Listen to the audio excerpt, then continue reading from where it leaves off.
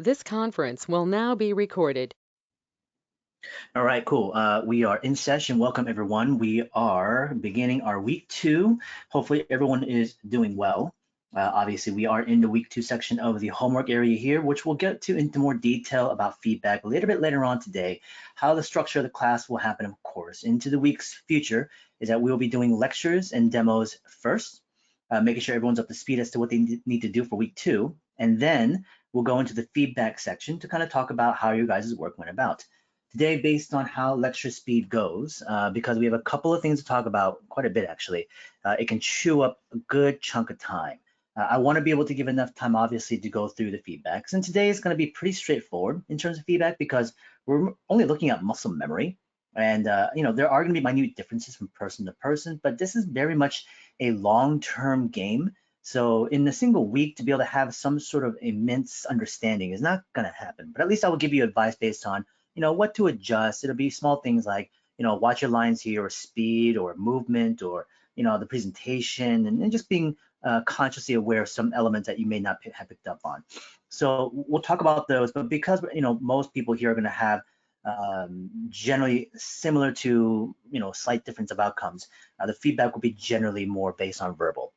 The draw overs, if necessary, will be done maybe on a couple boxes on the perspective parts. We'll take a look at those in terms of how they worked in space. And as we further get into the weeks, we have a lot more subjects and details to cover. More drawovers will need to happen. But for today, because of week 1's muscle memory exercise being more based on just experience, we'll see how much of it we can get through in a good amount of time. So let's talk a bit about what's going to happen for today. And we'll also discuss any questions or concerns you guys may have in this first week. So, and the questions, of course, can not only just pertain to the actual work of the exercises and the homeworks that we covered, but of course, any personal concerns, thoughts, and even right now, Jason's kind of mentioning the idea of how, the homework scheduling and the idea of trying to finish and rack up everything by the end of the week can be difficult. And this is only week 1. So in this first week, some of you may already start to feel a little bit of this pressure to perform. And as you start, you're a little bit concerned now. It's like, okay, how am I going to keep this up going in the next 7 more weeks of this? So that can be, of course, a little bit of a difficult situation to overcome. And it can stew and can also grow in terms of the level of anxiety because you start to assume more of what's going to happen, what's not going to happen. So the best way to kind of overcome those thoughts, of course, is to converse it and talk about it.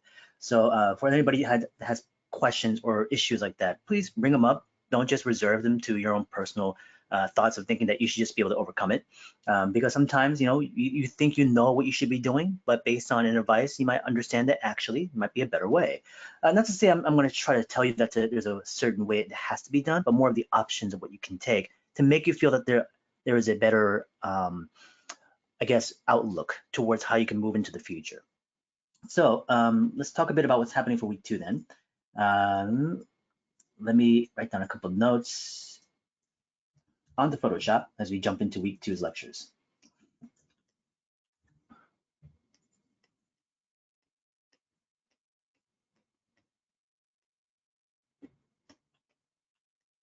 This is week 2. We'll always place in the primitive forms.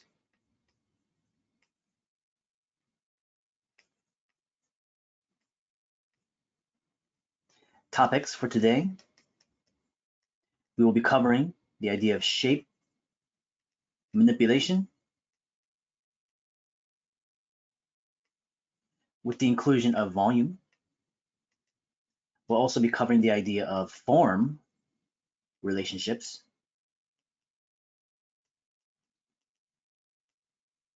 And then, of course, we're going to go into surface variations. Today, we're going to begin exploring on being able to diversify our ways of indicating using mark making, hatching, and lines and patterns and details of all types. The application of these various surfaces, we will go into rendering more next week.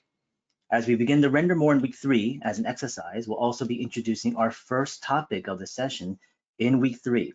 What that will be, potentially could be a combination of smaller based life forms of things like invertebrates and insects and bugs, and potentially underwater animals as well too. Typically, I would choose one specific grouping of a subject matter and kind of focusing on that. But like I said, I jump around from session to session, and even this session, I might introduce a new subject we never have covered before, or I haven't touched upon in a while. I like doing that because it keeps it fresh for me. I think it also helps people who experience a class like this again, something of a new kind of thing. And then from there, of course, looking for new ways of problem solving other stuff. So regardless of that, I'll talk about more of the scheduling into the futures as we go along week to week. But for next week, for sure, we will begin on rendering exercises with the introduction of analyzing, breaking down something from reference collections and potentially observation, if you can find it somewhere in location. So let me see if there's any comments, questions right now. Okay, mostly just about the homework. Let's talk a bit about what's going to happen moving forward, also schedule-wise, just to always confirm. I'm sure you understand already as a generality as to what we mentioned last time, but I always like to make sure things are just kind of locked into the recording. Today is the 10th of November already, the second week of November. The next week of the 17th, we are in line to meet, so there's nothing in the way in terms of overlapping our schedule, so we should be good. Thankfully, everyone was able to accommodate for the time change here in the US because of the hour daylight saving time difference. So moving forward, that won't change again, so that will be pretty much stable as it is. The week after that, the 24th, will be good again too, so that'll be week 3 to week 4. So week 3 and 4, we should be pretty set in schedule. Nothing seems to be in our way at the moment in time. A couple things to mention that's going to be happening if anybody is also local to the areas of LA, Los Angeles, to San Diego, to the middle parts of like Orange County, Irvine and stuff like that. There are a number of events coming up here in LA that might be notable and considered to be good things to explore as designers and artists, if you're interested. Well, first thing is this coming weekend is the Designer Con weekend. So for those of you that don't know Designer Con, and if you are local, you might want to look into that a little bit. Designer Con is happening in Anaheim, which is, about a good 45 minutes to an hour south of LA. Designer Con is happening from the 12th to the 14th, and it hasn't happened, again, of course, since quarantine has shut down. So this is our first in-person event, and probably one of the first in-person events that are bigger in this kind of region and location of LA. There have been events, of course, like shows and music events and stuff like that. But in terms of like expos and conventions, I would think that this might be one of the earlier first ones that have started up that is up to this size. There was one earlier in October in Burbank, it might have been Burbank, which was the Monsterpalooza, which I unfortunately missed. I like that show a lot. But normally it's a smaller version of it. There's 2 of those events in a year. But I feel like this one is actually kind of like the real first like actual anticipated event that's beginning for this time. Yes, well, if anybody can assist Jason, we're gone. Yeah, but time change stuff we're talking about. Anyways, Designer Con is happening this weekend, and if you are local, I would say stop by. I am planning to be there. I will be there, yes, on Sunday, and Sunday only, unfortunately. So Friday, Saturday, I would like to have been there, but of course, class is happening, so I can't make it to the event. As much as I like to have walked around, and but Sunday I plan to be there all day. So if anybody is local to it, my suggestion is to come by. And Sunday, I will most likely be doing a live drawing session, a collaboration in the drawing session at a booth for friends of mine who run a brand called Plastic Cell. And Plastic Cell makes these small little kind of figures and stuff like that. So I've helped develop stuff, and they wanted me to be there with the, on their booth, and I'll be there for maybe a couple hours and do a live drawing. And it's probably going to correlate with one of their preview releases of one of the figures they're going to do. But anyways, I'll be there probably in the morning for that one, and the rest of the day I'll be just walking around buying stuff probably, which I shouldn't be. And then of course, if you happen to be there, if you do see me, please make sure to stop me and say hi. Okay, it's good to talk to people that I can meet online. Anyways, so this event is mainly for like the toys, vinyl toys, design toys, fashion, also artwork, illustration, that kind of stuff. A lot of collectible things. It's a great show. It's been probably one of my favorites as well too. This one, Monsterpalooza, and of course Comic-Con are kind of the 3 main shows that I like to attend.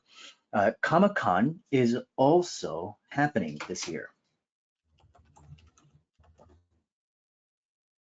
And Comic-Con normally happens in July. So if you also happen to be in San Diego, this should be interesting because it was only maybe announced at some point this year.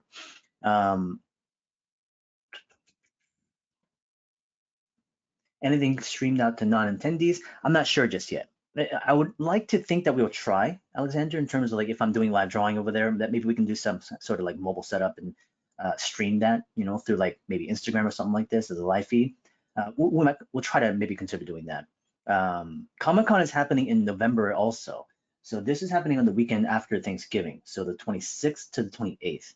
And this was kind of last minute for them, I think, but still kind of interesting because this is also their first in-person event since the quarantine. This is not the full-size Comic-Con. Normally, Comic-Con is a 5-day event from Wednesday to Sunday. This is a 3-day event. I believe it's going to be much more limited in capacity, but it still should be like the show where they have the convention center and tables and artists and stuff like that. I will be there for that weekend for Comic-Con. And on a Friday is when I'm actually going to be doing a live talk for them, a workshop.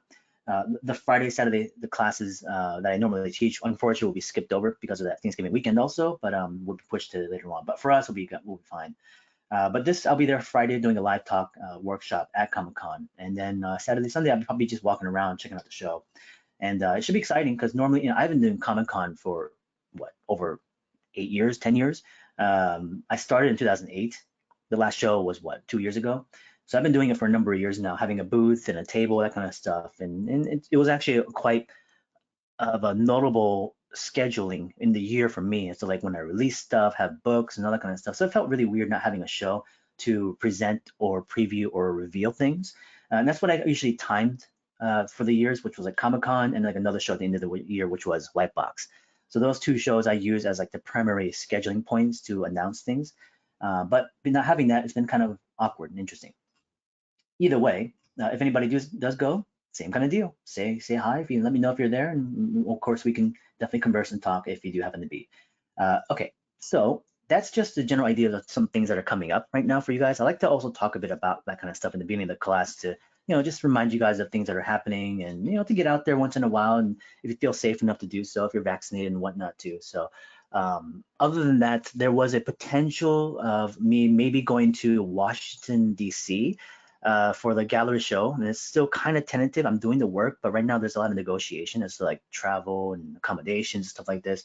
So we're trying to iron details out. If it happens, it happens. If it doesn't happen, it doesn't happen. But the work is starting to get piled up. And if I do happen to be there, that'll be like the December 9th week is when I'll be in Washington, D.C. If that happens, of course, with our schedule, like I said, I'll probably readjust us for a little bit because I'll be flying out that day. But either way, if anybody's in that location, in December, and if I happen to be there, same deal, stop by, say hi. Ryan is asking, is it strange meeting students you have only taught and conversed with online in person? No, because I've been doing it for 10 years. I've been teaching online since 2010. So TGMA is when I started with them in the very beginning. So I've had students all over the world since that time. And so in the last 3 or 4 years, I've been traveling the world doing workshops. So I meet people all the time saying, hey, I was a student from your TGMA class a term ago or a year ago. And I don't recognize faces, but they have to remind me like, oh, I took your classes at this point. And the conversation, is easy. But I don't mind that. I like talking to people. I like when people come up because, of course, I don't recognize anyone. So when I see groups, like I can't pinpoint who's who. But that's why I would always recommend people to say, don't feel shy, come up and say hi, in those situations. And that's the way you should kind of engage in those kind of situations in the future also. If you guys ever do open up and go to places like these kind of conventions and shows and cons, and you start to see people you turn to kind of follow or learn from or you respect, or even have people that you work with online as like students or friends, to be able to go up and just have conversations to strike up that social aspect of it, you should begin to get more comfortable doing so. And I would highly recommend you guys really begin to train on that part too. In a lot of ways, it is training because it takes practice on being able to feel comfortable to do so. And some of you guys probably don't really feel comfortable at all. When you go out there and like these really big groups and people, you don't want to bother them. That's the mentality that I had. Is like, I don't want to talk to these people because I don't want to interrupt what they're doing. I don't want to make them, uncomfortable or bothered, and I don't want to, step in when I shouldn't. So, that's the mentality I think a lot of people normally do have. But I think that has to be overcome because again, that's our industry. The idea of being able to communicate, the idea of networking, socializing, sharing ideas, sharing work. And so, if you guys ever have those kind of opportunities and want to talk about that, like, well, I have something coming up. What should I do in this situation?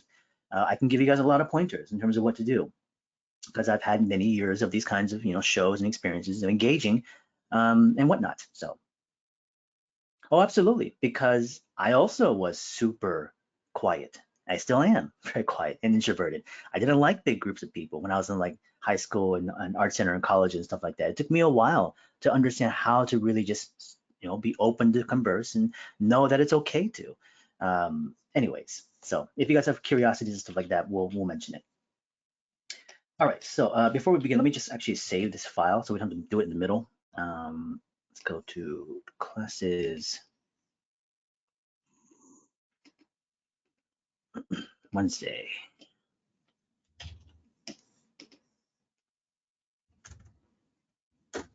All right, cool. So we're going to start right off with the shape manipulation lecture. And to make sure everyone is on board, we are going to get into our lessons for today. So if you want to take a few notes as we go along, I would hope you would do so. You can kind of pinpoint specific things that you think can be important for you in this situation of the homework, but also just to help, validate the understanding of things as we talk about them. At any point, you need to stop me to kind of say, hey, can you repeat that? Or, hey, something happened with the feed, can you repeat this? I missed it. Let me know. I'd be happy to do so. And then, of course, if you're confused, that's also all right too. Just say, I didn't get what you're talking about. I don't understand how to do something like this. And we'll try to do it again to see if we can find a different way to communicate it, if necessary, because sometimes some things just require you to do it. Do it and fail, so then you can start to understand what to do next. So here with shape manipulation, coming from what we had last week, we had our line exercise, we had our shapes of circles and ellipses, we had our boxes in space. Those are the primary areas, and the main focus of week one was muscle memory. Muscle memory to get used to the tools, to start to build a foundation on being able to move in certain ways and have consistency within your line and shapes. Starting to begin to visualize things like space and depth using primitive forms like cubes. And today, we're going to add more to the idea of shape language and shape and forms and how we convert them. So, of course, we do have our 5 core forms up here. And this, imagine it as like the alphabet, okay? In language, we use the alphabet to then put together and string a series that create words. And we can then string the words together to create sentences that can be then created into poems or, essays and stories and all that kind of stuff. So there's a verbal element that we can communicate that helps us imagine or picture things in our own head. So they're connected to the visual stuff. So here, think of it as the same kind of analogy where we construct these elements together to formulate a picture that communicates what we've observed or what we're thinking about. So the other person, as they see it, they can also understand what you're trying to say. So what we're really trying to explore right now is this idea of visual communication. We have verbal communication, but once we tie those kind of things together, the idea of that communicating is a form of just being able to express, to help people understand, to channel ideas and pass it to others. Visually, hopefully we can strengthen it to the same level of also ease on being able to just speak. But these are the core forms. And we call them forms because they are three-dimensional. We have the sense of planes, of edges and corners, but we also have volume, might consider things like light and shadow, especially when it comes to the sphere and whatnot. But we also then, of course, can derive these forms from the 2 dimensions of shapes. So we have the circle, square, and the triangle. Now the shapes are, of course, graphic. They're flat, 2 dimensions. They don't have any sense of volume or form or depth. But from the shape, we can then generate the forms. So we're going to establish those first and play with being able to manipulate those shapes. Because the problem is, if I use shapes or even the forms that we have in front of us, and I try to then construct the things that I do see or imagine, let's say certain animals or people or vehicles or props, they don't always fit exactly to what we are visually seeing. Again, if we literally used a pyramid, a cone, and a cube, and I said, now build me and draw me a flamingo. You can imagine what that flamingo might have within primitive forms, but maybe these forms don't actually fit and can join one-to-one. So they look, like I said, simple enough, but they're not necessarily working well to adapting to what we're seeing. That's okay, that's unfortunate, Chris. Let me see if I can add you to it right now so we don't forget later. Chris, are you sitting as well too? Just to double check, because if you're not, that would have been hopefully more helpful to give it to you sooner, but it's okay because you can always submit the homework. Thank you, Maxie. That helps. And I'll add you to the private channel once you jump in there. So let me go to the general as soon as you come in. Okay. Let me just add Chris real quickly. So this is Wednesday. Permissions. Add young.chris. Okay, you should be in the private channel as well too. Sorry about that. So anyways, again, some of those forms may not necessarily conjoin well to what we are analyzing. So we want to be able to actually augment, morph these kinds of shapes or forms to better fit visually to what we are then seeing. A good way to think about it is that these particular structures that we're seeing, forms, are not necessarily built out of like rock, okay? They're not necessarily rigid. Think of them like blocks of clay. They're malleable. They can be stretched and pulled and punched into and squeezed, and things can be cut off and added to like blocks of clay. So they can be manipulated. All right. So as we do so, let's play with the idea of doing that, but within a specific grouping of a type of shape. And we're going to talk about the idea of using organic shapes. Let me describe to you the meaning behind what this labeling is. It can be confused as organic shape, meaning it applies towards living things, right? So animals and fish and whatever the case is. So the organic shape must be used for that. That means if I use, let's say, something geometric, it's going to be more something for mechanical. But that's not necessarily what we're thinking of here, because geometric can also be, obviously, a cylinder and a sphere. Those are geometric forms. The idea is that we have organic shape, meaning it's more of a rounded shape, rounded and no hard edges. So we have no corners, we have no planes, rounded and smooth. That's the kind of organic form or shape that we want to generate. The idea then when we have corners and planes, think of them as plano shapes or forms. So then we have corners and edges and turns of planes, so they will be plano. So the plano form can also be then used for living things. There's no reason why I can't draw a flamingo using a box, right? I very much can. Because I can take that then and start to add the curvature to represent what I'm seeing from the animal and make it look closer to what I'm seeing from the photograph or in life. And of course, I could use a circle and a bunch of round and morph shapes to better fit that as well too. The idea is that we have now opportunities to use multiple visual types of, let's say, the alphabet, to be able to construct and put things together to better fit in how we see things. Because I could say I see a cone or a sphere, and somebody else might say I don't see those things. I see more of planes and boxes. There's no right or wrong. It's all based on then how you interpret that. But if you then don't know that you can do it, you don't ever consider it, nor do you ever experiment with that. So the first thing that we're going to do is experiment with the rounded shapes initially. So let's play with it on a two-dimensional level. And the primitive, the core of a rounded shape, of course, starts with a circle, right? Now the circle could also be a sphere based on use of light and shadow. For the moment, we're just sticking with it as 2 dimensions. There's no volume, there's no 3 dimensions yet. And we're not using light and shadow right now, okay? Well, don't worry, we'll do many more flamingos in the future. Let's take that circle and let's augment it slightly. So what if I took that shape and stretched it a little bit and made it like almost like an egg-like shape, right? Or I could maybe slightly curve it and make it like a bean-like shape. These are slight augmentations based on it coming from the circle, right? And there's really not that much visual altering that's going on, but it's enough to recognize a difference from the previous one. Still two-dimensional, there's no sense of volume, right? And it's a rounded shape. Now I can continue to really manipulate this like a block of clay, or think of it even like the kneaded eraser. You guys all have played with kneaded erasers when you're in like figure drawing class, and you like stretch it and play with it. I used to do that when I was a kid all the time. I loved the kneaded eraser for some reason. And I would make these weird little shapes and sculpt it when I was in class and taking notes because I'd be bored and I'd just play with the thing. The same thing kind of here, like two-dimensionally, we're augmenting this shape to be more of something else, right? It's just blob is what we're kind of creating right now. We're not actually drawing anything. Okay, these don't represent actual stuff. These are abstracts. Abstracts, random spontaneous movements of stretch and pull and push. So that's what we're kind of doing right now, is push and pull. I can push in this direction, I can pull in that direction, right? From the circle, it can be stretched out or concave. And I can continue to really manipulate the size and scale of the object as I move from one to the other. So you can start to see this evolution taking place, something very primitive, and something maybe a bit more complex, right? Kind of like the bacterial evolution of things. And that's what we're really kind of almost even doing, is creating things like these single cell amoebas and bacteria and viruses and stuff like that. And they're just shapes that we're just kind of generating.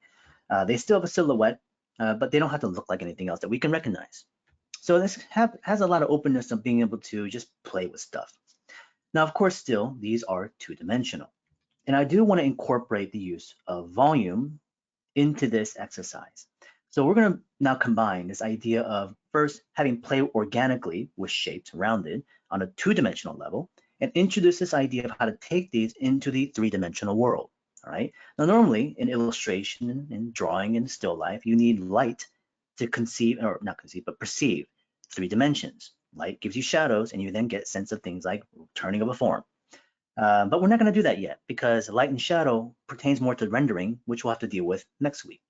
As soon as we start to introduce the ideas of how to maybe play with pen and line and do things like hatching and shadow play, then we can maybe apply it later on. But for now, I don't want to do that. I still need to communicate a 3-dimensional form. So how we'll do this is we're going to first introduce this idea of using the center line. Okay, and a center line can be a line that is just straight, right? An arrow. And that line can, imagine if you can move it, could be things like S curves and C curves and spirals and stuff like that. That's the idea of how a center line can move, but that still doesn't make sense for some people. So let me give you an actual visual analogy. An animal that can maybe even do this, right? Let's draw, let's say, like the head of a snake. And here's a snake's head coming up this direction. Here's where the eyes are. And it's like some kind of viper or something like that.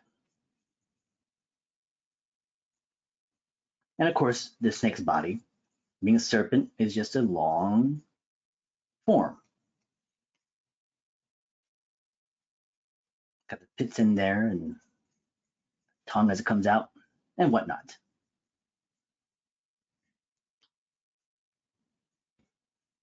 So now we have this snake, right? The center line basically represents the vertebrae. Imagine it as like the spine of the animal. So with any object that we have to the left, that also then is introduced with a vertebrae or a center line, the snake can be straight, it can S-curve, it can C-curve, it can spiral up also. The snake can move in the ways it wants to in that sense. So in these objects to the left, we can take a center line and have it then go through it. Another way to think about it in terms of it in a sense of more three-dimensionally, if I took a cylinder, the center line is supposed to go through the center of that form. So the center line doesn't sit on top of the object, it goes through the middle of it, all right? So with any of these objects, it's just a line that passes through, generally right in the middle in a more symmetrical sense. So it's not obviously a literal spine, but it's just a analogy that I use. So if I took that egg-like shape or the bean-like shape, I can kind of follow it in a nature where it has maybe a subtle curve, or if it's something more S-curvy, I can kind of move from one end to the other. And a good way to think about it is that as we manipulate the shape, it becomes sometimes more elongated. And as it elongates, we start to produce this idea of one end to the other, a head and a tail, like a snake. So a head to tail, maybe, and we can pass it through right through the center. If it's not exact, don't worry about it. Don't overthink it, okay? It's just an idea of general motion and movement and direction for the object. But it's also going to give us the opportunity to place in then that sense of volume visually. So how do we do that? Well, what else does a snake have in skeletal structure? We have the vertebrae, but we also have the rib cage. The rib cage is what actually gives that structure a three-dimensional form, right? So imagine then the rib cage was an actual ring that went all the way around the snake. And that ring around the snake is then giving it that sense of volume. So here in the cylinder, imagine if I drew the outer ring as it wrapped around the object, you're able to perceive the curvature of the surface of the cylinder, right? Another good analogy is imagine you have a Coke can. Let's say this is a can of soda, and you took a rubber band and you wrapped it around the Coke can, and you saw the line around it from the rubber band. That is your cross contour line, okay? So imagine it as it wraps around the center line, wraps around the center line. This is our cross contour. The cross contour line obviously is labeled and such so that it communicates the idea of a line crossing around the form. The contour line could be used to describe the silhouette, the object itself, but the cross contour wraps around it. So if I understand if the center line goes in a certain direction, the cross contour line can wrap around the center line, all right? So in these objects, same kind of deal, starting from over here, I can wrap a cross contour, and I usually only draw the outer ring of the cross contour as it wraps around the object. And these objects are naturally going to be just more curved, rounded. There's no visual changes on the surface of it. It's just smooth. So I can just draw very, as clearly, hopefully as rounded as accurately as I can. There are a few ins and outs and problems and pros that can happen here, and I'll talk about those specifically in detail in just a minute. But let's start to continue to wrap around the cross contours in these objects. All right, there's another example. And the cross contour should be light and quick, and don't overthink many things. In this situation also, don't overthink the cross contour by being so precision based and pushing a lot of weight into it. Make it quick, even gestural to a certain degree. If it doesn't exactly match up and goes outside the form or shape, it doesn't really matter, okay? As long as it's kept very light and thin, it won't be a huge impending element about the visuals aesthetics. But it is something that helps us in terms of understanding now of volume. So what's another way to also communicate this as a labeling? Instead of a cross contour, sometimes people understand the use of the labeling of wireframe. So if anybody here builds 3D models on things like Maya or whatever the case is, Blender and whatnot, you can understand that the wireframe gives you the structure of that form three-dimensionally. Another good analogy would be things like, let's say, a terrain of a map, and you might have like elevation changes on, hills and valleys and mountains. And you start to see the understanding of the change in the landscape and also the geography based on a wireframe, a grid. A grid pattern kind of gives you the sense of like where it peaks up and where it kind of goes down, where it goes, concave and extrudes. So that's another part of a way to look at this as well too, is that you have control now of the surface using a wireframe to communicate the 3 dimensions of that surface. At the moment, we've just done a rounded, smooth form. Not that complex. But let's talk about the potential problems and the things and mistakes that can happen here, all right? Here in the snake, I'm also going to place in cross contours now, like around the head. Maybe it wraps around the head over here, maybe around the eye, on the mouth, and it gives you a sense of the way it turns around the form of the head. So a good way to think of it in terms of the cross contour on things of what to avoid and what to potentially go for is let's just place in a couple of primitive, basic egg-like shapes. And we'll talk about what you might want to avoid in this situation. The first one to avoid, pretty simple and pretty typical and obvious in that sense, is how many cross contour lines you place into the shape. So if I'm placing cross contour lines into this object and I have this many cross contour lines placed in, I can even do the whole grid kind of situation like that graph, the landscaping kind of feel. I mean, it feels more three-dimensional. Absolutely, there's more data there. But the problem is, if I have this level of information at the very first step, because this is one of our first steps, right? One of the first.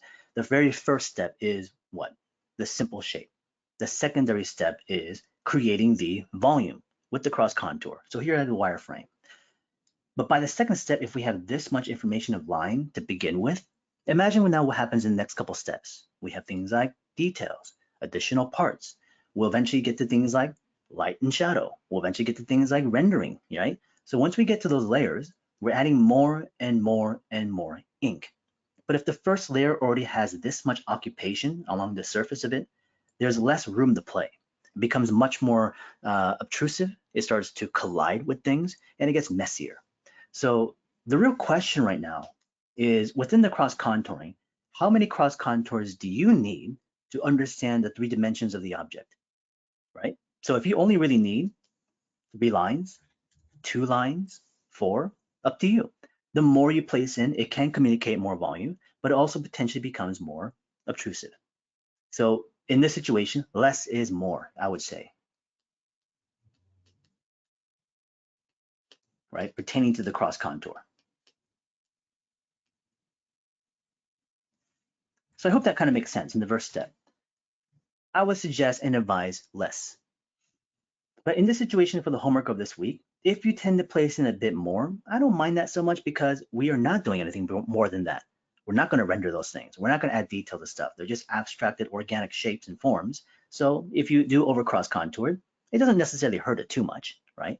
But if we know that we are going to take things further, then making sure you're aware of it and controlling it will be highly recommended.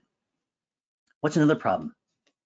Center line, and if your cross contours come out like this, all of a sudden it feels much flatter.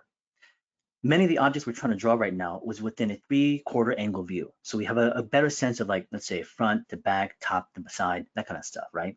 So there's no reason why we can't draw things from a side view and top view and more of a planned view. So it's a flatter kind of illustration or sketch. So it's more two-dimensional, and the cross contours would potentially just be segmentation of those parts.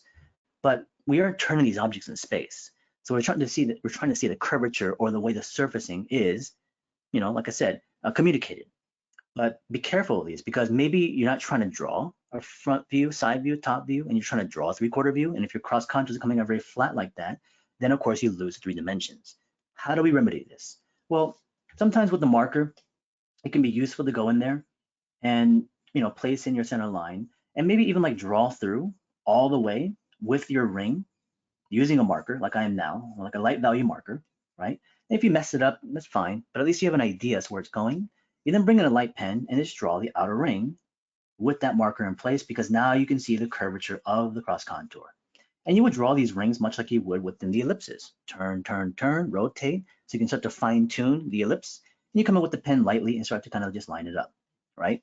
Center lines can still be applied afterwards.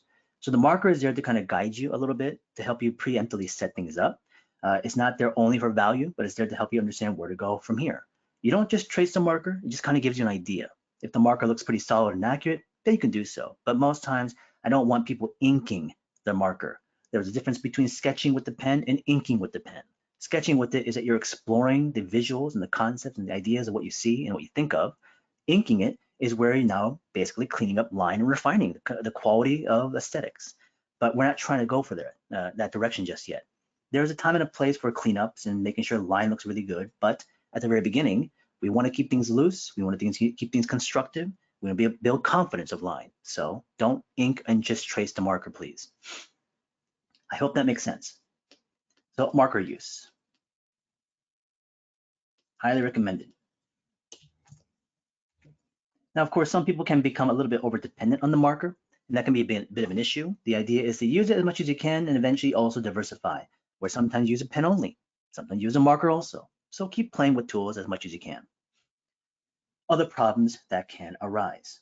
Let's take another shape, egg-like shape, center line. Here are the cross contours. Seems pretty appropriate as to what we have right now. But what I need you to avoid, let me again clean it up a little bit. Center line, cross contour. And some people will take it to the next step, which is allowed in this situation for the homework, which is, what do we do with the boxes in space? We, found the flow, we got the scale, we did the overlap, and then we pushed line weight. So line weight was something we were playing with very early on from last week, because it's a natural part of the exercise of even lines. You build heavier lines, and what that does is it creates a sense of contrast. It can help separate objects within space, right? Because it can define the silhouette.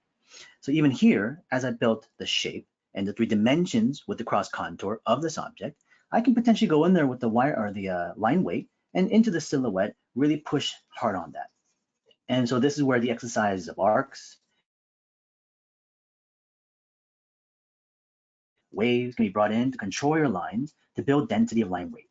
Now, line weight can also help us produce a sense of depth, because line weight can be placed in where it was thick and thin, front to back. Generally, where do I place line weight? A commonality is where I consider where light direction comes from. I know we're not rendering right now, but I can still have a sense of where light can be, as a direction be perceived. So if the light is just coming from the top down, I can say in contrast, the line weight can be on the underside where the light source is. So if I'm outside, I have the sun above me, and the shadows and all that stuff will be right below. I put the line weight below it. It's just a general rule I like to follow, but I don't always follow it to a T in every single moment, because as an artist, we can interpret things differently and try different kind of stuff creatively. Either way, this is a nice little kind of solution to that situation of where do I place line weight. So on the opposite side of the light. Once we place that, this is one of the problems that does happen though, because this is okay. What is not okay, in my personal opinion at first, is this. When people place in line weight on the cross contour line. Now, why do people do this?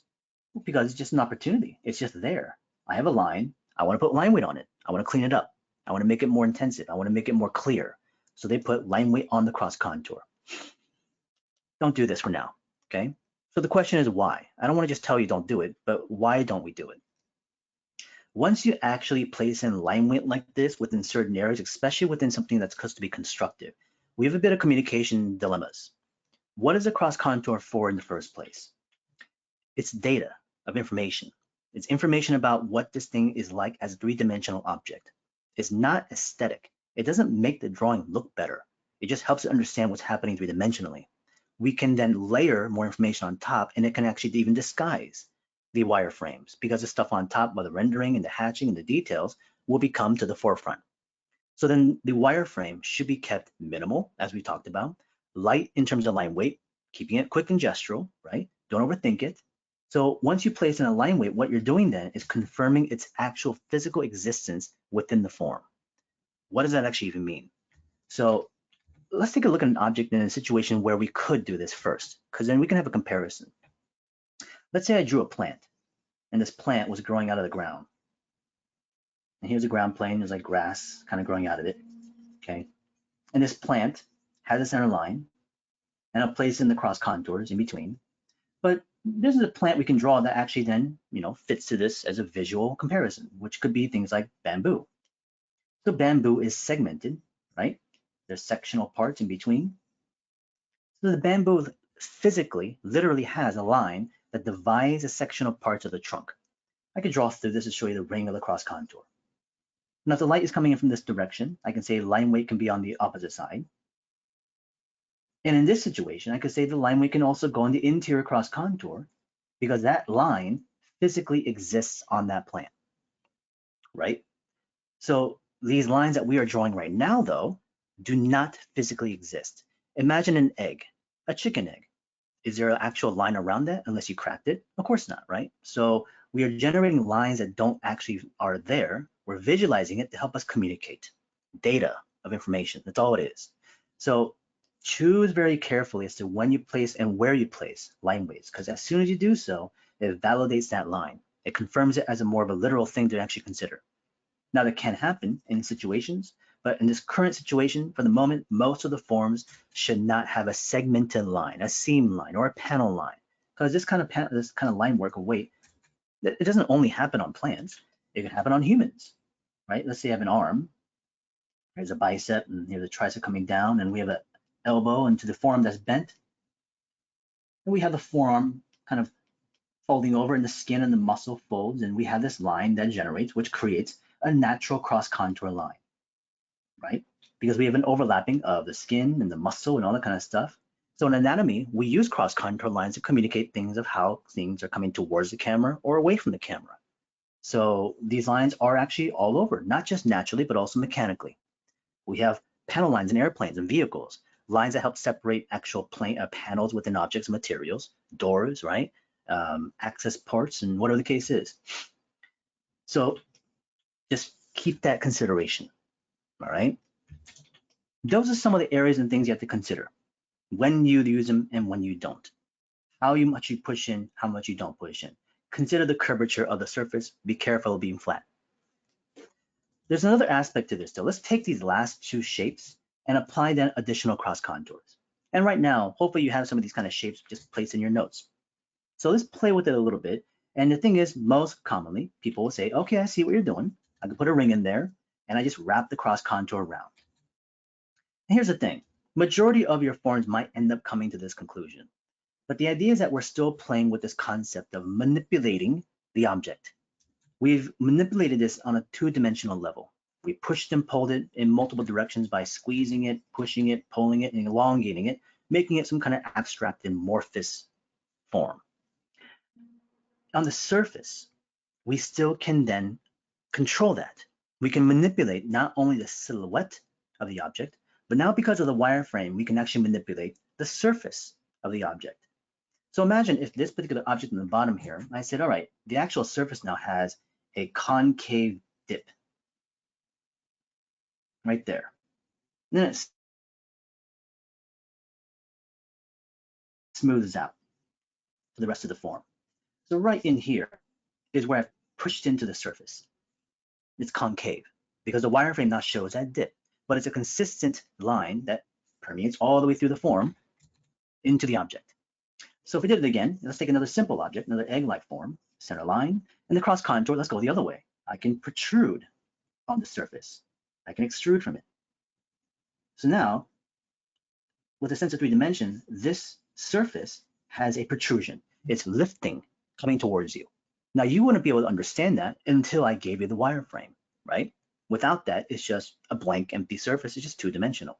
But with the wireframe, I could just put a smooth ring around it, but you can also manipulate the surface.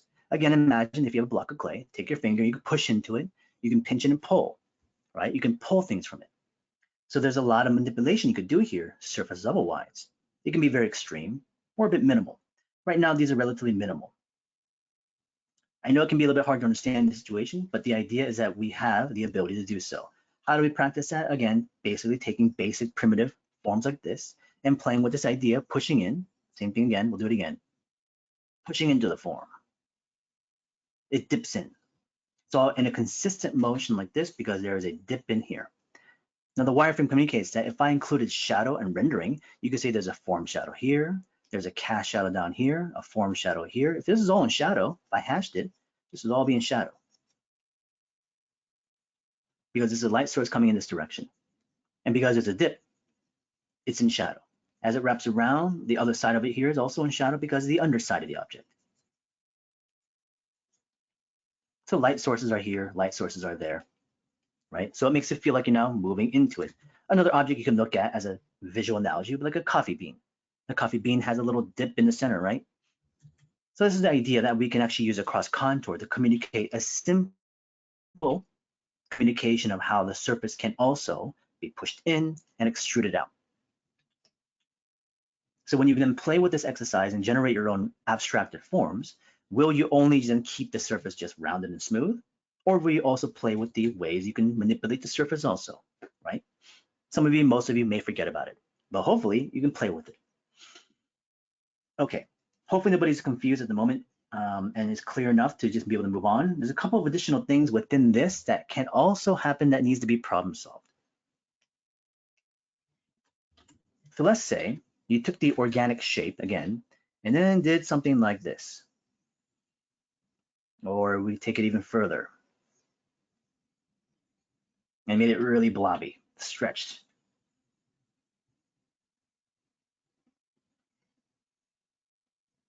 Something like that,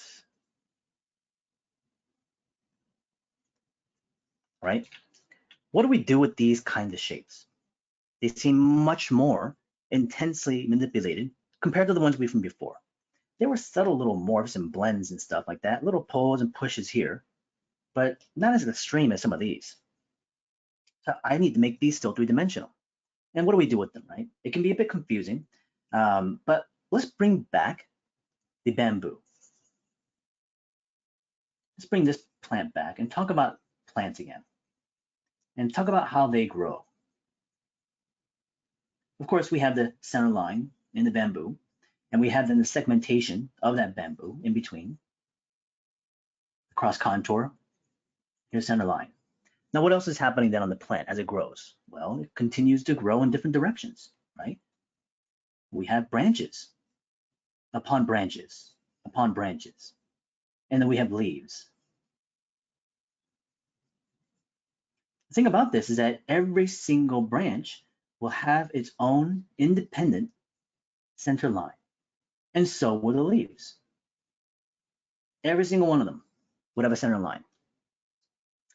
It's connected, though, to the primary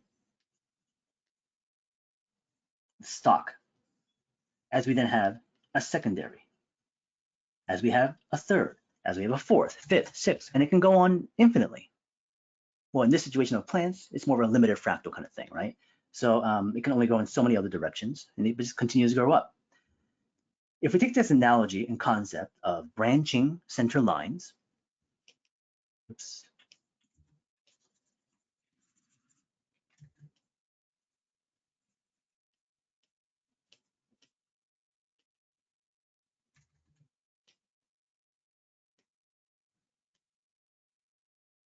we're going to start to then figure out how to problem solve these particular shapes. The first thing is we have a primary, meaning it starts with the singular. In any of these objects, any one of these objects, the choice is to first choose where is the primary center line. And the thing about this is that it's your choice. There is no right or wrong here, but you still have to choose one direction. In this object to the far left, the main center line could be this, right? But the center line could also be this. Well, it has a third option. It could have been this. Any one of those work. Any one of those could be the primary center line. You choose being this. Okay, that's my choice. Now that we have the central line established as a primary, I have this extension of shape that is prominent enough that it can require its own independent center line. It's a branch. Now, if it was a slight bump, and I put a center line in there, I can make the visual choice of whether or not I want to put a center line there because it might require so. But if it's a slight bump like that, more than likely, I wouldn't choose to do so. I would just wrap the cross contour all the way around it because it's not prominent enough. It's not independent enough. So this one definitely extends enough out. As I do so, center line branches from the center off in a different direction. Now that I have those, the question is, okay, cross contour. I gotta apply those now. Let's start from the top over here, work our way down. Cross contour line, cross contour line, cross contour line. Do I continue around it? How do I move that part? The idea is, as I get to a certain section of where we get closer to what we call the branch, I jump and skip. Jump. Jump the cross contour to the other side. Okay, let's clean that one up. Now we have this open space here, what I also call the fork in the road. As we jump that section into this independent shape, I then move the cross contour independently around that center line. Remember, the cross contour wraps around the center line. This area then is what I call the gap space. People ask, well, do you put a cross contour in there? How do you fill it? I don't. I leave it empty. I jump it.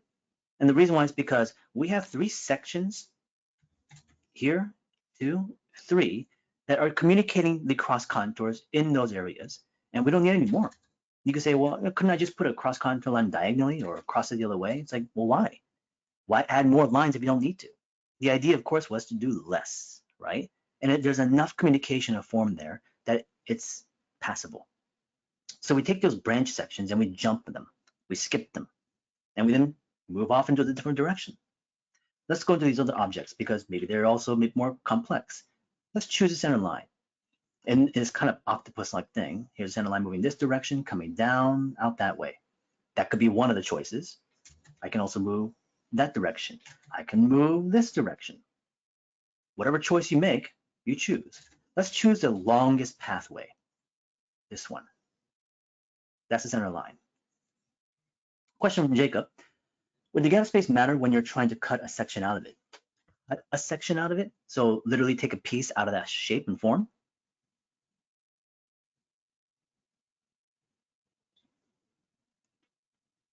So if we're doing an actual visual exercise of subtracting or taking a piece out of that section, so the question is, would the gap space matter is, I guess, the primary question to it. Well, I mean, it obviously is a solid object, right? That this whole area is solid. So if I want to take this piece, like a puzzle, like a pie piece, I cut out of it, you know, here's like an orange slice taken out, right? I mean, I'm just drawing on top of that surfacing. You could use things like the cross contour lines to help us generate the segmentation, or not segmentation, but the dissection or the cutaway. But in this area of the gap space, I would generate a new line to create that, right? So if there was going to be a piece cutting out of it, then yes, I would create the line to help assist in that division. But in this situation, we're not doing that. So you don't have to worry about it then.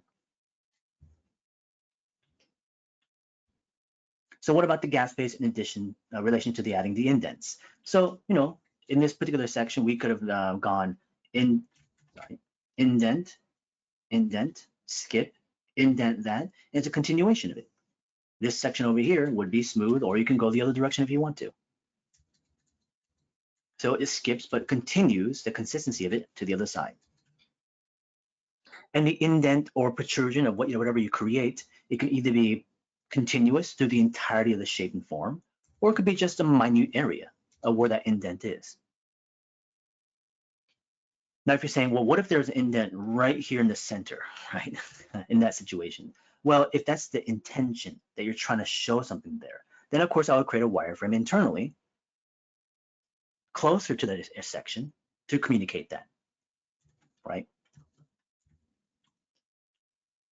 And that's if you're intending to. So that means this idea of manipulating the surface is all based on decision-making, choice of when you do or don't. Let's go down to the secondary one. Again, down over here, we have branching, center lines, this one over here. This little extension right there, I'm going to leave alone. I'm going to leave that as it is. So let's put the cross contours in place, and this one I'm going to have it move this direction, wrapping around the cross contour this way, this way, this way, skip, jump, back to the front of this one, then go into the branches.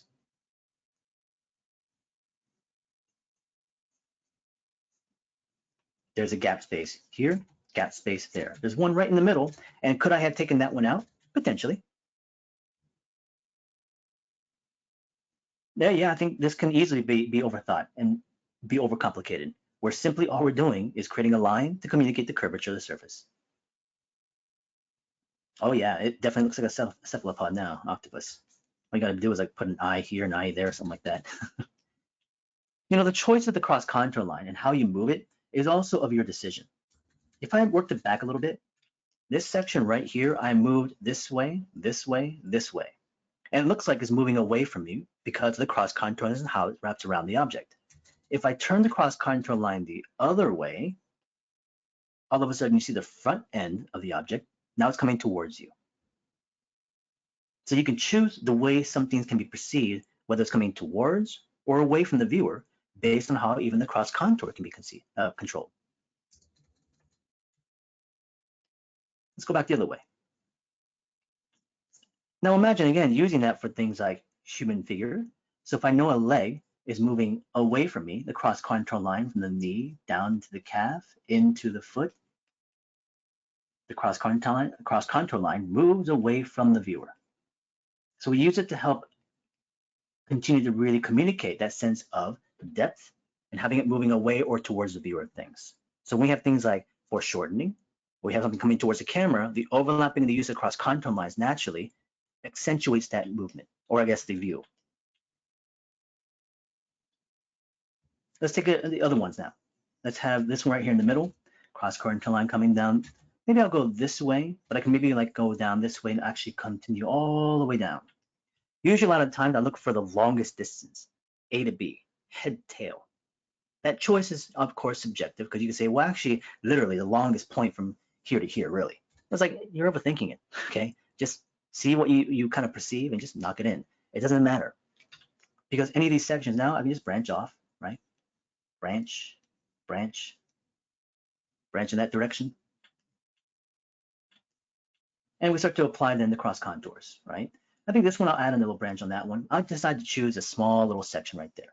And now, of course, I can manipulate the surface by adding curvature, cross contour, skip this section of the jump, skip that section of the jump, cross contour here, here, jumping in this direction, jump that section there, cross contour, back into the front, back into the last side. We'll play with a bit more of the surface in the next one. All of this stuff is just curved. I just treat the same. As long as you have a gap space, or if you have an area of fork or a branch, you just jump it, skip it, continue on. But here's another way of like twisting and bending this a little bit. Because right now at the moment, as you've noticed, if any of these objects, I have moved the cross contour in a continual motion, this way, this way, this way, this way, right? Well, can I switch a direction? Well, let's take a look at that. What if I had an object that looks like this, right? And I put a center line in there. And I said, okay, you're looking at this from a front view. So there's actually be something straight on and lateral there. That's actually one of the center line or the cross contour lines. But because you're looking at it flat, it's two-dimensional. There's no ring. But as it turns towards you, the cross contour is more visual. You start to see the curve going the other way. So how is this perceived then? Imagine if the object is actually from a top view, like this. Your head's here, you're looking at it from this direction. There's that line. Then it cuts into this as a cross contour. This is from a top view. And these will be rings, as you saw wrapping around your head. So you can actually turn objects in space, coming towards you, away from you, towards you, away from you, as you then transition the turn of the cross contour. But it's got to be gradual. You can't just take an object and say, okay, I have it turned this way and then this way. It's so immediate that it doesn't make visual sense. That's a little bit more trickier to play with, but that's something to consider. How can we play with this visually by looking at stuff? Same thing. If I actually had an object, let's say it was, I don't know, like a basketball. You know, the basketball or a sport ball of some type have natural lines on the surface of it. By holding it up in front of me and turning it in space, I can see the way the lines curve around the surface, right? Maybe a football would be a better idea because it's more elongated, less spherical. And you still have some lines that we can follow. So you can also generate your own versions of things, right? Either way, we can definitely perceive depth in space very uniquely in this sense, very quickly too. Now, this is not only just to communicate wireframe in 3 dimensions at this level and just keeping it there. This has further use for next week, and it actually coincides with rendering. When I begin to render next week for you guys and begin to consider light, shadow, the wireframe and the cross contour comes into play again. It's actually a very important aspect on being able to establish a fundamental practice on rendering. It doesn't actually help in terms of like establishing where light and shadow is, more of a sense of direction of how we hatch. So we'll talk about that more next week. So here's the center line for this one, branch.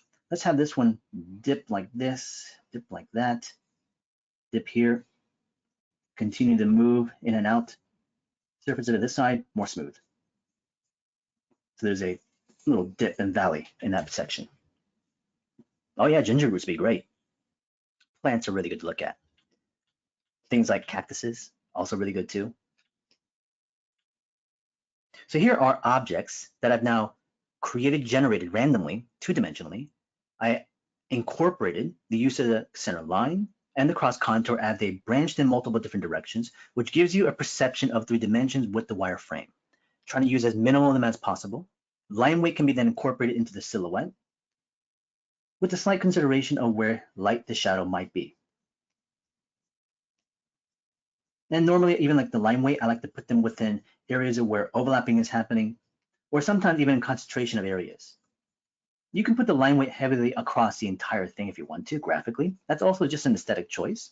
Again, line weight can be played with in many different ways. So there is no right and wrong, but try things. As you try them, we can look at them, be like, okay, how does that look? Does it look good or does it look confusing? So if you're looking for an answer of what I should do and not do when it comes to line weight, well, at this point in time, the best thing to do is just see what happens. Play with it. How heavy do I go? Where do I place it? How much light do I use? Play with it, visualize it, draw it, show it to me. All right, so here we have the use of a organic shape, central line, cross contour, organic shape, branching cross contours. Let's move on. From the organic, we have the plano. Now the plano form can start off two-dimensionally also, right? Which is the idea that we can start off with a plane of a box, two-dimensional. But by incorporating a secondary plane, we are now perceiving depth. By adding a third plane, we have a full three-dimensional form, a cube.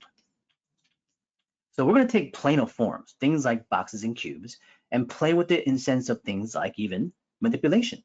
So if I stretched it, simple, obviously it just becomes an elongated box, a rectangle.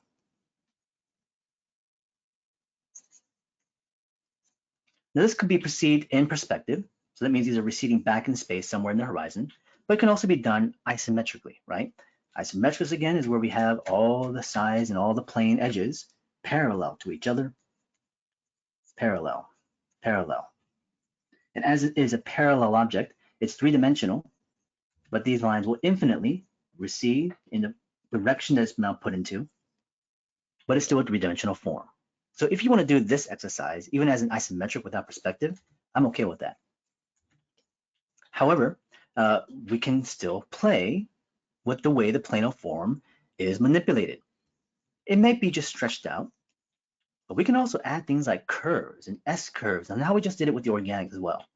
Just because we have a plano edge shape doesn't still mean we can't add some sort of curvature. It'll still be plano, but here, let me show you. Let's take that same kind of rectangle form, place in the front plane. Let's put the S-curve in there, and here is in the back plane. This corner connects to that corner. To connect the front to back again, let's take these two corners and draw in the line that generates this S-curve, connects to the top plane. This point to this point will also connect, wraps around that direction. The other side, I don't need to draw it because you can't really perceive it, but if I want to, I can. Now I just need to connect the vertical of that line as it overlaps. And I can also incorporate the use of cross contour lines as it wraps around the plane. And the question is, well, I don't get it. Why are we using cross contours on the plane of form where we understand three dimensions of it already? We can see a top plane, side plane, front plane. So why use a cross contour? Well, there's another thing we're going to be doing here. That's not only just stretching and curving and moving the form, but we're also going to be doing adding, addition, and subtraction.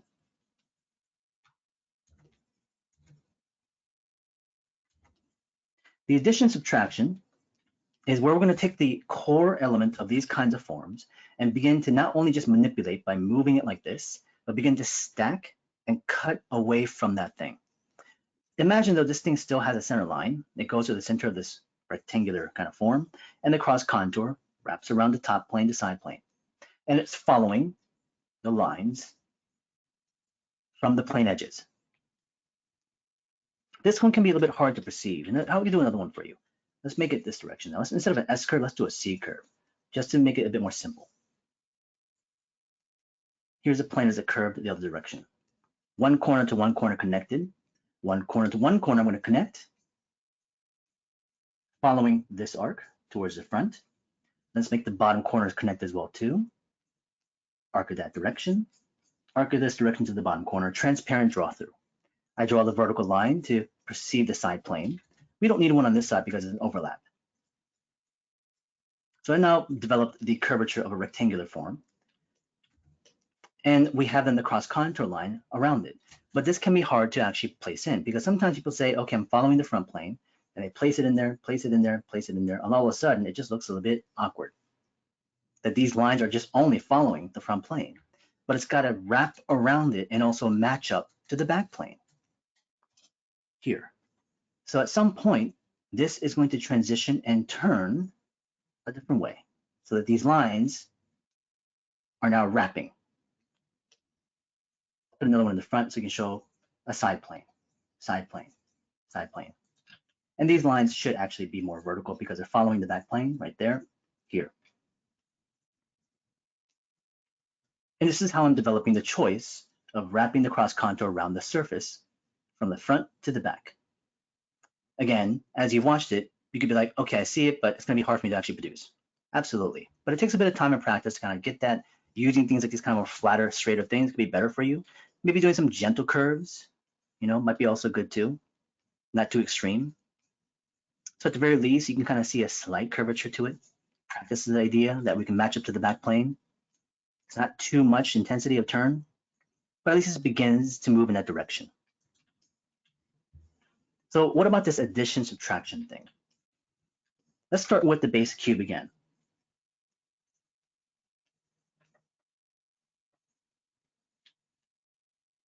Having it move this direction.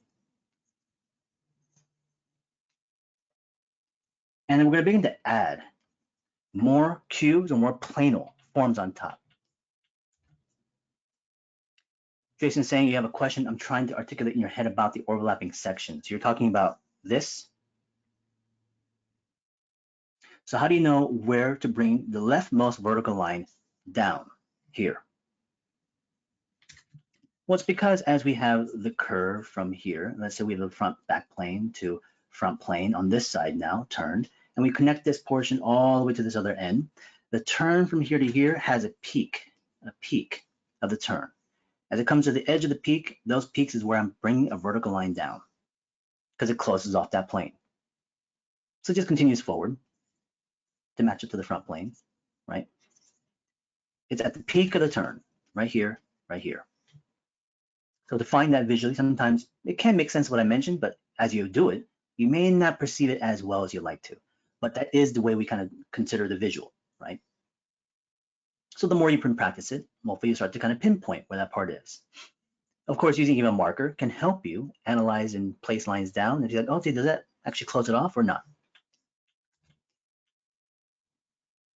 So yeah, absolutely, Alexander. That's what we mentioned right now with the marker. Let's add another piece to this. Let's add a piece to the back end, another box, just sitting right behind the one in the front. Just slightly elevated and just sitting right behind it. It's in contact. I can put another shape or form, but this time let's actually add a different kind of planal form. This one's going to be more of a triangle plane, and now I have a slant, but it's in contact to the side of the box. I'm adding to it though, just adding more pieces, right? Let's put another one to the on the side over here. It's just stacked right next to the box in the middle. I'm going to clean this up for presentation. Now you could, if you wanted to, rotate and tilt these boxes, much like we did in the exercise, the boxes in space. I could put another box over here and have this one tilted. But it is in contact with the corner right there. Right now I'm just using plain old boxes, but like I said, you can also use various types. But this is addition, putting one right next to the other one. What do we do in the boxes in space? I mean, essentially it's generally the same thing. Some of them might have been touching, but a lot of that was also overlapping. They existed within the same space. They were sitting next to each other, but maybe they weren't necessarily in contact. Here we are stacking like Legos. Legos is the base analogy, connecting one piece on top of another one, right? Or if it's just levitating, just tilting, hitting a corner, something like that. But this is addition. How do we subtract? Well, let's take a corner of this off. I want to slice it off. Take a knife, okay, and slice it this direction. Now, if I do so, let's take one point in which I'm going to use as a place of where the slice is happening, connect it to the other side to match up to the plane. Choose another arbitrary point. These are just arbitrary points. I can put it here, here, wherever I want to, and make the actual cut. Draw to the front plane, following these plane lines, connecting from here to here, slice. Now I've taken a slice of this shape of form off. Now by using line weight, I can help communicate a better sense of its silhouette to show you that piece of the corner has now been taken off. I can continue this, obviously, right? I can take another piece, like even right here in the slant, I can do another section and cut, following these lines that continue, bring the line down to follow this plane, bringing it forward, and now we have a section in the middle cut out.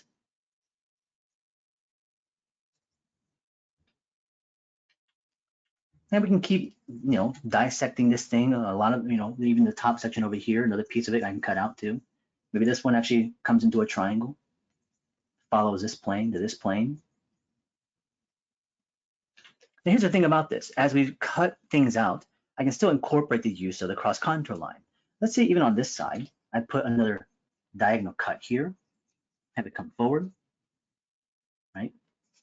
Comes to a point in there. It's hard to perceive that plane. So if I use a center line that comes out this direction, cross contour this way, cross contour that way, your perception of that corner having a slant is easier to understand. Cross contour wraps around this direction, goes down vertical, goes along the slant, goes down this way on the slant, then vertical. Cross the slant, down vertical. Those are cross contour lines I'm showing you where the Planes are shifting and changing. Let's take another piece of this one out. We're not trying to literally draw anything. We are just playing with the ability to add pieces and take away pieces. Now, some of you are still looking at this and be like, man, this seems like a lot of work. And it can be, especially for your first time trying to visualize three-dimensional forms and adding pieces, combining them, but also taking away pieces by subtracting them. But this is the early practice of it. Okay. And yes, you could use a visual, reference if you want to. As I said, Legos is a part of that. If you have loose Legos, just build stuff up. If you know any 3D programs, you can build in 3D, right? And of course, you can just stack boxes. Just take cardboard boxes and stack it in front of you on the table. Then, okay, I see this angle, that angle, and that box on top of that one, and I'll use it as a starting point. So here we have plano forms with the ability to stretch, curve, use the cross contour, add, and subtract. And that's the thing about this, is that this is not about being perfect.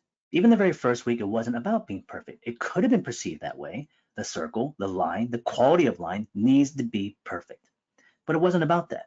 The intention and the goal was about muscle memory, building a familiarity to the tool, building line confidence. So mileage, effort, time is the main goal. Here, the idea is to understand how to construct, how to layer, how to draw through, how to build. If it's not perfect of line quality or perspective, hey, okay, we'll keep getting closer to it. That's why we also do many iterations and practice it. So if your mindset is already set to the idea of perfection, then you already failed, okay? So overcoming that takes time. Overcoming that requires awareness. And right now, the awareness is the first step. I know that that's something I want to try to do, but that's not the important thing at the moment.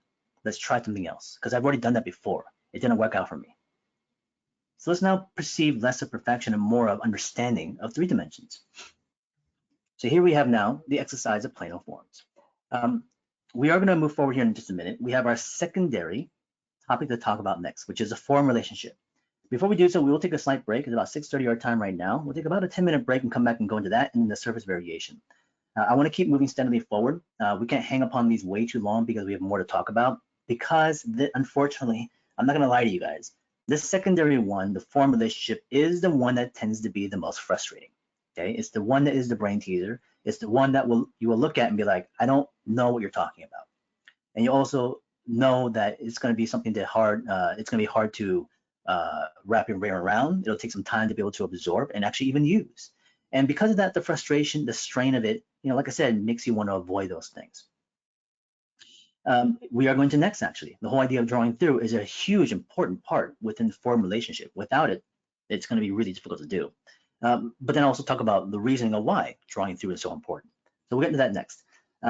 For the moment, let's take our first break, take a step back, stretch a little bit, get some new paper, get us something to drink, use the restroom, come in about 10 minutes into the break, and then we'll start up our next section here, all right?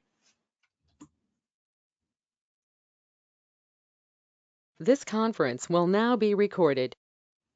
Okay, cool. Welcome, everyone. We are into our second part of our lectures. We've talked about the shape and the forms when it comes to the use of the cross contour and manipulation. We'll go into the relationships next and how we're going to actually take this one step a little bit further. This does continue and evolve from our previous lecture just from now. So it's not a complete 180 or a different area of section to kind of talk about. It's a continuation of what we are actually doing, but it just takes it one step further in terms of its complexity to a degree. When I do this in person, it's one of those cases where I see the reaction from people, okay? Because like right now, you guys are watching and listening online, and I can explain this entire thing, but I can't, kind of perceive how you guys are feeling about it. And most times, as I've shown this in the past, numbers of years of doing it, most cases people look at me like I have no idea what they're, they have no way to understand what I'm talking about. They look like deers in front of headlights, okay, essentially. And it can be always a little bit like disheartening because like, should I just continue really doing this, using this exercise? Because it's hard for them to really understand what it is we're even doing. So over the years, I had to really consider, really clarifying clearly about one, how to do it, but two, more relations to how it's used. And then of course, other areas of support. to help you move forward and being able to do this. Because before, back in the day, what I would do is, here's the exercise in terms of like, I would do a demo of it, is now go figure it out. Essentially what it was, okay? And this is due to the fact that, again, self-discovery was still truly important here, no matter what. And no matter how much like reference or demos or examples were given, you still have to be the one to go through the steps to solve out visually what's actually even happening. But I didn't want to get rid of it because it is an important part of being able to visualize and exercise your ability to draw through primarily, and to get that strength of constructing things, from the ground up. But I opened it up more to like, well, let's take a look at more things. Let's actually look at more references and find ways of being able to find the answers to some of these problems. And that could either be you looking at reference photographs or looking at objects within your own home, or building them yourself in 3D. And so you'll see within the Dynamic Sketching Discord at the moment, some people are already doing that to some aspect. I even posted that one reference sheet up, on the reference side. It kind of shows that combination of forms. So here in relationship, let's list out the type of relationship we're talking about. The first one that we had done, and this came from the boxes in space, was a simple overlap, as I mentioned just previously. The idea that they exist within the same room, but they are floating and they're just kind of sitting next to each other. They're not maybe in contact, but they're next to each other. What we had done right now with this idea of shape manipulation, and especially the idea of addition and subtraction, is that the objects are now stacked on top of each other and also being cut into each other, right? So they're being cut away. But the next and the third one that we're going to be doing at the moment is the idea of interlocking the forms. So the relationship is they exist in the space, they now have contact with each other, and now they also now go through each other. Okay, if they're now being combined, pressed into each other, connected like Voltron, essentially, right? Then we have interlocking objects. So how do we solve that? Because I can show you some of the visual examples and you're like, okay, I can just replicate what you're actually even doing. But let's say we're actually building it from the ground up. And that makes it just a bit more challenging. Now, one of the comments I'll get a lot of times, of course, not really a lot of times, but it's more of me perceiving that from what people kind of, how they look at me, is that why are we even doing this? What is the point of this actually even exercise? It seems really tedious, extremely difficult, and it's like, is it actually useful? Is it even practical? Do I even need this right now? So I'll show a couple examples of visuals, and hopefully you'll start to see the relations and how it can be even used directly in sketching. Let's begin. To start off, the idea is that we're going to build a form, and the base form that I like to use in this situation that I would recommend the most, of course, is the use of a cube. And the reason why is because we have edges and corners and planes to work off of. A curved surface is a bit more difficult to visualize two-dimensionally, all right? Unless, of course, we don't have light and shadow. So for us to pinpoint things or where they connect and whatnot can be harder to perceive. But within plane edges, it can be just a bit easier, just a bit. So we'll start with that initially. So we'll start with the box again. Again, this exercise can be also done as an isometric. It doesn't have to be in perspective. So if you want to have everything parallel, that's okay. But we're not going to do that, okay? We're going to actually put some of these in perspective.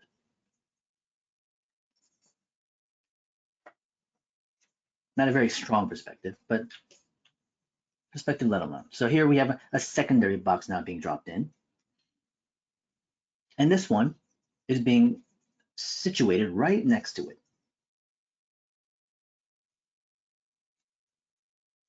So here are two cubes existing within the same space. Now in relationship status, this could be a overlap, meaning that one box, like the one on the right, could be in front of the box on the left. Vice versa, the box on the left could be in front of the box on the right. There's two overlapping situations that can happen here, right? Now the question is, what if I want to interlock these objects together? How do we actually combine them? How do we even start? What does it even look like, right? Again, it's not like I'm trying to preemptively cut these forms and stacking them on top. Because if I did, the perception of that would be if I took a box, right, and I then pre-die cut a corner of it and then stacked it on top of another box here, you can understand what that might look like. It could maybe look like this.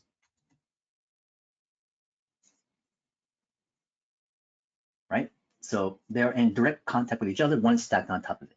Well, that's if I preemptively cut it. Let's say I didn't do that and I drew completed forms. And now I want to find that connection. Now they've overlapped and drawn through each other. So this is a draw through part now because one has been drawn completely and so has the other. So we're looking at them almost transparently. We can see through it. So the reason why we like to draw through things is because it helps us control accuracy, right? What did I do previously with the boxes and plano forms? Because if I just drew the curve of a box plane, right, and tried to then perceive the sides and the corners of things, I'm assuming and estimating where these lines are going. I don't really know. But if I drew through, by drawing the planes behind it to the planes to the front of it, I can literally connect these points and have a much better understanding clarity-wise where they are literally going. And I can control that for accuracy's sakes. So then by using a marker, we can help construct that. By using a light pen, I can do that also too, right? So instead of just drawing and perceiving the outer surface of things, I'm drawing through it as a transparency of a form for connective and also accuracy sense. That's the reasoning of why. So here we have transparent forms, 2 boxes. Question is now I want to make a connection. This is where I can now lose people. Just you can watch, listen in, you can take a few notes, but just like I said, try to capture as much as you can from listening in. I'm going to use a couple different colors here to kind of observe, indicate things that we're trying to communicate as clearly as possible. And I'm going to repeat this several times. So just follow along. Within these 2 boxes, I want to find a point in which they are going to have contact, because having a point of contact means that they are touching. And if they are touching, they can now potentially be also pushed into each other. All right. And as they are then pushed into each other, we generate lines of where a division or a segment shows the actual connecting sections. Now, it's hard to understand verbally what I'm talking about, so let's try to do it visually. The question first goes back to that first thing I mentioned, which is where are they first having direct contact? Direct contact, because I said earlier, this could be an overlap. One could be in front of another one. But what if they're actually touching and going through each other? Where is that point of contact first? So it can only happen in one area, the point of contact. And the point of contact in the area of where it needs to be is going to be situated where they are overlapping. Here. This is the overlapping region.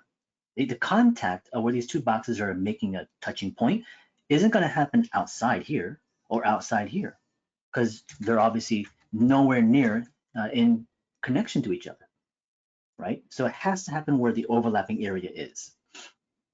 I'm going to use a yellow line to use dots to kind of pinpoint the perimeter, the section or region of where a contact point can happen. And it only happens as these 2 objects have now overlapped on top of each other. So the region of transparency, this is the section of overlap. Now I have to find the point of contact in that area. So where is that point of contact? How do we find it? The reason why I use boxes in the first place, again, to remind you, is because the box gives us planes and corners, which I can now situate points, landmarks. A curved area, you think, well, can I do that also? It's difficult to perceive it in that sense because there is no hard line of plane change, a corner of something. Curved areas, it could be almost anywhere. It's hard to perceive it because it requires then either a computer, right? Something to build it to find those exact points of contact. It's mathematically much more difficult. Visually, much more difficult. But here with a singular plane change as it goes to the top to side, it would be easier for us to actually find that point because it can only now happen also. Well, we can not only, but we can use a point of a corner within that overlapping area. So where's a corner of a box within that section? I'll use the red line for this one. Along that line there, right? Inside the overlapping region, as we indicated with the yellow, there is a corner of a box indicated by the magenta line, which is inside that region. Somewhere along that line, there is a point of connection that I can make. So hopefully I've lost nobody yet. Just to repeat, 2 forms, 2 boxes, overlapping on top of each other. The overlapping region is the point of area we can find the contact point. I'm finding a contact point on a corner of the box inside that region. And I use the box because it's easier for us to fixate a point because we can analyze a corner. So using that region of the corner, we're going to choose a point. This point discovery is arbitrary. You can choose where that point is.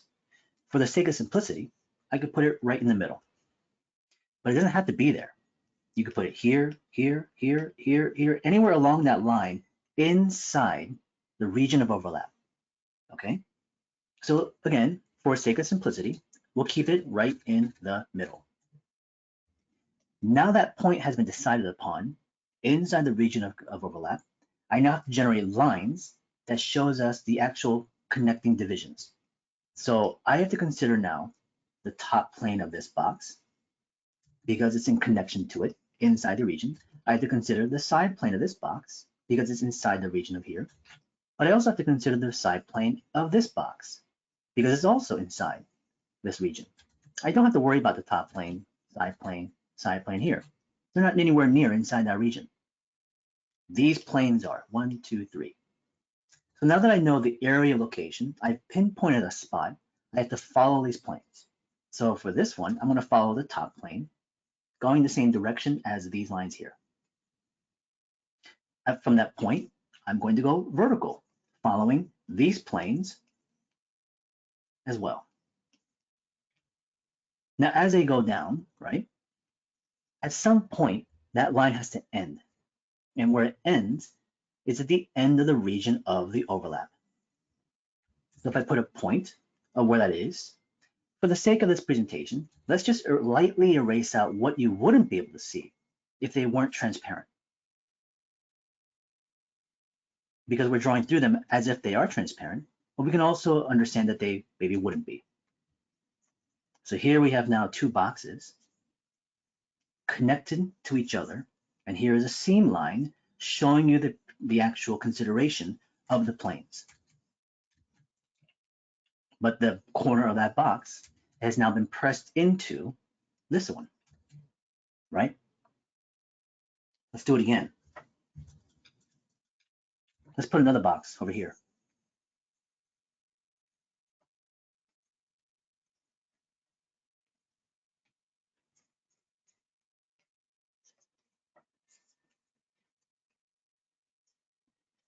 We have a third cube, which is not exactly directly following the perspective of the other ones.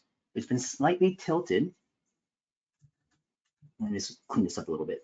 Make sure it's clear so that way for note taking, you won't be confused by rough drawing.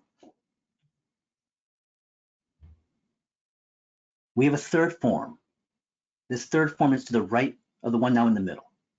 This one will have no relationship to the one to the far left because it has no clear connection to it. There's no overlap. Obviously, the connection that this cube now has to make if it's also going to be pressed into something is inside the box in the middle. So that means I'm trying to connect this box and this box together. And to find that connection, I have to find the overlapping region. So where is that? Here. This is the overlapping region of these two forms. So I'm going to put yellow dots to give you the perimeter as to where that is. Yeah, it seems quite annoyingly difficult, and it can be. But don't worry, there are ways of approaching this with a sense of ease. Now that we have the area region of overlap, I have to discover the location of connection. What did I use before? The corner of a box inside the overlapping area. Well, in this situation, I have two corners.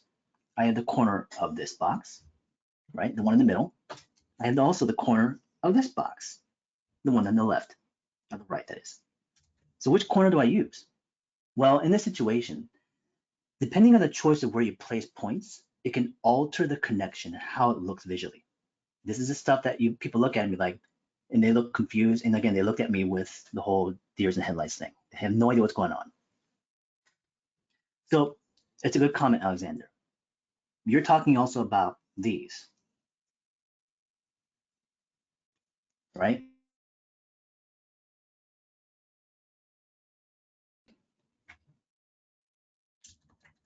So if they're not, let me just also explain that.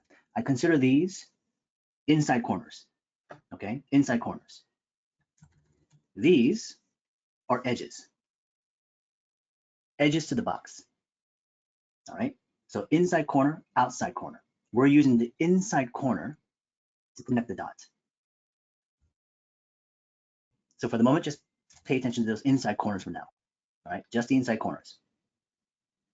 The outside edge is a silhouette of this box.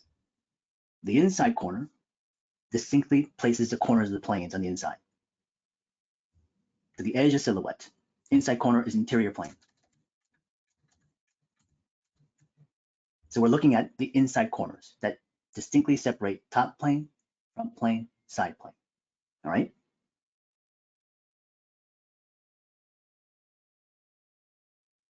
So we're only using those lines. So again, here's this corner and that corner. Let's choose one point. Let's put it on this corner of this box because I used this corner of the same box before. So let's just do it again. Let's just use the same corner. I'll put it right here for the sake of simplicity. Now I need to figure out how the lines are moving, like in this situation, around that region. Same thing, I have to consider this direction of the plane, of the top of the box in the middle. I have to consider the side plane as it goes down like this, right? But also, I have to consider the side plane of this box, which is moving this way, and the side plane of this box going down this way. And they're not exactly aligned. The first ones were pretty close because they were kind of in the same perspective. This one, I tilted and rotated a little bit, but they're not aligned exactly. This is where it gets hard and confusing, okay? So let's try to figure that out. Which direction do I go? Do I follow this plane of the box on the right? Or do I follow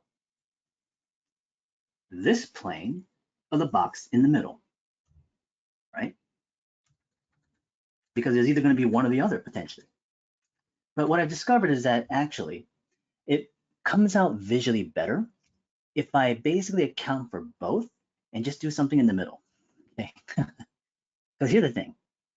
We're talking about potentially the separation of technical accuracy compared to visual accuracy. Now, if I want to technically accurately figure out the angle of degree of this divisional line, I should build it, right? If I build it in a 3D model, I would actually literally know what that line looks like. But out of my own head, I can't compute that. I don't know what the exact degree of this is. I have no idea. But I can visually create something for you that seems to make sense. And if it's close enough, visual accuracy can be a lot of the times good enough in many situations. Now it's all situational. If I was building this as, let's say, a prop or an item inside of a three-dimensional space that's going to be literally built off of my drawing, well, I should probably make sure that's going to be damn correct, right? So I'm going to probably like use many tools. If I do the old traditional way of tool sets, well, I got to find all these like, set up the perspective and use things like, measuring points and protractors and all that kind of stuff. And that's a lot of work. And I can probably build it very simply in 3D potentially, or I can maybe even build it in person, like an actual little small model. We do this actually a lot within, conceptual design. We'll build 3D models of things, or somebody else will build it for me, and they'll give me the models. Like, here's a base model. You can draw on top of that. Happens all the time. In movies, we can also build small little diagrams, like set pieces. Like we can use paper models. Oh, I need to build some sort of interior set. Well, okay, we have this room, this room, this room. They build paper models of things, cardboard, paper. They construct it literally. So that's a part of the process of how to problem solve. Again, you're not a computer. Could you actually give me the degree of that, right? Most likely not. But again, I'm going to now basically create a visual that's going to essentially account for both planes as they now fit into each other. So here's the one that's going to go onto the top. I have also the one going down this direction.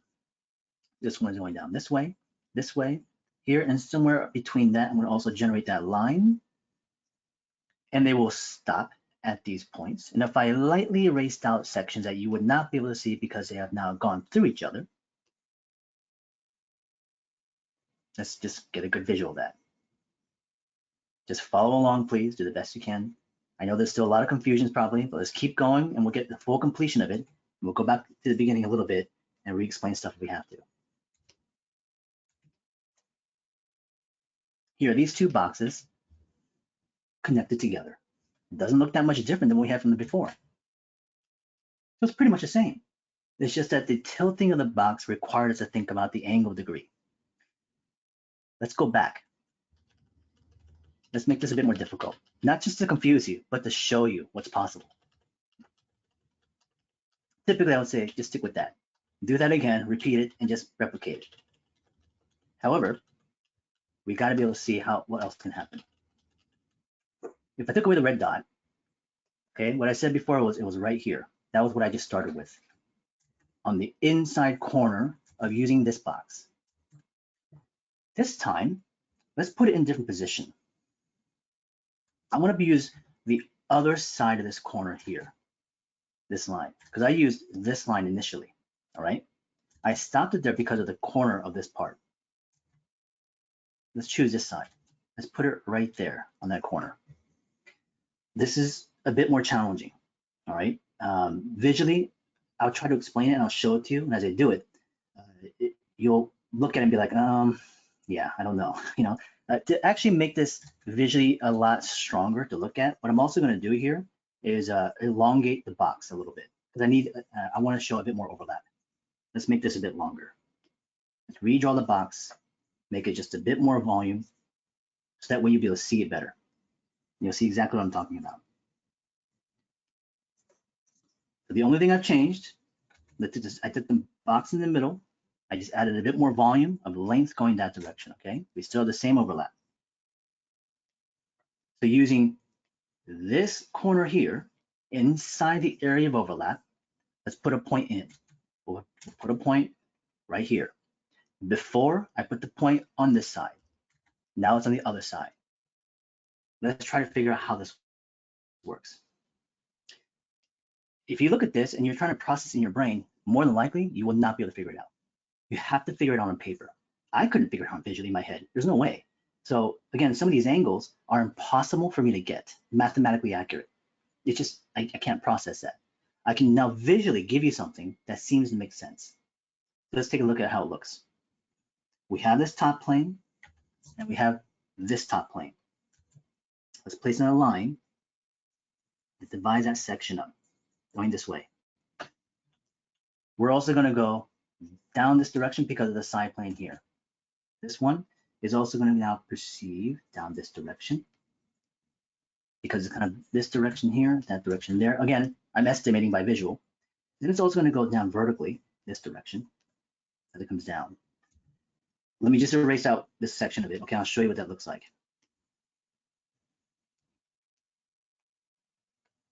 This one's going to be one of those where you look at it like, I have no idea, you know.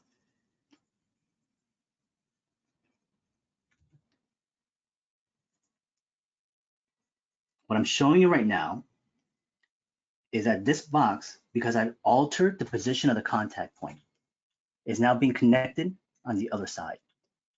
And it's connecting to the top of this plane. As this corner is going into it, it considers this top plane going to the side plane. So there's a shift of a degree here to another shift of a degree there. Because there's two planes to consider, this plane, that plane. As it goes into a singular plane, there's a degree change here. That is very hard, okay?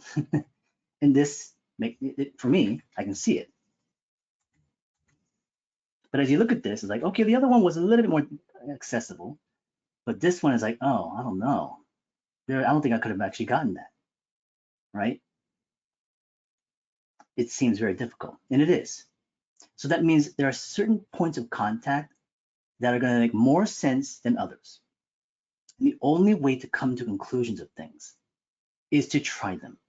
And I know that sucks to hear, but this requires a lot of practice and also trial and error. What I recommend a lot of people do in these exercises is that you take scratch paper, you take a ballpoint pen and a marker, and you try to just basically figure it out visually. Don't worry about line quality. Don't worry if it actually even makes sense fully in terms of actually solving it, but you try to get closer to it. And as you try to solve it, it's like, you know what, I can't seem to get this angle. Scrap it. scrap it and go to a different angle and go over a different shot that makes more sense to you. So then repeating things that make more sense at first develops a better eye over time because you're only just being introduced to this. Just even a simpler version is taking a moment to just process, let alone something much more complex than this. And even in this situation, all it was putting a different point in a different area. And it made it 10 times harder compared to the other one, you know? So the worry is that, well, what if I chose a point that is the one that's much harder? Well, you'll discover how hard it is. And all of a sudden, it's like, I can't seem to figure it out. Now I can maybe use referencing. I can maybe even try to look at a 3D model that someone else built and try to replicate that. And hopefully this won't be the situation, right? I had to show you this though, because there's going to be a case in which maybe you found something or you tried to find something and you were unable to solve it. And the thing is, the hard thing to perceive is that sometimes the choice that you make may have also been the wrong one. So if you put a point somewhere, and I looked at it and be like, you were trying to solve it and you gave it up because, you know, that didn't make sense. I think there was something there, but I couldn't get it. And then I looked at it, it's like, yeah, you wouldn't have been able to because there's no solution there. But if I had shown you this, find a solution to this point, for most of you said there is no solution. That doesn't make sense. But then I showed you this, like, oh, I didn't even perceive that. This is a big part of learning the aspect of how drawing is so difficult because it requires so much time to be able to hone your eyes to perceive visual information. And you think drawing is something that you just, you know, copy by looking at stuff, but it requires so much thought process and work through this trial and error access. This isn't something I was able to just do automatically, right? Not something I just did it in class and be like, oh, okay, that makes sense. Oh, we're gonna do more, Jacob. Okay, so give it a second. If you have difficulty with this in Basque, would you recommend learning this in perspective or isometric? I would stick with the isometric because that way the perspective-wise, you don't have to consider the whole convergence of points, right? Keeping everything mostly parallel is probably a good idea, and only consider the actual connection points of things. The idea in this exercise, just to help kind of ease your guys' anxiety in this area, is I'm not expecting you to combine all these forms in one go immediately. What you're going to be doing for me in the homework is choosing first one form, the cube potentially. Show me a one-to-one connection. That means one box to another box in connection. And you can maybe even replicate what I did in the beginning as a repetition. Maybe you slightly change the angle here and there, but you're replicating the same connection I just did right now. You're learning the building blocks of getting into this. What you'll then be doing is introducing more forms as you get more familiar to those connections. The idea behind this exercise is that I actually want to try to incorporate all 5 forms. This is the additional difficulty of this exercise, let alone trying to connect these forms together simplistically, right? But now I'm also going to try to have you guys connect multiple forms, differences. As I said, plane to plane is where we start, but I'm going to actually show you guys how we even incorporate curves. Same thing, you're still going to think like, why am I doing this? I will show you. So here, let's take another object.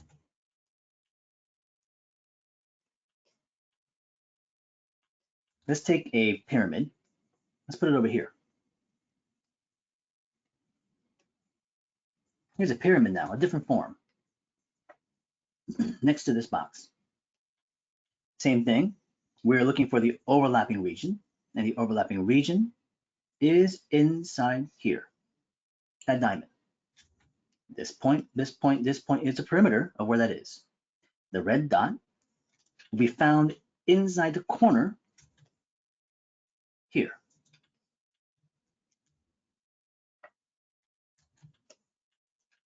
So you're talking about the drop off on this side, right? So you're saying it should be something like this potentially. It's all dependent on like the angle and tilting of it, because I'm having it come in this direction. But that's the thing, is that I'm estimating it, and you could be right. Maybe the angle is actually a bit more elevated this way, or maybe it's fully connected over here as a degree.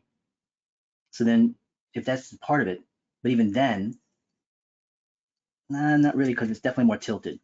This perspective here, this plane, is not the same as this plane here. So this has a bit of a degree of change on that side. So it's actually coming down slightly, but it's more of a front, so it's hard to perceive that. So because of it, it's coming down at an angle, so it's going to come to the top.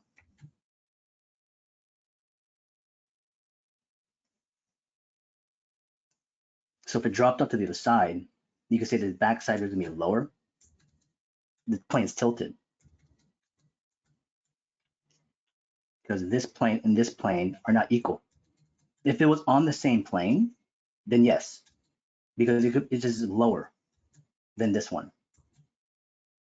So to basically what he's talking about is, if this box was lower, you could maybe have something like this where it comes in, changes, comes down, but is lower behind it.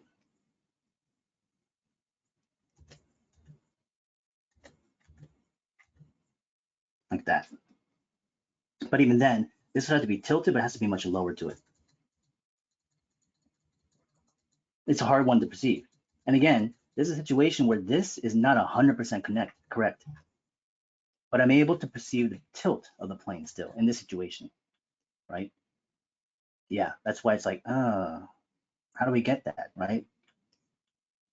This is where it then takes a lot of that practice to say, okay, do I actually even see that tilt even slightly?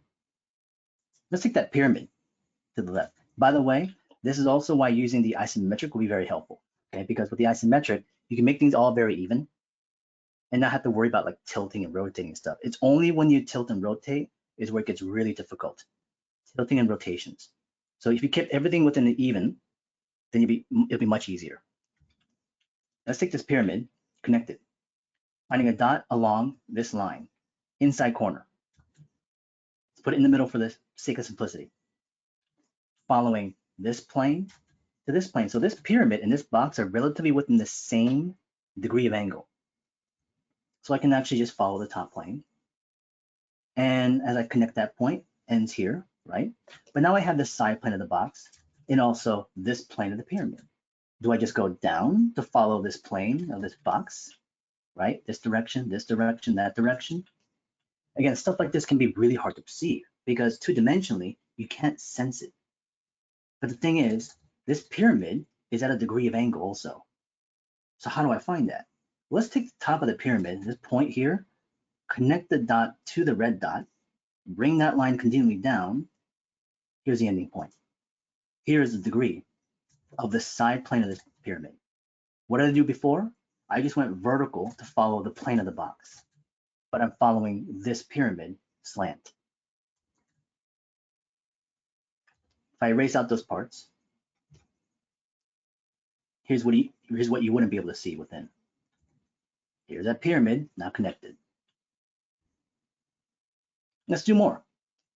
Let's put another one in there. How about a cone? Let's put a cone way over here. Let's make that as clean as possible. Here's a cone. And this cone could be on top of this box on the left, okay? Or the cone could be behind everything. Overlap. Let's put two of these together. Let's put the cone and the box together. Let's do a more simplistic version of it, okay? Let's take this cone and look at the overlapping region, which is going to be here. The cone and the box are overlapping in that sense. Let's take the inside corner of the box, which is this one, find the point here, arbitrary. Now I'm going to follow the top plane of the box because this this cone and the box are relatively in the same, they're in the same perspective and angle, okay? Because this plane of the ellipse is the same as the plane on the top of the box. So I'm going to go actually curved and rounded like this. I'll explain this in a minute. Connecting to the red dot. So this ellipse is inside the cone, mimicking the plane underneath of the cone, but connecting to the red dot. As I did the top of the cone, much like the pyramid, I find the slant. Connect, down. Here is these 2 points connected. Let's erase out what we don't have. Here is this cone pressed into the corner of this box.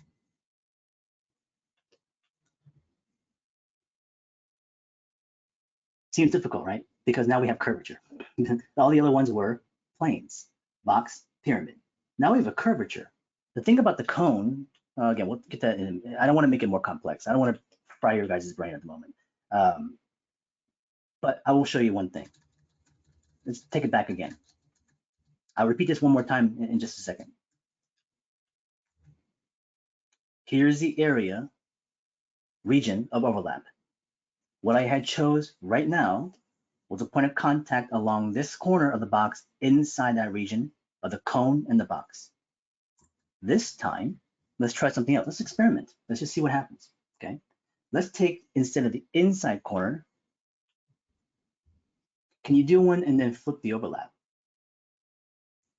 And flip the overlap. What do you mean by flip the overlap? Can you explain that, Jacob? Because we did that before, right? Which was, we took the overlap of the cone where it was in front of the box. And then we also took the cone and put it behind the box. That's the overlap by flipping it. One's in front, one's behind. So the cone was initially in front of it, and now the cone is behind it. So it's flipping. What I showed just initially, I showed you guys a connecting point on the inside corner here, which put the cone in front of the box, because here was a connection, and here was a division. And that was cut in this manner. So this cone was in front of the box, like this. What I'm going to do right now for you is we're going to try to put the cone on the other side. We're going to flip it, as Jacob is asking. Let's put it to the other side.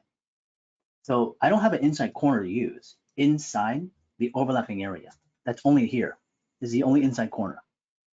But I do have edges, the outside edge of the box. Let's choose one of those points. Let's choose it right there, arbitrarily along that corner. Let's draw through elliptically. That follows the bottom plane, okay? Now what we have is actually quite simple. It's not as difficult as you think. Curves around this portion here. Here's the box as it comes out. Let's erase out what you want to be able to see, because the cone is now behind the box.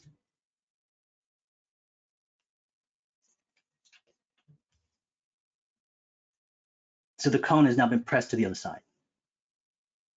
Initially, I pushed it in this direction. Now it's been pushed in the other end.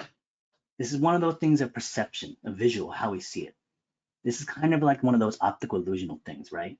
So it's hard to perceive. This is why it's so difficult. So don't feel concerned that you don't see it just yet. We're going to practice very simply at first. I'm not expecting you to just capture these automatically, but I just have to show it to you. Let's try one that's a bit more interesting visually. Here's a sphere. The sphere being spherical, so we have a three-dimensional form. We can perceive that with the wireframe. This is going to be now pressed into the corner of the box. Where's the overlapping region? Here. What is the corner of the box that we can use? Here, right? So here's the corner. This is the region. Let's find the fixed point. Along the red line, we'll put it there. Drawing through, I'm going to create an ellipse inside the sphere. This ellipse has to match to the degree of the plane of the top of the box here. And putting that ellipse inside the sphere. And that's going to connect to the red dot, okay? So could you repeat how we find the corner we can use? What you need to have is the region in which the overlap exists, finding where the two forms overlap on top of each other, which is here. Inside that overlapping area, can you find the corner of a plane or an edge? So it doesn't matter if it's closest or not, it's the idea is only in the inside corner, and there's only one in there. So the outer edge of the box, we call those edges, outer edge of the form. This is the inner corner of the plane. Okay, the top plane, side plane. So along this corner here, I fixed a point along that corner. And it could be anywhere along this corner, your choice.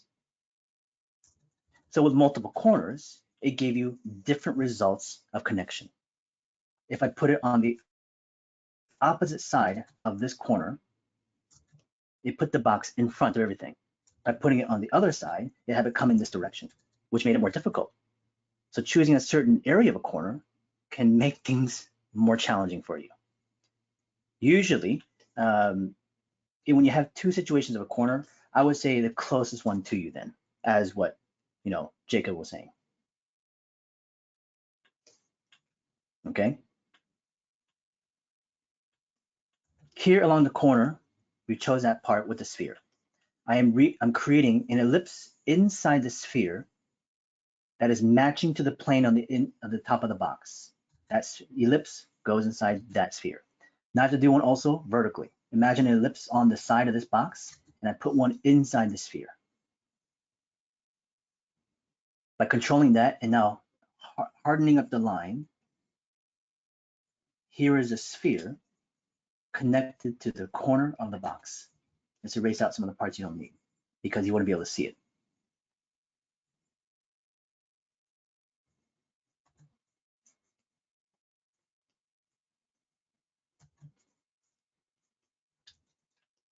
The sphere is now connected to the plane.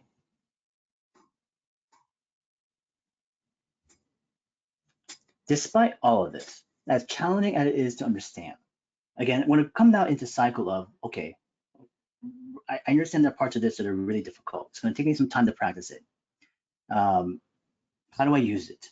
Why are we doing this again? How am I going to use it, right? Let's take an object. Let's draw something. Let's draw an animal. How about a fish? A fish is what I use for this analogy a lot of the times. Let's draw a fish with a cone. There's the center line. This is the body of the fish, which is like an augmented cone. Let's draw the back end tail. Okay. Here's a top dorsal fin, back swimming fins, pectoral fin, bottom swimming fins. Let's add a cross contour, gives you the curvature of the body. Now we have a cone at the front of the head. Is it the best form to use? Not necessarily, but I'm just using a form. Let's now place in some additional details because this right now is all stacking. This is all stacking. The cylinder, or not, I'm sorry, the cone is on top of the body cone. These fins, which are flat planes, are stacked on top of the body. They're just stacked. Nothing is going through each other. But let's place in where the eye goes into. Well, I can see the eye in the front. Let's try to draw through the other side. Draw through, because I want to maintain accuracy of placement where the eye goes. There's where the other eye is. Now I have two forms overlapping on top of each other. A cone and a cylinder. I want to actually meld these two forms together, which gives me the connecting points to the eye, to the head.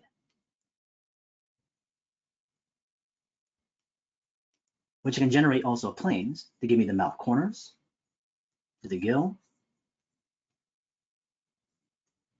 to the pectoral fin, down to the lateral line of the body. I have combined a cylinder and a cone together. This is also challenging. It is an evidence of how I can use it. But what did I even just do? I took a cone and I took a cylinder and I combined them together. This is hard because we're talking about two objects that have curvature, turning ellipses. So it's going to turn this way and also turn this way around the cone. So as the cone is being pressed into, let's say, the cylinder, as it wraps around this direction, it's also going to go this way. So we're going to create an ellipse down this direction. As it S-curves around the thing, as it sandwiches around this cone. So we have curvature here. We have curvature here. We have a degree of curvature there. Now the cone is being pressed into, and also the cone has been wrapped around the cone. Cylinders around the cone. Very difficult stuff, this one, but it is useful. Now you're not always going to be doing this. You're not always going to be doing this. And this is the part where you can say have a sigh of relief, which is we're practicing it now, and yes, this is gonna suck. But in practical sense, we'll still use it, but it won't be the dominance of it. Many of the constructions that we have are mostly stacking one form on top of another one, cutting some parts away, adding more parts on top. There will be some situations where combinations will begin to happen, but they're more minimal, okay? So this exercise, this challenge, here's the thing about this. In actuality, this homework, this project here, this exercise of combining relationships is built for you to fail. You're not going to solve all these. You're not going to come to the conclusion of how to actually get it even visually accurate. So you're going to try to draw through practice to attempt to do so. And 90% of it might not work, but you have to overcome this feeling. Because now what the importance of this aspect is that I want to see how you try to solve it. Not about if you solved it or not. Okay, so you walked in here next week and you had a bunch of these exercises and none of them were working. I'm not going to scrutinize you by saying, why isn't this working really well, right? I'm going to say, well, how did you begin?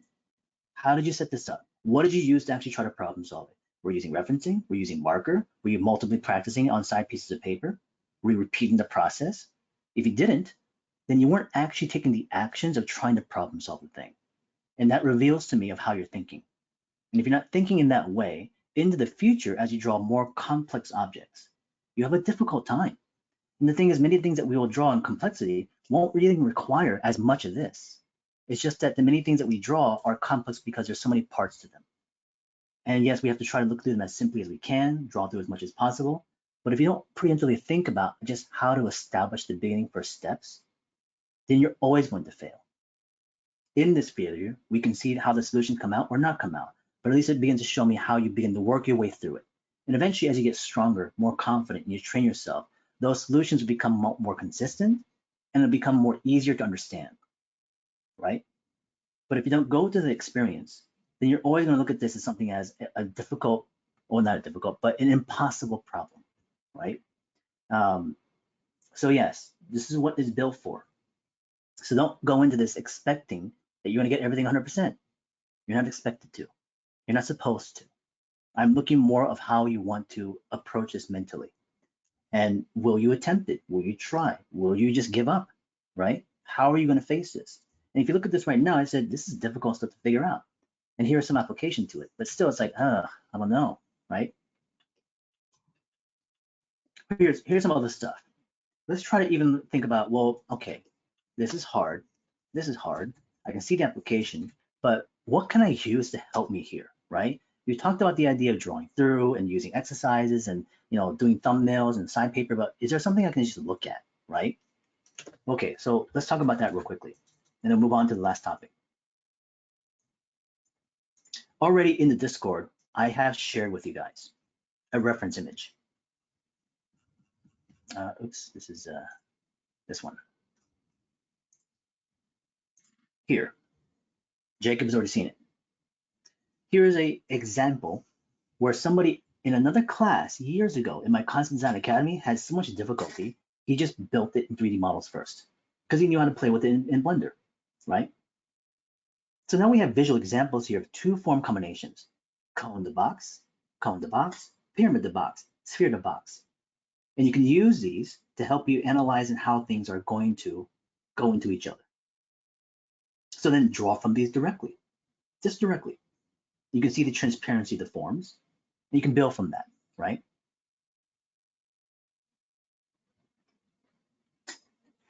Ryan saying, you feel like there was something here that was missing from my anatomy practice. I'm not just crazy of carrying over into anatomy. Maybe, Ryan. I'm trying to think of what, I mean, yes, there is, because if you didn't have it, it doesn't mean that you wouldn't have been able to problem solve some visual issues in terms of anatomy. If you did have it, could have helped, potentially. Where are some of the areas where it could have helped? Well, of course, we have forms that are being combined and integrated together, right? So if I think about it from things like, how about if I constructed, let's say, a plane of a shape, and then we applied, how about a form as it wraps around, but as it wraps in this direction, let's put another shape in here. Now let's have it curve actually more. Curve this way, come down this direction, but it's going to curve around that sphere as well too, out in this direction. As we have plane change, let's say we get to a bone right there, and it turns this direction.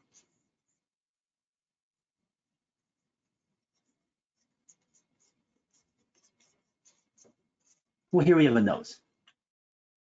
I've combined the sphere, this half form, as a stacked, wraps around this plane, cross contour to show the curvature, the bone structure down to the cartilage, as it goes up into the orbital sockets, the brow, plane change. For anatomy, yeah, it could definitely be useful because we're trying to perceive how things are being combined together, right?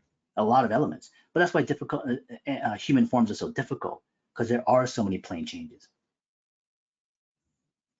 Here's an example of that. Let's take a look at some other examples of advice of what you can look at. What are some things you could, visually see, for example, reference? Well, I think one of the good ones is architecture. Here's some architectural examples of reference. Here is a building submerged into water.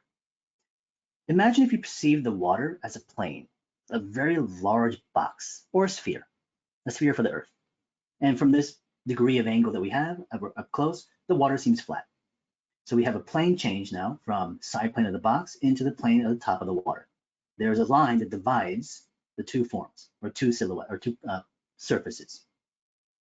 An angle for the front, right here in the bottom plane, and also on the side plane again.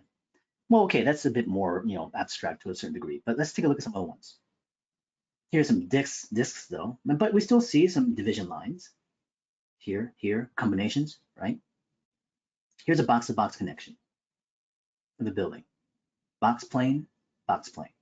These are all stacked, not necessarily changing perspective. They're not tilting. They're all in the same kind of angle. But here are all these kind of visual examples that we can look at for potential help and assistance. So this is a good one. Another good one would be, how about Japanese carpentry? Japanese carpentry is pretty much a lot of this kind of addition, subtraction, but also seeing the connecting points. These are all pre-die cut, but at least it's still a strong visual to see what the actual seam lines are doing.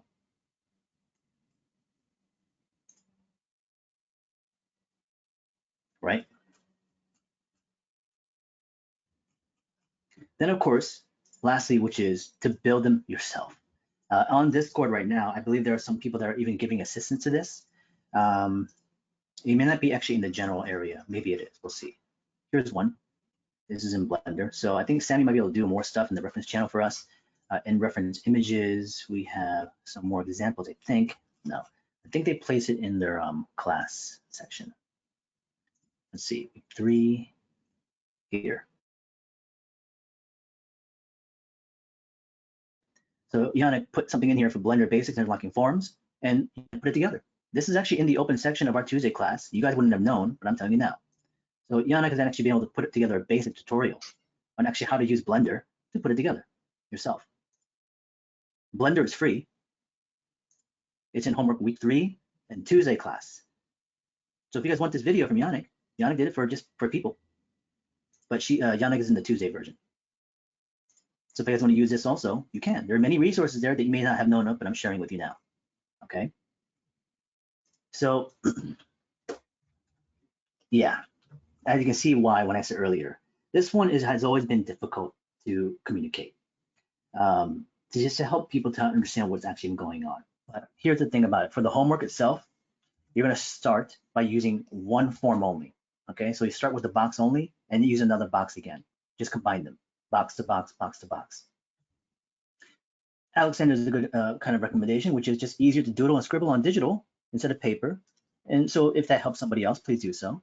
And then you can move into the paper afterwards. Again, the idea of doodling or problem solving, sketching, is to just give yourself an idea of how it works without worrying about the quality of line or accuracy of things like perspective. You just want to see, well, how does it work if they connect it over here or there? What if that happens, I put a point over there, right? It's easy for you to replicate. From using one form and repeating that multiple times, in the secondary page, you will then introduce one additional form in each combination. So you might go box to box and add a cone, box to box, add a sphere, box to box, add a pyramid. And that would be it. So you're not going to be doing these massive combinations of things, okay? All right. So, of course, some of you guys are going to want to watch the video again, the recording and whatnot. And of course, a lot of you may also want to just copy the demo directly. Do so. Copy it directly. I'll detail write down the homework in this situation of this section again later on. So don't worry about writing down what the homework is at the moment. Yes, Jason. If you do any sort of sketching anywhere, I don't care if it's on a napkin, bring it in, show it to me. Remember what I said. I'm not interested in seeing how you complete even an image because it can be always made better. I'm not saying I'm not interested in seeing it. I'm saying that's not really the importance. I'm interested in seeing how you begin your sketch, how you problem solve stuff. How do you begin to solve these directions, right? So then if you're sketching it on paper, great. If you're sketching on the side with ballpoint just to like scribble it out, cool. I use digital to help me problem solve a few things, include that as well too, all right? You know, there's a thing about the importance of discerning drawings and sketches and the purpose of intentions. If I showed you guys this drawing over here, this is something I had done like a couple years ago. Here's a drawing of a wasp or like a wasp or a bee. It's sitting on this flower, okay? And we look at this thing, it's like, wow, there's so much detail there. There's so much information. There's rendering to this thing. There's light and shadow and hatching, all that stuff. And then I showed you a sketch, okay? Here, it's going to be of that insect. And here's this one. Here's the body part. Here's the thorax and the abdomen and the cross contour, the body parts, and here's the wing structure down to the legs.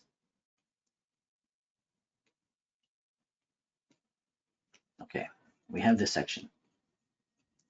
If I asked the average individual on the street, out of these two sketches, the one I just did of the wasp and the one to the left, which one in your consideration is finished, right? And I've talked about this in live streams and other classes as well. Some of you may have heard it. Most commonly, people would say the one on the left is obviously much more done because it has more detail, is more refined, is the most rendered. There's so much more information. And most people say it's so detailed. But my argument to that is that in actuality, both sketches and drawings that I had done, are finished, okay? This is also a finished drawing. But the thing is, people value the one on the left more. Why? Because of all the little elements of top or titles that I kind of mentioned, or the attributes that I mentioned. Detail, quality, finish, all that kind of stuff. The reason why I say both of them are done, finished, is based on intention. The one on the right, my intention was to problem solve the form and the structure proportionally of this animal. If that was my intention, I didn't have any sense of moving forward to go to detail, to render, to light and shadow, because that was not my goal set. So that means that sketch is done. It's finished because I completed what I needed to do based on goal. The one on the left, my intention was to take it to the levels of render, push more hatching, get it to that also goal set. And I had done so, and I stopped. I knew when to finish my sketch. Both of them are finished. Which one you value is subjective. People will say, oh, I like the one on the left because it's obviously more presentable. But even then, I actually value both equally. One wouldn't even work without the other. And actually, linear-wise, this comes first.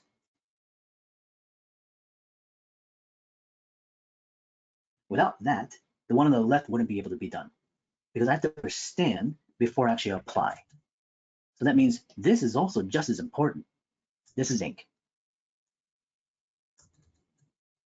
So this understanding of value and also finish, if you don't have that consideration, you would never treat this equally. That means you're going to skip a lot of the times the process of figuring things out to go into the finish of something as perceived as the one on the left. To you, that's what's valuable. So that means the one on the right is never as valuable to you, which means you'll never put in the time to figure it out. You have to change your mental approach towards what you then look at and how you perceive it. This and this, to me, are equal in value because they're both important in steps to problem solve. All right, so keep that in mind. This is why I want to see your loose sketches. I want to see sketches you do on the side, sketches you do to help problem solve things, because those are the things that shows me how you get from A to B. All right. Okay.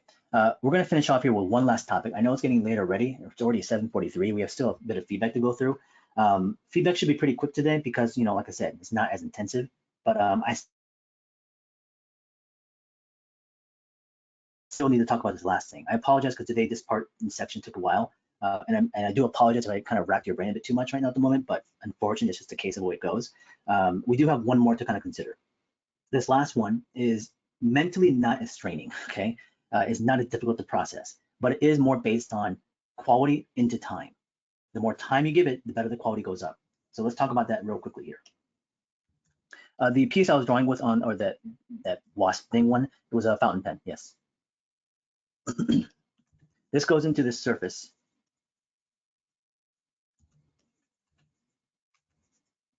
Variations.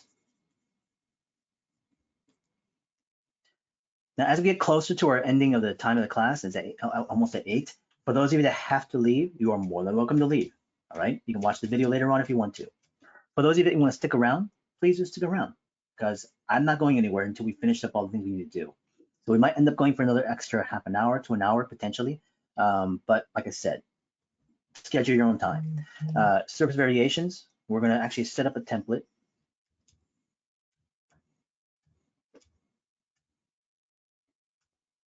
I'm going to split this down the middle. I'm going to explain to you exactly how I want this to be structured.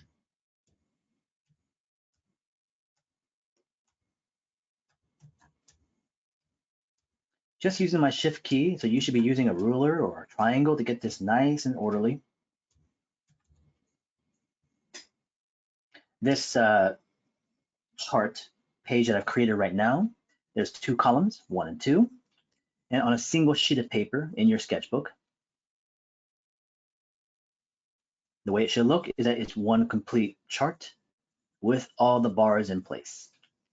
Now, in this situation, the bars themselves will be about the width of your thumb is about a good estimate of your width. If you want a hard number, I go by metric, which is, or imperial that is, which is going to be the inches. So about a ½ inch is fine, okay? In between each bar, you're going to have negative space.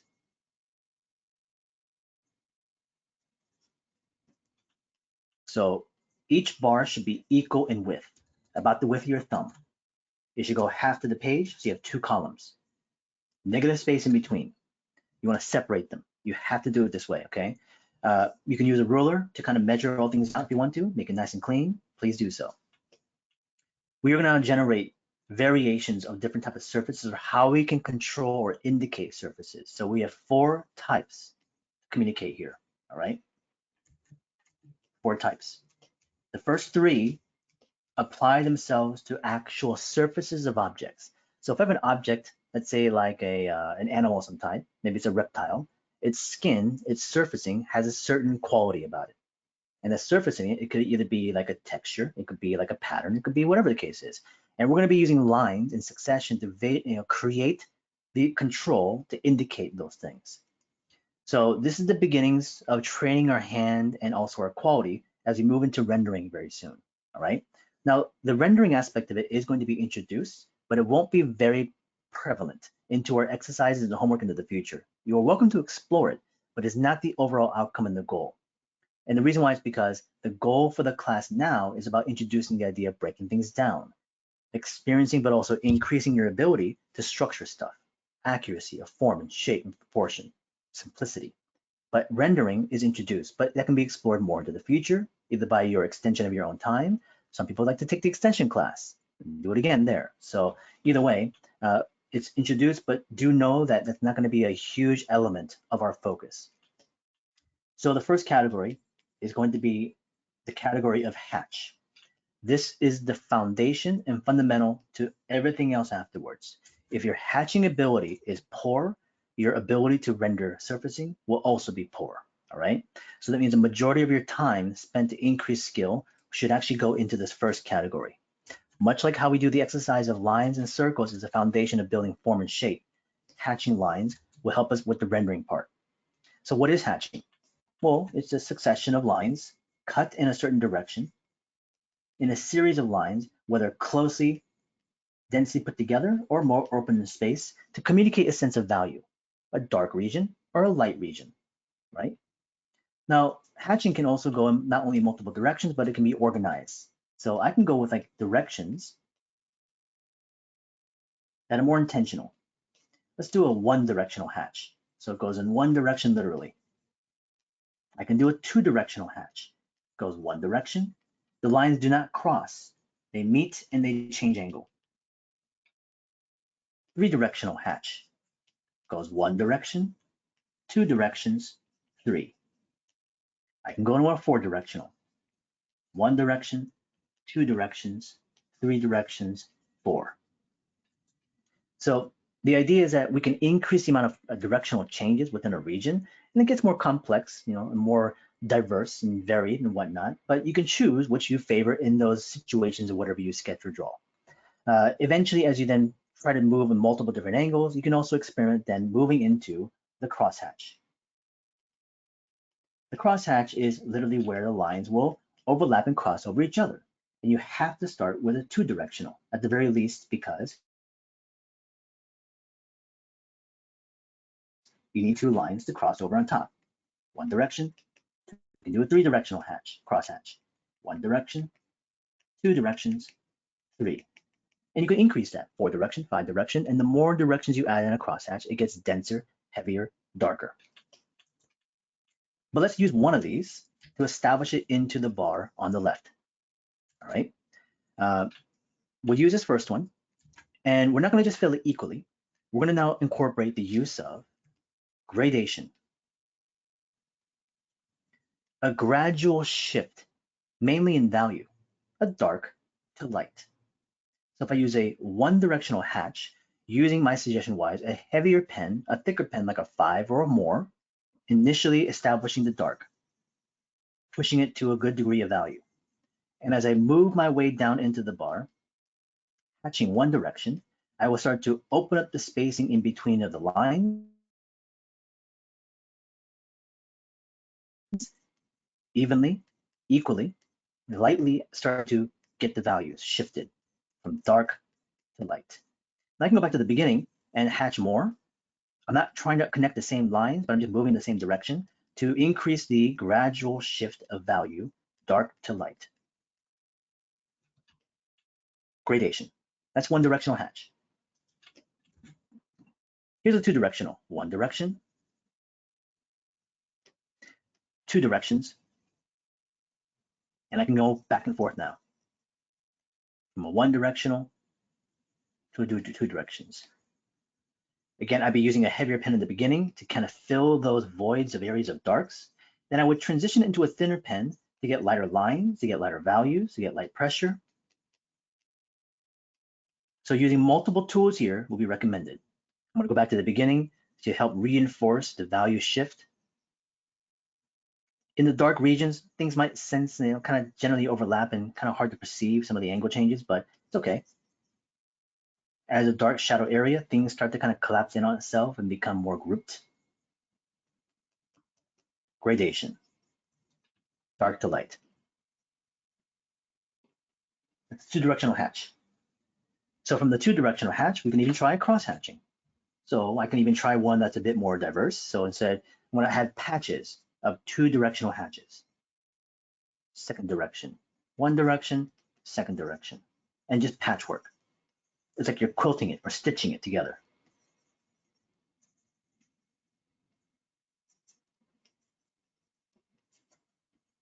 The angles will change continually, but they oppose from the previous. And then in terms of the actual amount of lines I'm using, for me, I actually have a preferred count. I have a preferred count of 5. 4 to 5 count normally would be my amount of lines I use for cross hatching. So I go 1, 2, 3, 4, 5, 1, 2, 3, 4, 5, switch 1, 2, 3, 4, 5, 1, 2, 3, 4, 5. It can vary +1 or -1. Now, I'm not saying that that's the best way to do it. I'm just saying that's my comfort zone in terms of how I move my hand. I like 5 directional hatches. I can do it with immediate succession and quickness and speed. and equalness.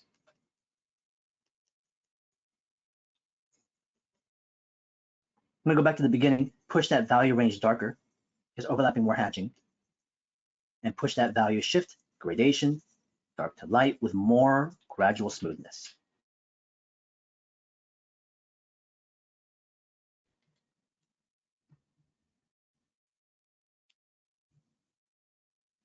So now that I have that, we have hatch as the foundation. Let's move into a secondary category. Patterns.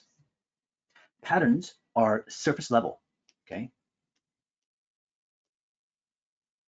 And they're based on things from nature to man-made. Meaning, I can look at animals, right? Like land animals of zebras or big cats, or things like insects and underwater animals like fish, and they can have certain kind of patterns on them, natural patterns, vegetation, plants as well too. Man-made patterns could be things like textiles or architectural surfaces and whatnot, engravings, right? And those can be patterns that man can generate themselves. You can observe these, you can look at them, find reference photographs, find and take your own photographs of objects you have around your house, find patterns, take a shot of it, and bring it over into these ones. A simple pattern could be like, let's say, a natural one, which is striping of an animal, like a tiger or a zebra. And the patterns can vary organically, or some of them get broader and thinner, and they vary in direction and whatnot, but it's still repeating graphical shape. And in that, I can also then use hatching, incorporate the value shift, dark to light. Inside the pattern, there's going to be a dark to white opposition, contrast shift, and using a single direction of hatching, I can now gradually shift the gradation of dark to light.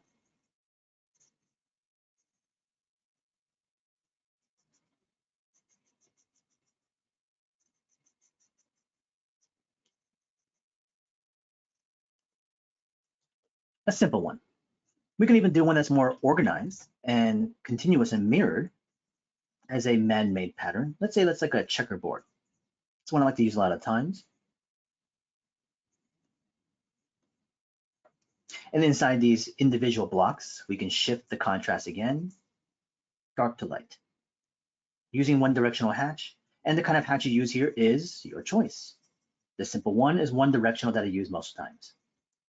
Gradually shifting the spacing, opening it up, dark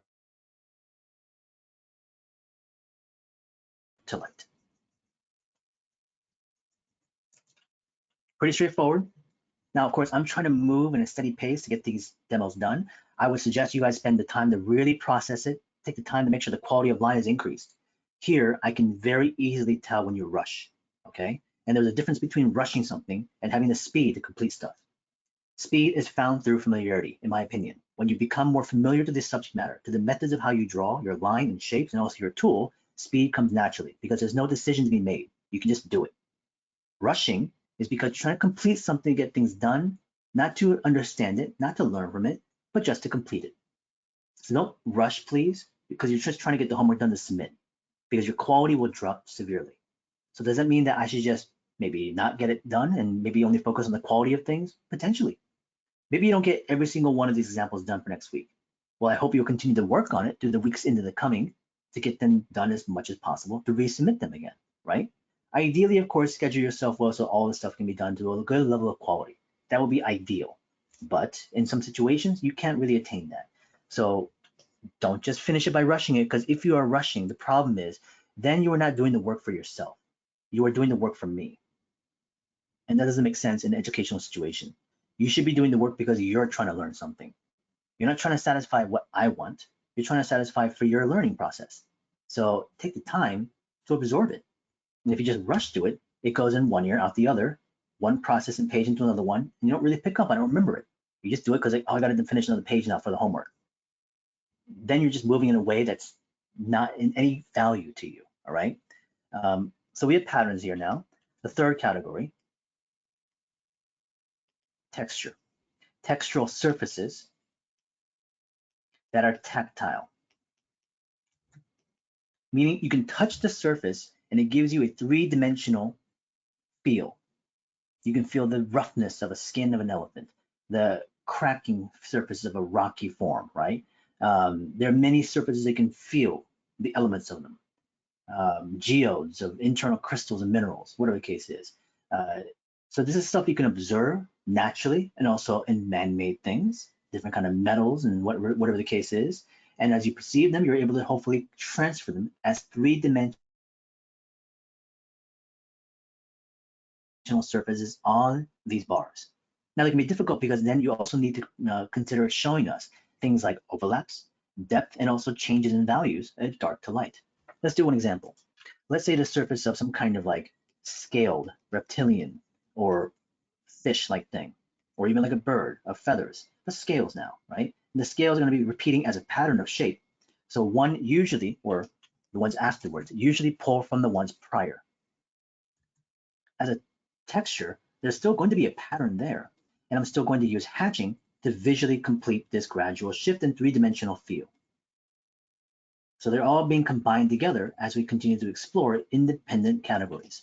So inside these, I can take the scales and split them in half and also incorporate hatching to show you the value shift. Now, of course, the difference is that here I have to individually care for the sections of the texture. Without it, if I just gloss over them, I just hatch entirely on top of the entire thing, I lose a three-dimensional feel, the actual surface. So as I continue working my way down independently of all these scales, I'm going to go in there and start to lighten up my hatching, showing the gradual shift. And out of all of them, this one will be the more time consuming, obviously. But hopefully the quality shows through because you spend the time to do so.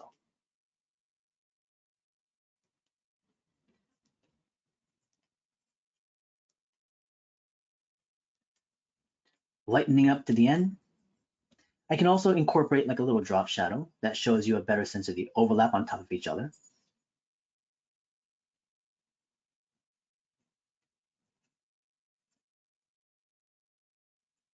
And that will give you a better sense of three-dimensional surfacing and feel.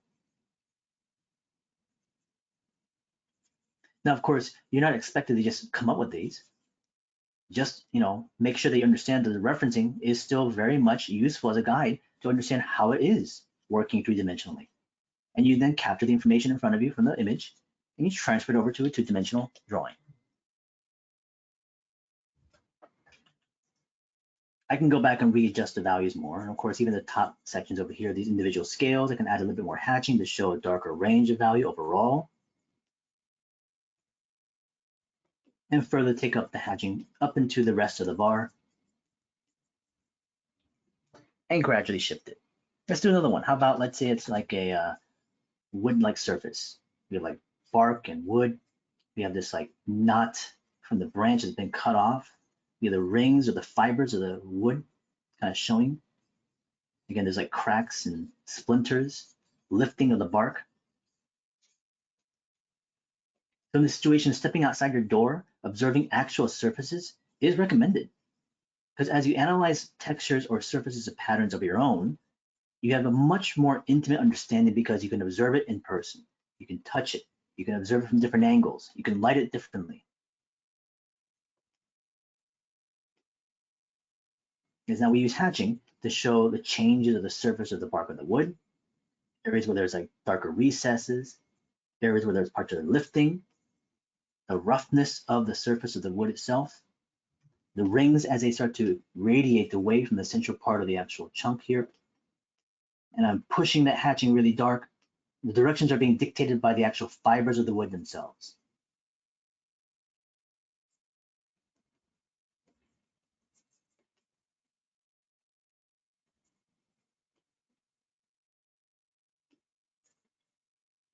As it moves away, the fibers can lighten up. The hatching becomes a bit lighter, a little more indicative. Indicative meaning I'm suggesting the information. I'm not defining every single bit. It's just enough to pass it through and people can understand the communication of it. But that's also because I gave you context. I told you that this is supposed to be a surface of wood. However, the benefit of this exercise, if you create a whole chart of these, is that without context, the visual interpretation can be readapted. Meaning I can take this surface of, let's say, this and apply it somewhere else. If I told you it's supposed to be a surface of bark, then you only have one, connection to it.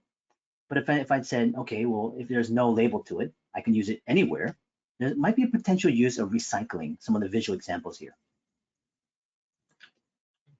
Say grain of wood, okay? So textural surfaces, as much as you can capture them based on varied amounts of what you can analyze in person or from reference photographs. But those are the three primaries on surface types. As you go from there, there is a fourth category. This fourth category is independent of its own. It still uses things like shape, pattern, hatching, all those elements. However, it's a different function. And it took me a long time to figure out exactly how to really fit it into this lecture, because initially what I used to say was, these are imagery, pictorial examples. What that meant was, it showed examples of things of, observed images. For instance, as an example, it could be things like flocks of birds, schools of fish, right? That kind of thing. But I never really found a good way to explain how it applies. How is it practical in use of everyday kind of drawing? I know I can use hatching and pattern and texture in my drawing and sketching, but images, I don't understand what that means. So I had to scrap it and go through multiple iterations of explaining what that meant, because Norm back in the day wouldn't really break it down like this. He would just say textures, and he would just show variations of stuff. It was more for the sense of like visual exercise. Here, I wanted to give them a bit more specifics in terms of what they're used for, based on my experience. So the fourth category, I eventually found a good analogy, or not a good analogy, but more of a good description and a title. And it ends up being where we focus on the idea of visual effects. A lot of the times mainly focused on elements or elementals. So things like fire, water, that kind of thing. Energy of some type. So using that, I can now discover or search for how to visually communicate. What's funny is that there's a lot of drawing classes out there, whether it's like dynamic sketching or anatomy and perspective and still life or, sketching of design. But in most situations, those kind of classes, they don't really ever go into this specific topic, visual effects. How do I actually capture them? Not even just for drawing, even for like painting. What is the best way to actually visualize these things? And the funny thing is that we actually use this all the time as storytellers, whether in comics, storyboarding, or in concept work. I'll give you an example. If I had you design a weapon, or I'll give you my example, what I did. I worked in a company, and I was given, let's say, a weapon design. And I designed an alien weapon. Okay, cool. This alien weapon does, it fires some kind of plasma. What does that look like, right? What is the muzzle blast on it? What is the effect of it? What's the color of it? What's the shape of it? What's the illumination or the particles from it? So as I conceptualize that effect, the effects artist will take that information, then also animate it, create it in three-dimensional space, make it an actual asset, and put it into the game. So somebody has to come up with that information though, right? And if you're working on, let's say, graphic novels and comics, well, there's a lot of effects all over the place. And this is where I learned most of the visual information from. I've actually been able to boil down effects into a singular shape. And here's the thing, shape is the answer in most situations. If I can describe a shape, it is something I can actually visualize. If I can just visualize a shape, I can now start to manipulate it. If I can manipulate that shape, I can readapt it. So here, the shape was this. It was basically like the Star Trek logo. And from this shape, I can morph it or manipulate it to be a bit more dynamic or aggressive. I can even make it more so. Much more dynamic, more powerful looking. An evolution of the stages from a singular shape. Using that, I can describe flames, I can describe water, I can describe energy blasts of the different types. So here's one. How about we choose, let's say, water, right? So let's say we had water dripping down onto a puddle. So we have ripple effects. So we have ripples of water spreading radially. And eventually those puddles and ripples are going to start to dissipate and be more spread open. So we have gradation from one end to the other. Ripples are more intensive in the beginning and less so at the end. And inside those areas, we can have splashes of water. As the rain drops to the surface.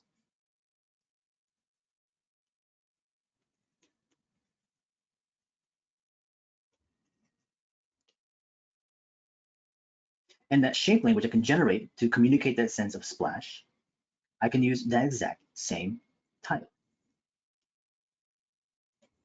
I can also use things like hatching to show you the reflection of the dark regions inside the rippling. It doesn't have to be all just like heavy dark and high contrast. You can play with low contrast things. But the idea is still a sense of gradation and visual change from one end to the other.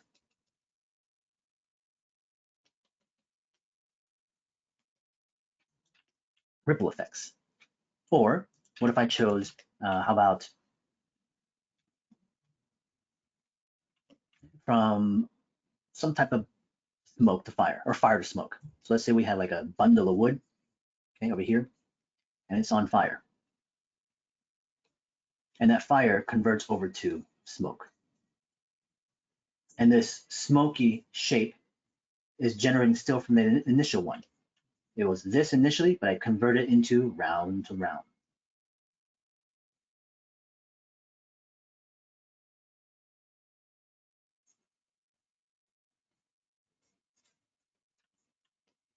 And to show that sense of illumination, I can throw hatching under the background because the dark background starts to show the light coming through.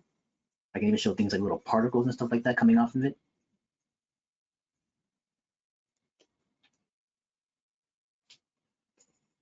And as the hatching in the background being dark, I can start to gradate and move that hatching into the smoke area as it moves into the shape itself, as it billows and turns and curves and moves.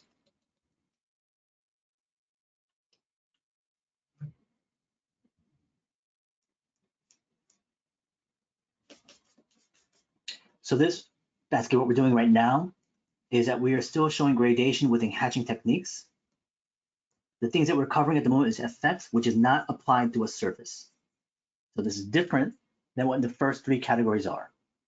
The first three categories are applied towards objects that we can find and apply to the surface.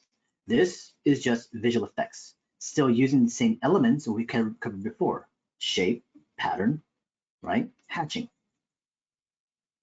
It's just another way of adapting and reapplying some of the methods that we have at the moment for other types of visual communication, surfaces, but also effects.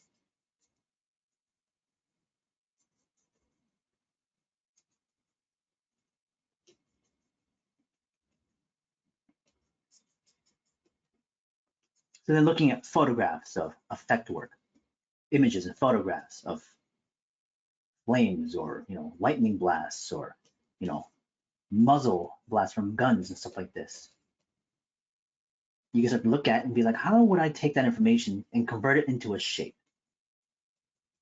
All of this is about problem solving what you see visually into something that can be applied. Now, of course, the hatching is a little bit kind of on its own because there's nothing you would observe. It's just a series of lines. Let's try one. How about like a explosion at the bottom?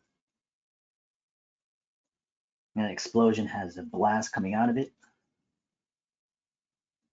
And that thing is blasting off into like a rocket.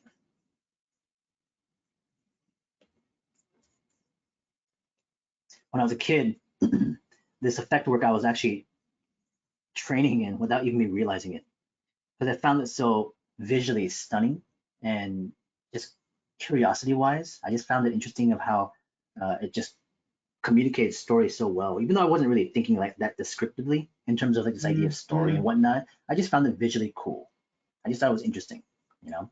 So growing up as a kid, of course I was looking at a lot of comics, Western comics and Asian comics. Eastern comics are like mangas and stuff like that, and of course Marvel comics and DC comics. And I grew up in in the U.S. and Western comics were my first introduction comics at that time, but also cartoons as well too. So I grew up with things like the whole He-Man and Thundercats and whatnot in the 80s and late 80s to early 90s. And I was a kid, I drew since the age of 5. And when I would draw, I used to draw by copying things constantly. So whenever I would get like comics and books and stuff like that, I would find these images like, man, I like this thing and I want to just recreate it. I didn't know how to do it, so I just want to copy what the artist did. He did it all the time. The area of effects, when I think back on where I captured most of the information from, happened to come from a lot of Asian comics. So, effects I thought were really cool and interesting from Western comics also, but they just weren't really the same kind of visceral dynamics that some of the comics from Asia were coming from, right?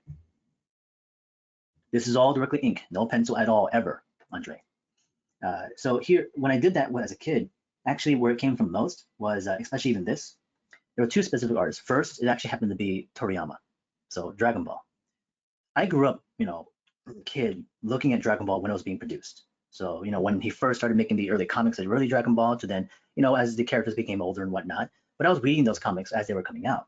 Now, they weren't readily available in the US. So my mom used to, when she worked, she had a salon, a hair salon, and she cut hair. And next door in the building was a Korean video store. So they had Korean dramas and movies there, right? Again, this is in the 90s. So this kind of stuff wasn't readily available. So people had to import them in VHS tapes. And at that place, they actually had comics, like Korean comics, but they would translate the Japanese Dragon Balls into Korean. Now, she would bring those comics to me, and my brothers too, but I could barely read them. I can speak a little bit of Korean, I can understand it, but the comics I had to find out what they're saying, but I could never truly understand it. I could read it basically, but some of the parts I just didn't know. So most of it was just visuals, like, oh, it's just a really cool looking book. And me and my brothers and family were introduced to Dragon Ball the characters since like the early 90s, and not even that, like maybe the early 90s, like 1990, 91, 92, those around that time. And as the comics were coming out, I would look at them and we'd draw from them constantly. And it's funny because I still remember this one effect that him, and then of course I eventually discovered Katsuhiro Otomo, so Akira, right? And they would do this thing where they would have some sort of object. It could be a character, an object, and it would generate some sort of like energy field, right? And they would do this effect like this. And I always loved this, like the aesthetic of it. There was something about it that just captured me. And I would replicate this and draw this all the time. I wouldn't stop doing. I don't know why. Something about it just I thought it was so cool. And this is where I pulled it from. So, of course, as the characters in Dragon Ball would power up, you would have those like blast effects, and you can even see it in like the other characters when they get to a level where the electricity comes in. The electricity effect is like this. I know these shapes exactly. I used to imitate them one to one, and I still can. And then Otomo, when he produced Akira, I didn't see the comics at first. Of course, in that time, this is early mid 90s, mangas and animes and movies and cartoons weren't available, as I said, so we had to find a way to import them or bootleg them. So, but the thing is, the first time I ever saw Akira actually was even way before. It's kind of funny because again, I said I looked at stuff like Dragon Ball, but I was actually introduced to Akira as a kid. I watched it for the first time because the movie came out in like 87, 88 or something like that. And I watched it in like 89 or something like that too. So I was around probably like 10 years old or 11 years old, 11 or 12 when the first time I saw Akira. It's a funny story because I think back on that and it just makes me laugh because I was visiting my aunt with my family here in LA, and we were living in Ohio. And so they went out to go do their thing. They had to go like do errands and stuff like this. And this is the 90s, so they just left their kids behind. And so they put me in a room and they said, well, these are movies, you can watch those. And so my aunt had a copy of Akira that she rented because she thought it was a cartoon. And it was on Laserdisc and all things. And she put that on for me, and they left the apartment. And I sat there as an 11, 12-year-old watching Akira for the first time, and they had no idea what they just had done to me. They completely melted my brain. I had no idea what I was looking at. It was the most violent thing, the most craziest stuff I had ever seen, right? Again, just a kid. And since that point, I couldn't stop thinking about it, of course, right? So animes and mangas and cartoons became so influential because what I saw at that moment was just like, it took me, blew my brain apart essentially. So I found it to be kind of comedic as I think back on that part and how much that really kind of trajectory kind of altered my views on how like art and comics and cartoons and also like storytelling in a way. Even though I didn't really know what was really happening, that introductory of it is where all that continuation really happened. But this is where all that stuff really comes from. But now I can verbalize. Now I can think back on it and they start to kind of really get a sense of how to communicate this information. Because at the time, you only just see it and you copy it, you imitate it, but you don't even know why sometimes. But for me, it was the dynamics and the visceralness of it. The one problem though, when it comes to like mangas and animes, is that they all like build off of each other. Of course, it's kind of like a generational thing. They get influenced by those previous artists, even here in America. But they take it more linear, which is they see that thing and they produce it and continue it. A lot of them are trained under these artists, so they work with them, right, as like mentor to mentee, and they continue on their own. So they actually can draw similarly, and they kind of take it in different directions and they do their own thing, but they still feel similar. So these kind of effects you'll see very similarly in many different kind of comics. Um, that's one of the slight issues that many mangas eventually, even after decades, still kind of look the same since they were like the 80s and 90s, you know? So to me, when I look at them, it's like, that's kind of cool. But, you know, since I grew up with the stuff at that time, the modern things actually don't really capture me the same way. That's also because, you know, as you mature, your tastes and things alter and change. But in terms of modern Asian mangas and comics, today I don't really read any contemporary ones. I still like the artists, you know, that have been around forever, but I don't know. If there was one I would say is one that would like to, well, it's kind of, I don't know if it's continuing or not, but because I haven't read the entire thing, but Vagabond, Inoue Takahiko, you know, who did Slam Dunk and Vagabond. I love that series, but I haven't looked at all of them just because there's so much content out there. But I do like the art form on that is so cinematic. It's incredible camera work, and especially in terms of movement and choreography of fighting. Toriyama did it also really well too in Dragon Ball. That was one of the two things I liked the most about the comics was, and Dragon Ball was all about the effects, and the secondary is about choreography, his timing and pacing of fighting. This is why I hated the cartoons. In the 90s, when they first released the cartoons in America, I could not stand them. I couldn't watch them. I still can't. It was just so badly paced. And so I always turned to the comics, you know. Uh, anyways, this is going to be one of the homeworks for this week. Next week, we're going to talk about how to take this kind of surfacing and apply them into forms, right? So let me write down what the homework is, and we'll move on from here. We're almost done. It is 8:20. For anybody that has to leave because of schedule, I understand. I hope you guys have enough experience, you know, at least of seeing this to get into next week.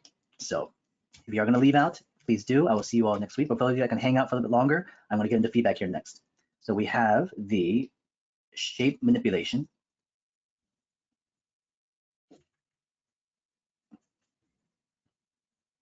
We have the organic, and we have the plano.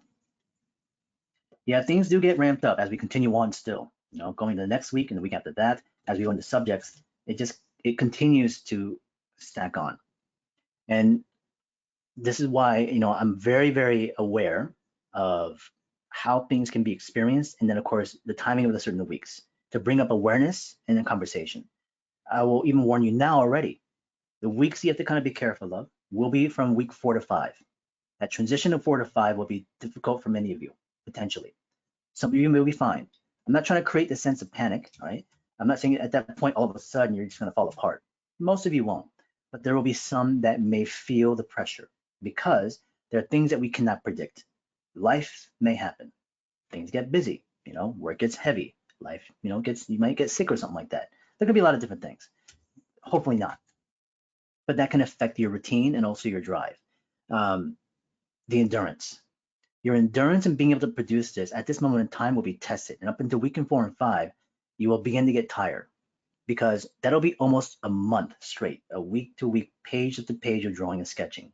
And after a month of that, you will most likely start to feel the strain. And so that's the one key difference about this is that really the factor is the time investment of mileage you haven't spent equally as I have. 20 years of this I've been doing. So if you're starting for the first year, you haven't built up the endurance to go in a prolonged state. So eventually you're going to hit a wall and you will burn out. The only way to avert that is to balance things better, schedule things properly, read yourself more in terms of the situations of the current, but also communication to talk about things, right? With the organic forms, we have 3 pages with organic and 3 pages of plano. This is, you know, literally creating the blob form, center line. This is the plano forms that you add and subtract. Per page, I am looking for 6 forms per page. All right.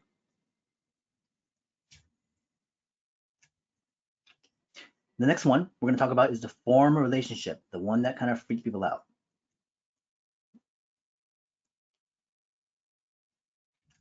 You are going to be doing minimally 2 pages of this. The way it's broken down is the first page, choose one form to connect. I need to see, all right? We'll do the same as what was above, 6 variations.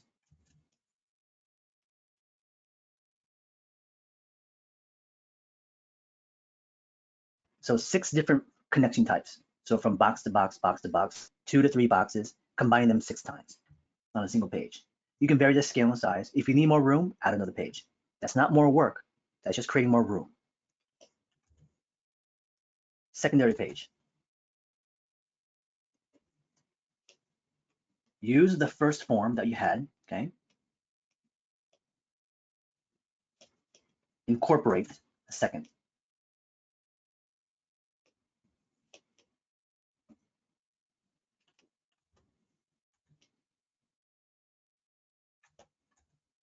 So i.e. cube to cone. So in the first page, it's only one form, box to box, box to box, 6 different types. In the second page, use that first form, which was the cube, and introduce a secondary form, box to cone, box to cylinder, box to whatever. If you want to combine a couple of them, please do. If you just 1 to 1, that's fine also. The more complex you go, the more interesting you'll start to feel. And you can try to challenge yourself based on where you feel like you are right now. Do challenge yourself, okay? And understand the fact that this is an exercise built for you to actually make the mistakes and fail at them. So the more you challenge yourself, the more you're exposing yourself to the ideas of how things work, and you'll start to feel more at ease being able to actually pursue this further into the future. Because having done it once and failed, you know you've already failed at it. Okay, cool. I know it sucks, but let's just keep trying it again, right? But if you don't touch it, now you only have the assumption I'll never be able to do it. You're never going to want to get close to it. So just try it, all right? Form relationship, 2 pages total. We have the surfacing variations.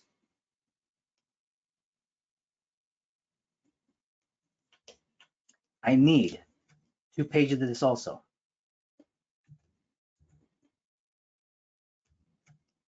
This has to add each page 15 bars minimum.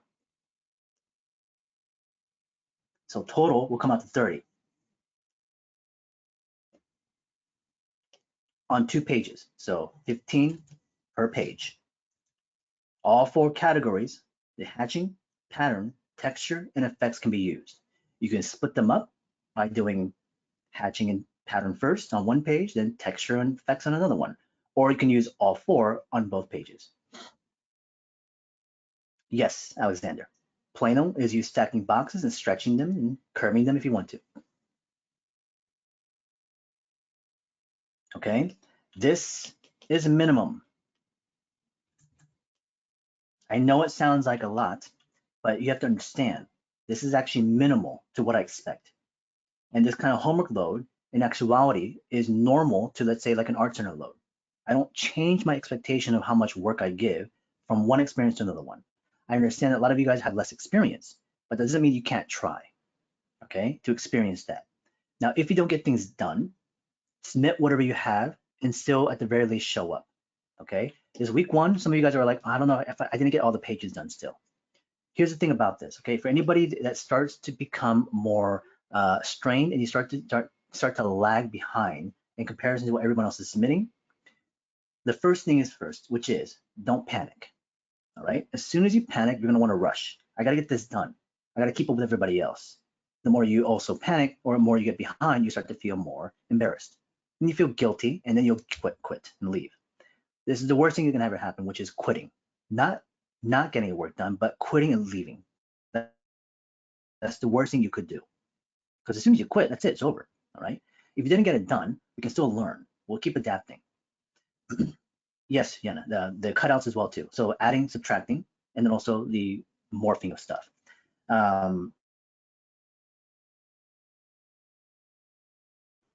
So if anybody is behind right now, here's the thing. The truth of this is always stay in the present. If you're behind on lines, circles, and the boxes in space, you think, okay, don't worry, I'll catch it up everything next week. I'm gonna do all the week 2 stuff, I'm gonna finish all the week 1 stuff, and I'll submit it next time. Is that okay? You could. If you want to, go ahead. But I'm gonna suggest that you focus on the present, meaning you focus on what's due in week 2, all right? Or from what's given in week 2. So you finish this first. Whatever time you might have, or if you want to break away from this a little bit in between, you might do like 1 or 2 more pages of stuff you did in week 1. You don't try to finish all of it. You choose the things you want to work on that are behind on, complete 1 or 2 pages, submit those as well with the week 2 completion. The week after that, as you do week 3 stuff, you also go back to week 1 and do 1 or 2 more pages of the exercise you may have missed. You submit those again. The idea is that whatever you're behind on, you extend through the entirety of the whole session. So that as you work on it bit by bit by bit, by the end of the session, everything will be done. That's the idea, all right? So if you get behind on week 2, hopefully you don't, that's not the intention, you should try to complete everything. But if by chance you do, don't panic, don't try to finish everything by week 3, spread it out and work on it bit by bit by bit to complete the entire experience overall by the end of the session, all right? Hopefully by then you have a good experience overall. For form relationships, a question from Brad, should we do the same from for all variations, box to cone, or switch it up? So no, switch it up. So you can do like box to cone, box to pyramid, box to cylinder. You can switch them up. Introduce one new form though as you combine it. If you want to experiment and try something more difficult, try combining, 3 forms or 4 forms into one connection. It could be like the box, cone, pyramid, box, cone, cylinder, if you want to. No, you are coming up with them on your own. I'm only showing you demos, examples of what can be done. You will do the rest of it. So you have to discover the various types of patterns and textures and make up hatching or do repetitions too. Yes, you can do repeats as well, because maybe you want to increase quality or you want to help build a better memory. Nope. So there's 2 columns. So on the way we did it, on a single page of the homework, there are going to be 2 columns like this that equate up to 15. And the reason why we split it is because I only want you to do a halfway point. If you had a whole bar that went to the end of the page, it's a lot of work, okay? But also, I want to create many more variations. So make sure to follow this template as close as possible. About the width of your thumb or a little bit less, okay? And white space in between, make sure this is followed 1-to-1, please. If you make these bars way too thick, the amount of time it takes you to fill them with hatching and texture is going to be forever. So be careful there, all right? If you need examples, you need to turn to the Discord. The Discord will give you examples of the homework from the previous sessions again. If you've already forgotten that, again, if we go to session 3, Tuesday, week 3, here are some of the examples of texture, form combinations, right? There are examples here from students you can look at as inspiration or guidance to things. You're not alone in this. You're all working together, but you have the year's amount of student work from the past, all here consolidated together. So you can go through all this stuff and be like, I need more examples of this thing. Well, here it is, all right? Should we stick to fine liner tools as well versus fountain pen? As long as the fountain pen is being used for generating like boxes and forms, you're okay. I wouldn't be using fountain pens for things like heavy like overlapping of line and weight. You might want to use felt tip pens for that one. Even like the hatching version over here, I mean, you can maybe use a fountain pen, but I would probably stick with the felt tip a little bit. It's just because the amount of density of ink and line in one section to another one gets really heavy. So it scratches up the paper, it tears it up. It depends on the paper though too. If the paper is somewhat thicker, then you will be better pressed to do so. But if it's a thinner paper like the Strathmore, the fountain pen may cut into the paper itself. So be careful with that. But you can play with it. You can try to incorporate a little bit. I would use more of the fountain pen into the following weeks later on of actually building the drawings from observation.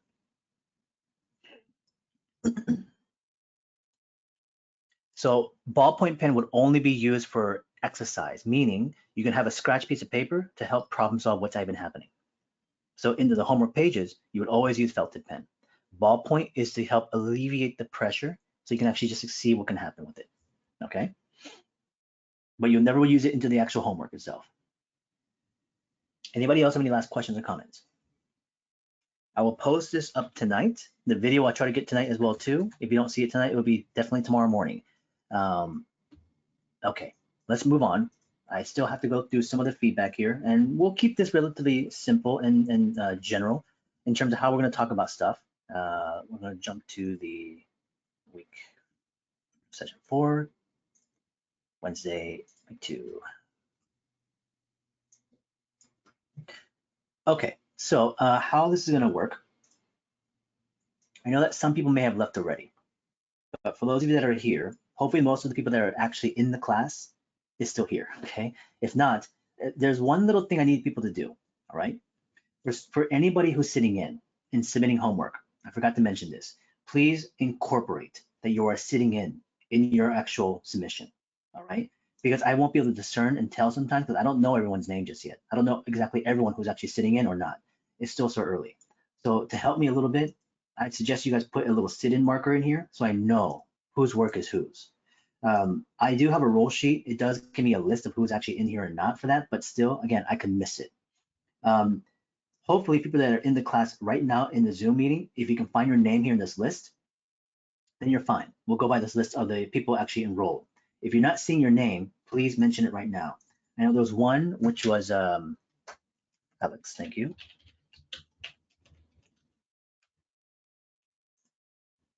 So we have Alex in there. I'm gonna save this. Jason. I don't know how you didn't get in there, Jason. Maybe you're a late roll-in. Maybe that's why. Jason Burns. Anybody else? You switched to full seat. That's right, Brad. So that means I'm going to take you out of the sit-in position over here. I'll keep you inside the roll sheet and enrolled. I'm going to shift everybody up one so we can separate that list. Jammy. Okay, so let's put that also within your name. If there's a name you also prefer for me to call you by, please correct me, all right? I think we should have everybody at this point now. Okay. There's still some people in the list of Zoom that is actually not in here as well, which is Cynthia. I don't see a Cynthia in here at the moment.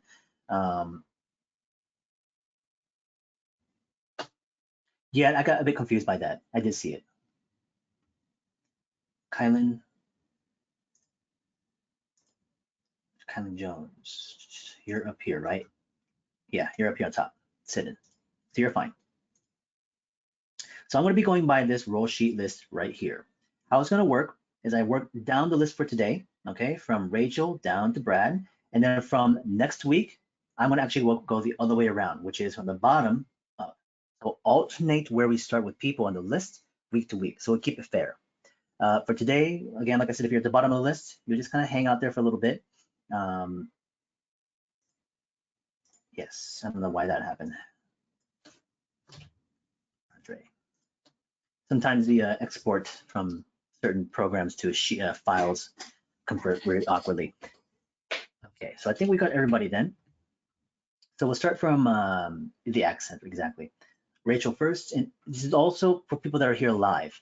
If I see this list and I look at the list of the Zoom meeting people, if you're not there live, I will skip you and go to the next person. And I will save the person who was not here at the recording towards the end, all right? So Rachel is here.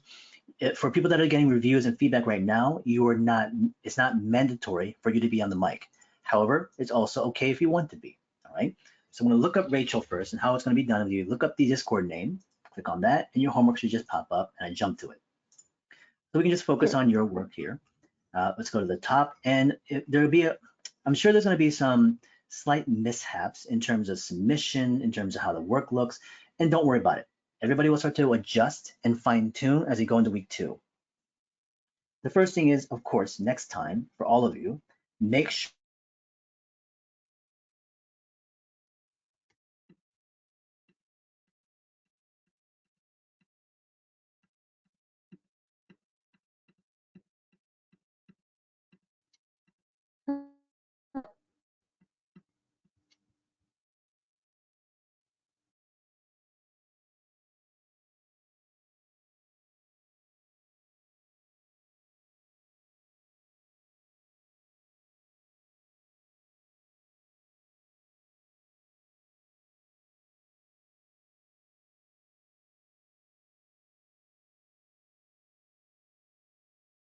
Oh, did it get frozen?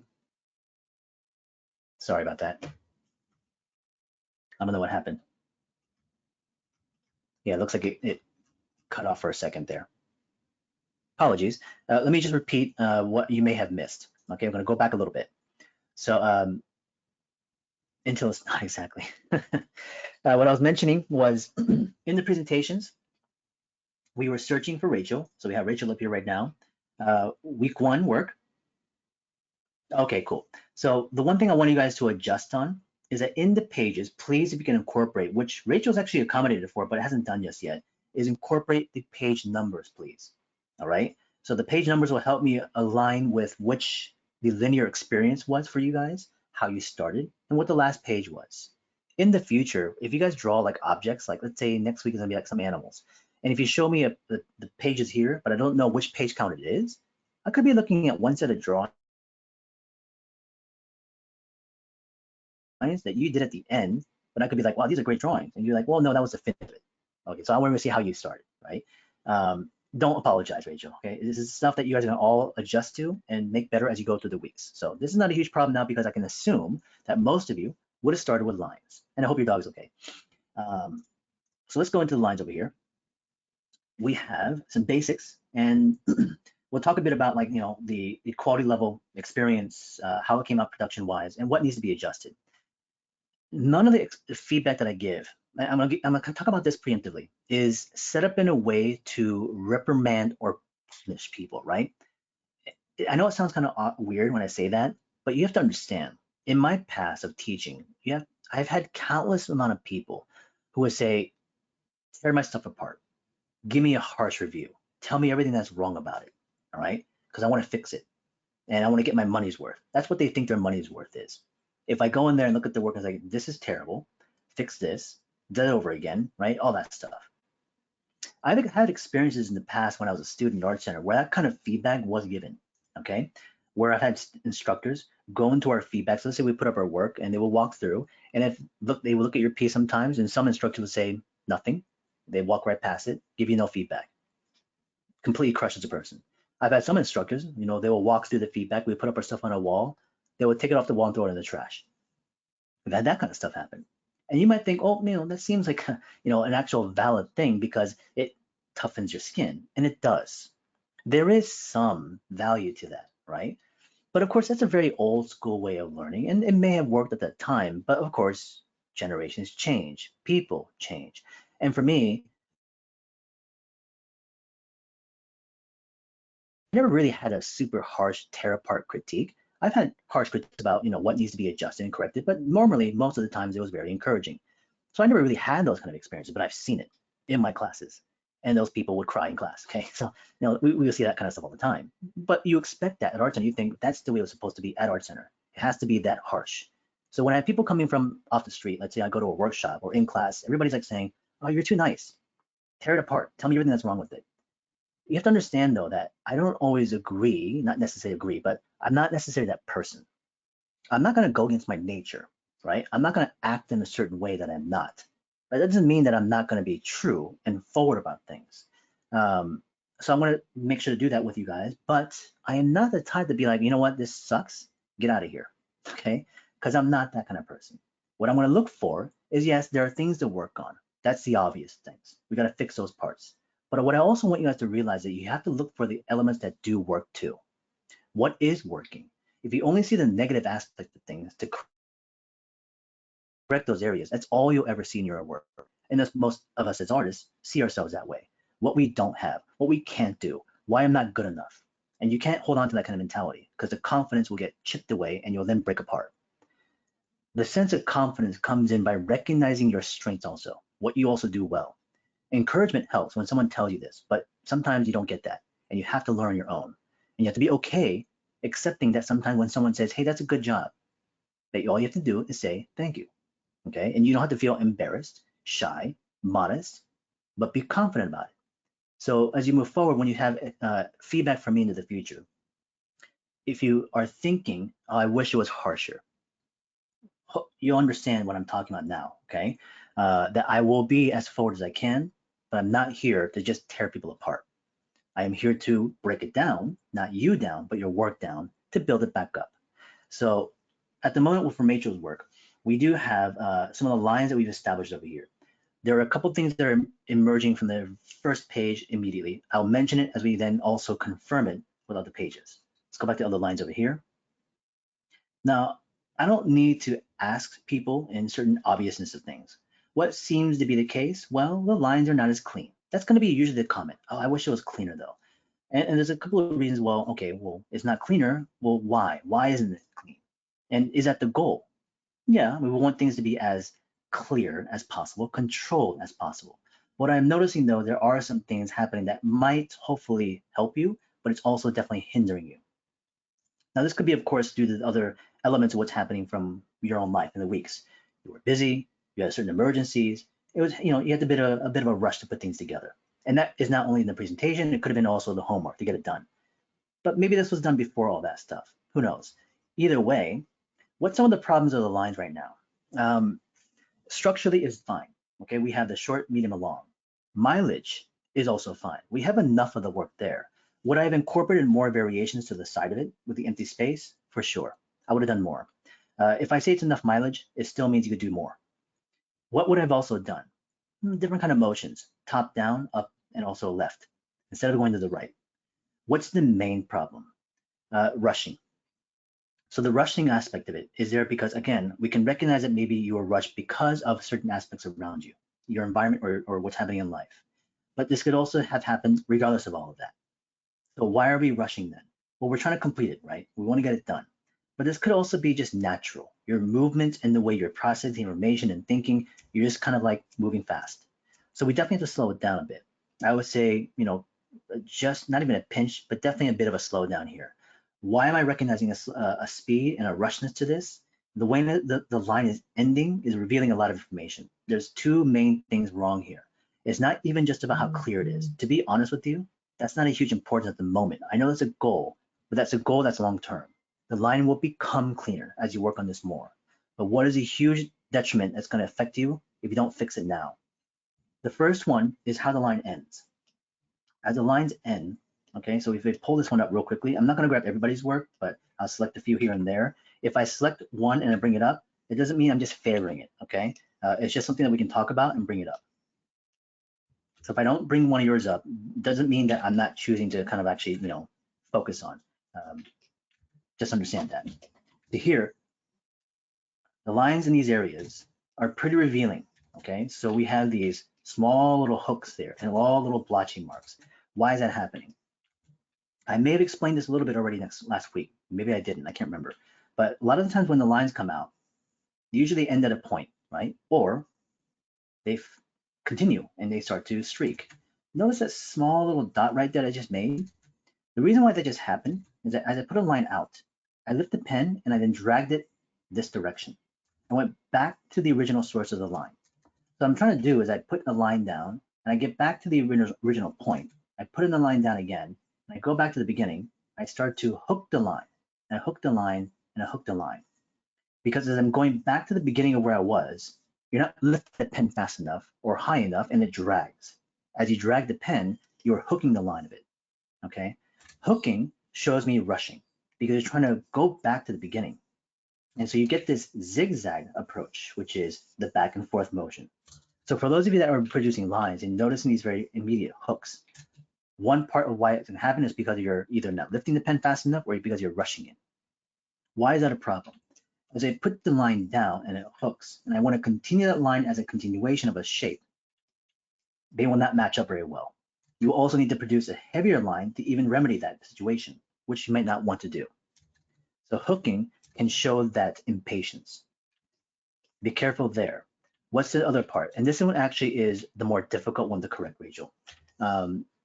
It's subtle and it's physical. It's part of your arm. It has nothing to do with your ability to actually, generate a good line, but it's a natural motion and movement that's actually happening that you're not conscious of. If you look at your lines from a distance, there's a gentle arc in it, okay? And the arc comes down like this.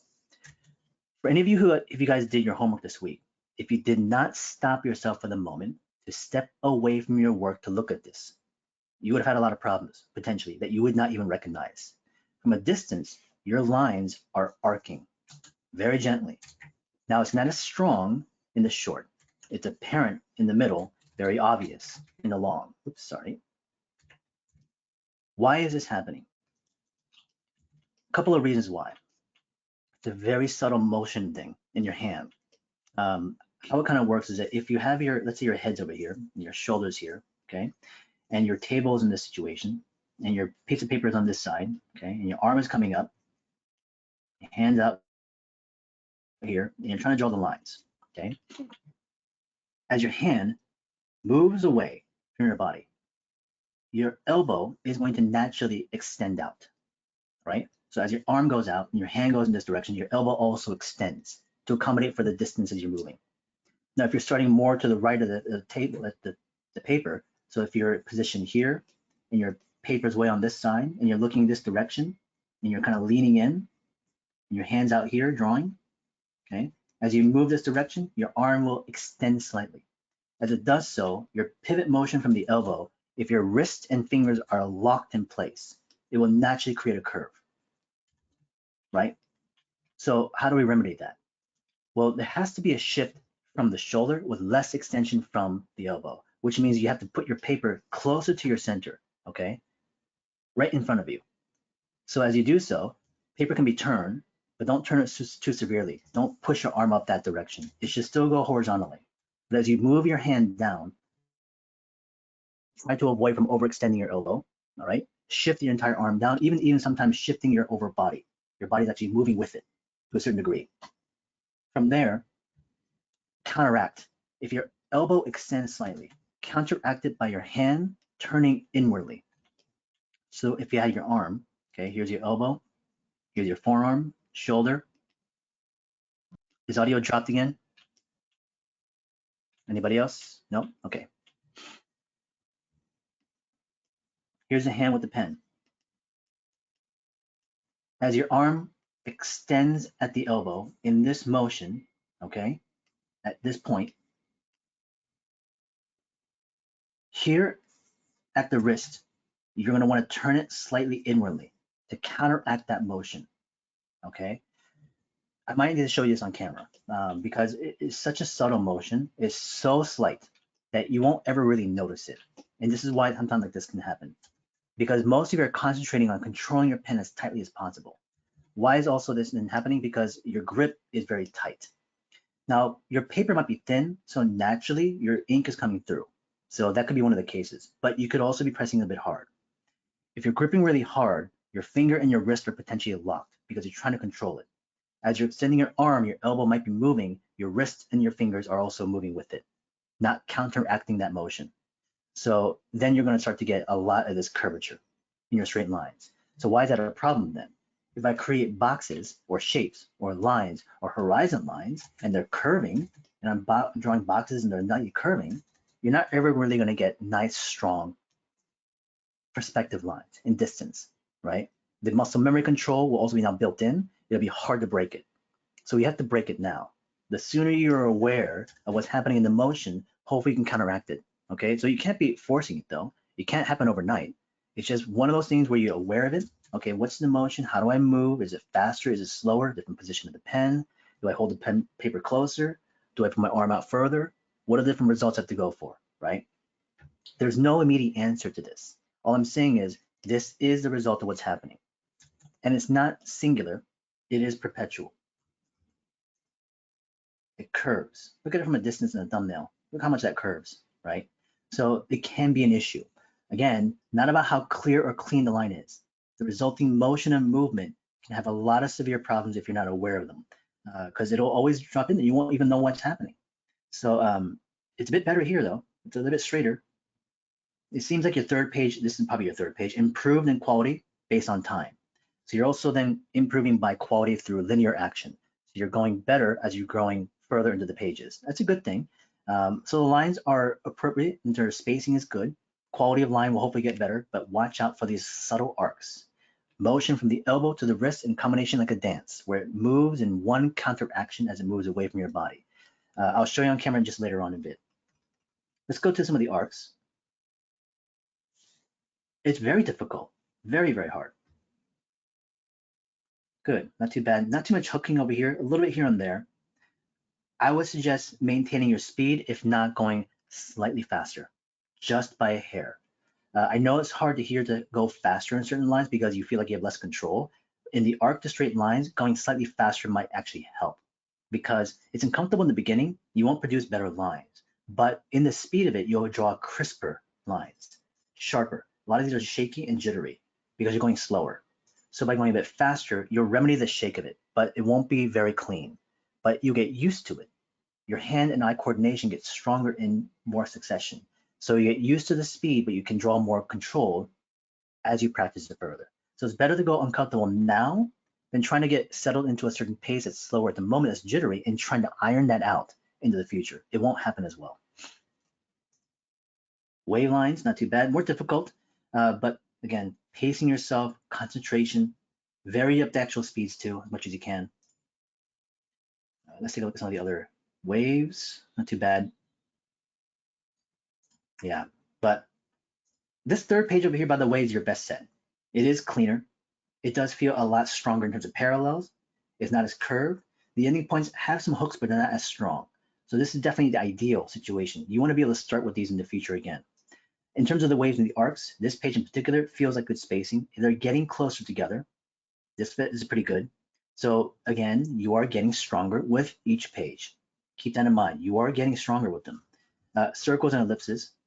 Let's go up to the top. I think it was just this page over here for circles. Main problem, not enough rotation.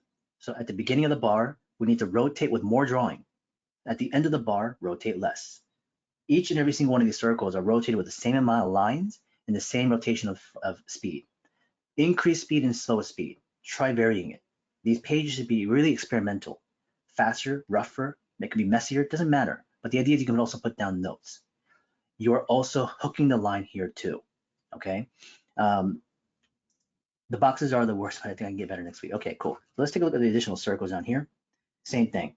So rotation further, more circular rotations. Scale changes have to happen more. So they're all the same size. Now you change it up more to the bottom. Ellipses are not as bad, but yeah, you are hooking like crazy right now. So this is happening a lot too. The tails and the hooks are prevalent. Now I'll tell you why that's happening and how you can potentially remedy it. The ellipses are stronger in terms of the motion and the movement and speed. Maintain the same speed, but more rotations, okay? I like the way you practice the internal ellipses though. Circles within circles, that's a nice one.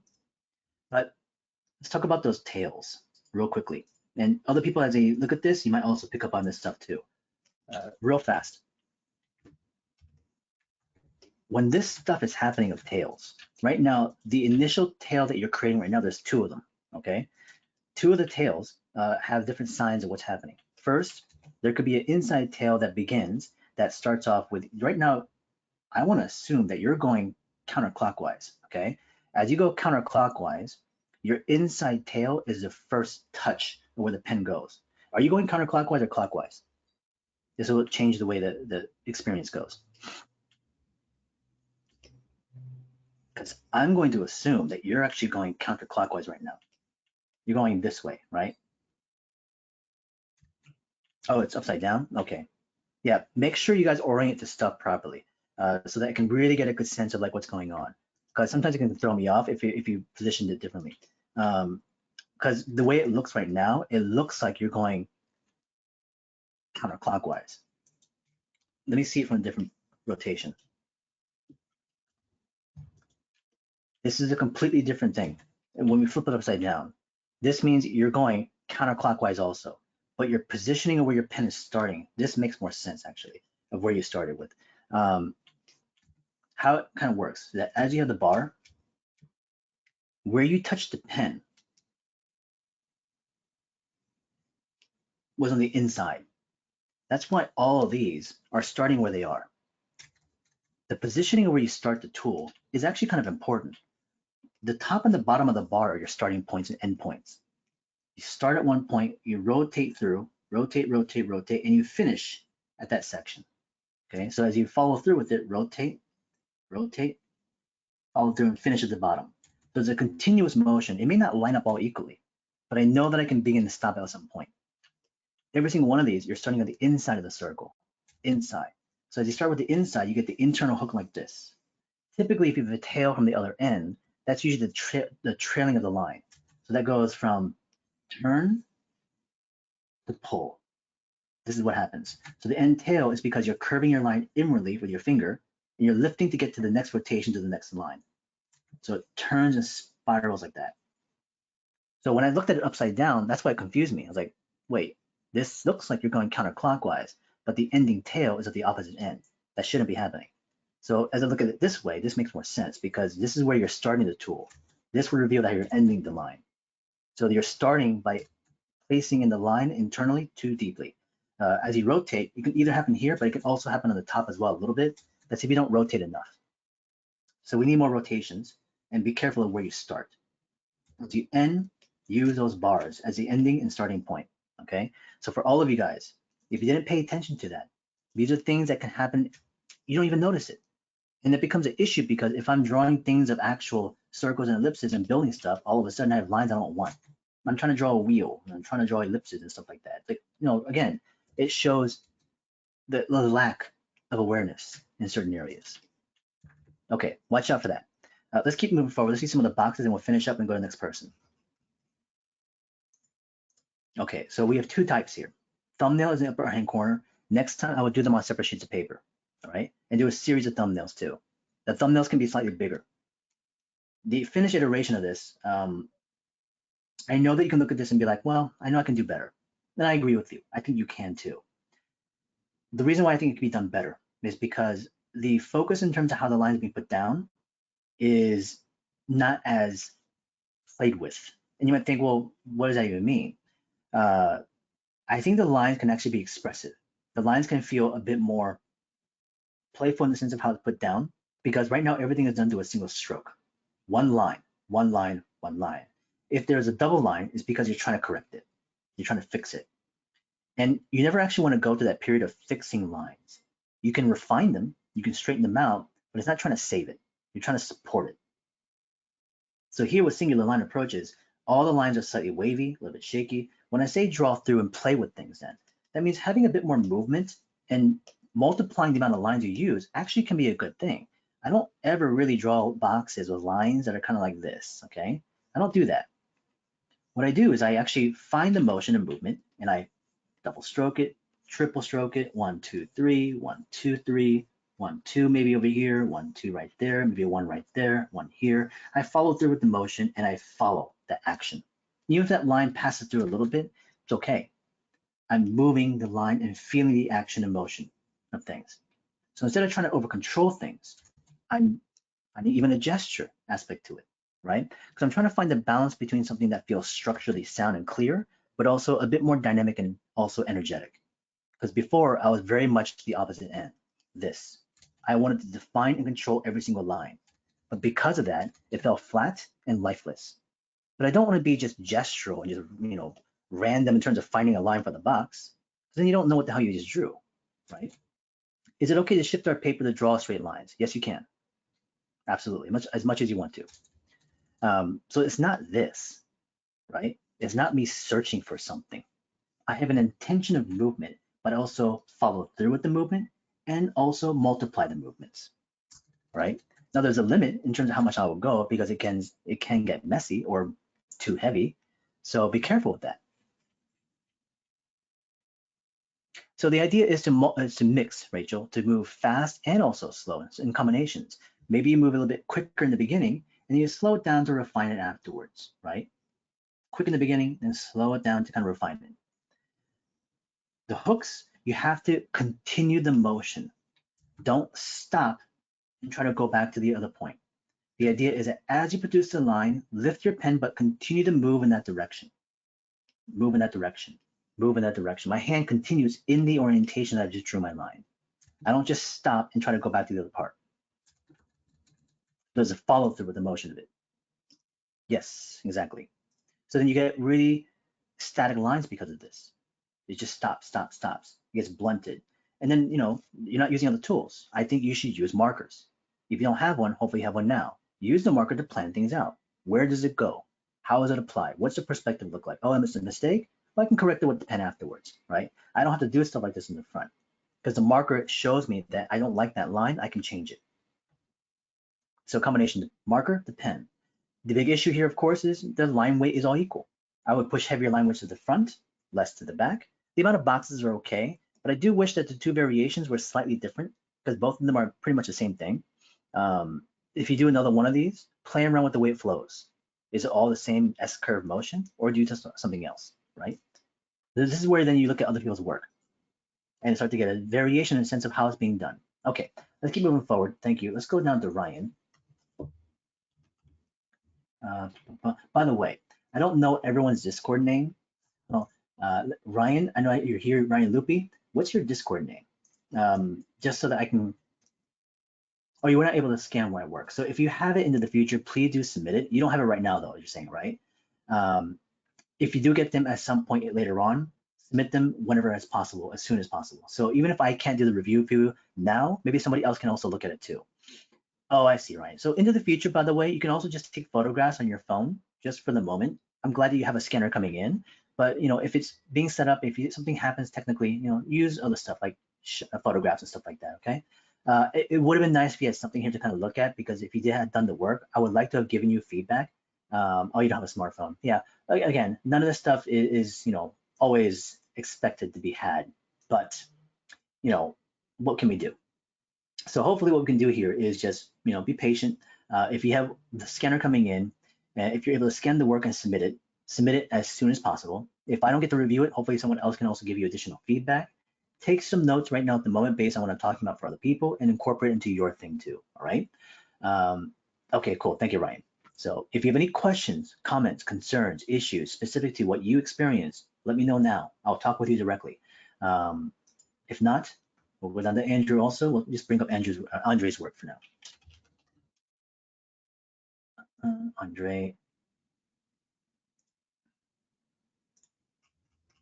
Okay, you see how the work gets kind of like scattered around?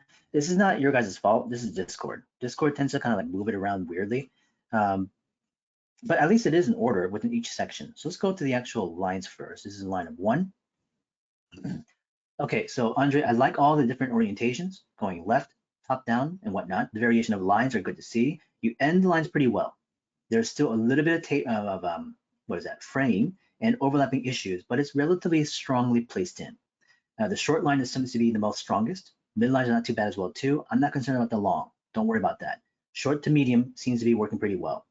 The arc in the line is actually pretty also apparent in your long line as well too. So be very careful with the motion, but it's not affecting your short medium lines as much. The vertical line's shakier, the speed is changing, but it seems to be your strongest motion is the left to right.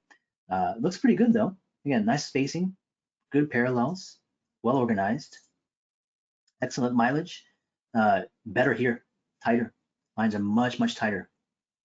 Again, ends pretty well, frays a little bit, but within a certain spectrum, it works. What I usually have is a range or spectrum within tolerance level. So I know it sounds very specific, but the tolerance level is where I have a range in which the line becomes so frayed where it's unusable. Right now, you're within a tolerable level, okay? So that can be still used. And that's based on my judgment of what I'm seeing. I know that people can be very concerned and also scrutinizing of their lines by saying, but it's not exact, it's not perfect. To me, it's usable. And to me, usable and functional is just as good as perfect, if not better, because we can't be perfect, right? So consistency hopefully will start to overtake over time. But for now, I'm going to tell you that your lines are working pretty well. Good. Yeah, again, consistent. I do wish some of the spacing was played with, some that were more tightly packed together, others that were more spaced apart. Longer lines, not concerned about them again. But again, it seems like you did a good job on the short to medium. There is a slight arc at your medium line though at this point. It is emerging a little bit. So just be very careful with the way you slide your hand down the page as you then produce the line. It is slightly downturning of an arc naturally. So focus on the way you're moving of the elbow. Use your shoulder a lot. Don't lock your wrist, lock your finger, but the wrist can maybe move a little bit. Let's take a look at the arcs. It's going to be up here, I think. Yeah. Not too bad. Again, the horizontal are working pretty well. First page, frays a bit more. I'm expecting to see the increase in control as it goes along, which it does. Not as much hooking. Again, you're ending the lines really well. As it continues to move in a direction, your hand continues also. Vertical lines are also getting a bit stronger as well too. Much more densely packed, which looks really good. Very excellent parallels, especially in the arcs over here. It does seem that your arc motion, your turning motion is more natural to you.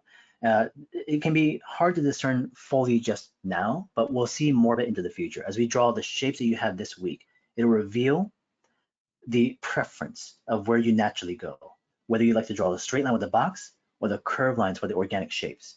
So people then decide one or the other a lot of times, naturally, not because you choose to. And this is sometimes revealed in the exercise. Usually the lines can be kind of rough and then the arcs are like really good. And I think the arcs are actually pretty nice. Not only because just, the lines they need to be cleaner, but I think a lot of it has to do with the just consistency of how it turns. It actually is pretty strong. Good. Let's go to some of the waves at the bottom. Here's the 3 at 3. This is the third page. 40 minutes. Yeah, good to kind of check your time over here. Good to read that. Here's some additional ones at the bottom. This is page 2. Here's page 1. That's pretty strong in the beginning here on the waves. Interesting, you fluctuated a little bit from one to the other. It's a bit easier to redo the same line with the arc. Yeah, so it seems like you naturally are fitting better to the turn. This is also potentially why we're seeing the natural arc in your lines as well, because your hand is moving in a direction that arcs. So the arcing line would also become easier. The waves aren't bad. It started off beautifully.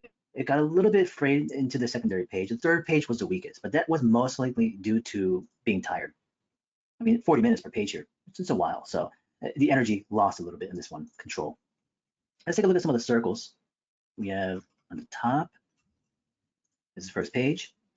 Good rotation. Speed seems okay. You're pretty much at the speed of nominal, which is like neutral, to slightly slower. Okay, so you're at the normal speed pace. Normal would be like a steady pace that's kind of in between as a neutral, but also slightly on the slower side.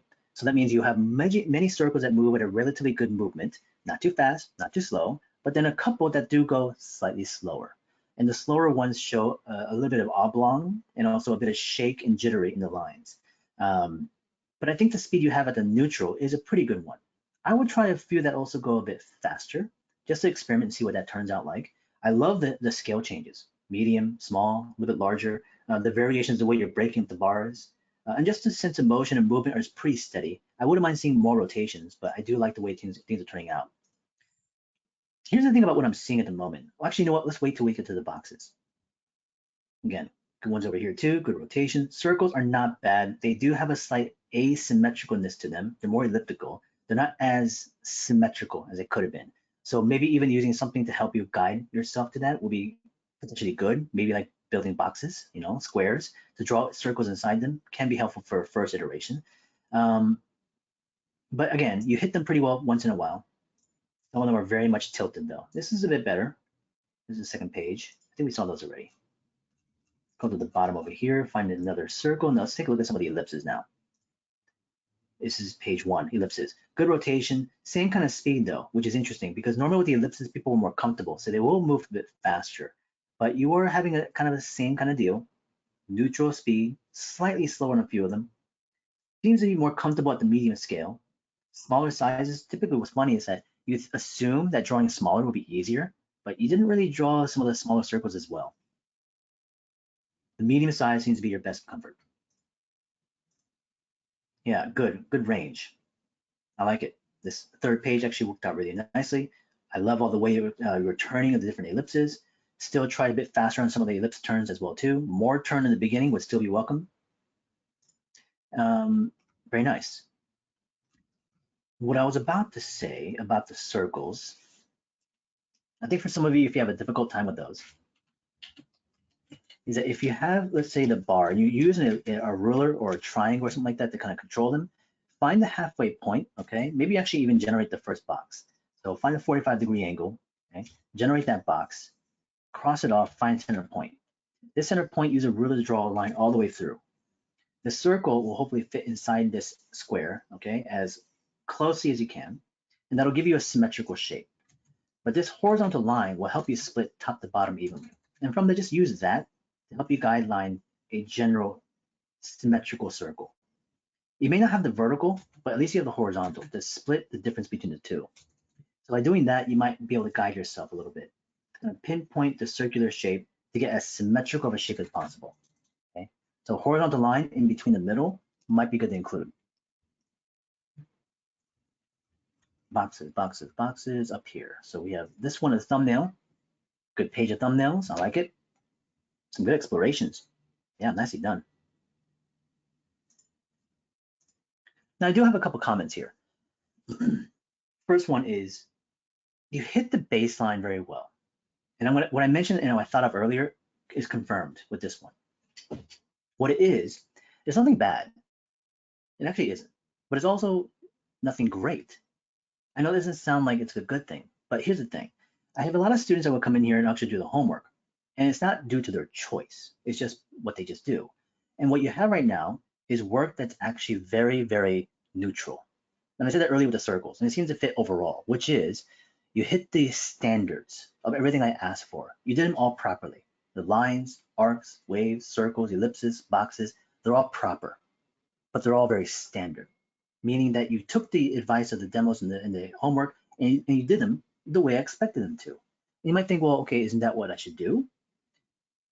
I hope going to the future, not only will you start with that, which is a standardized level of completing the work, but also trying to excel beyond it. So if I have an example of the boxes in space, this one pretty much hits down the nail exactly what we need, right? Flow, we have scale change, large to small, we have overlap, we have a series of boxes, we have a little bit of line weight change, but it's coming from the back to the front, but great.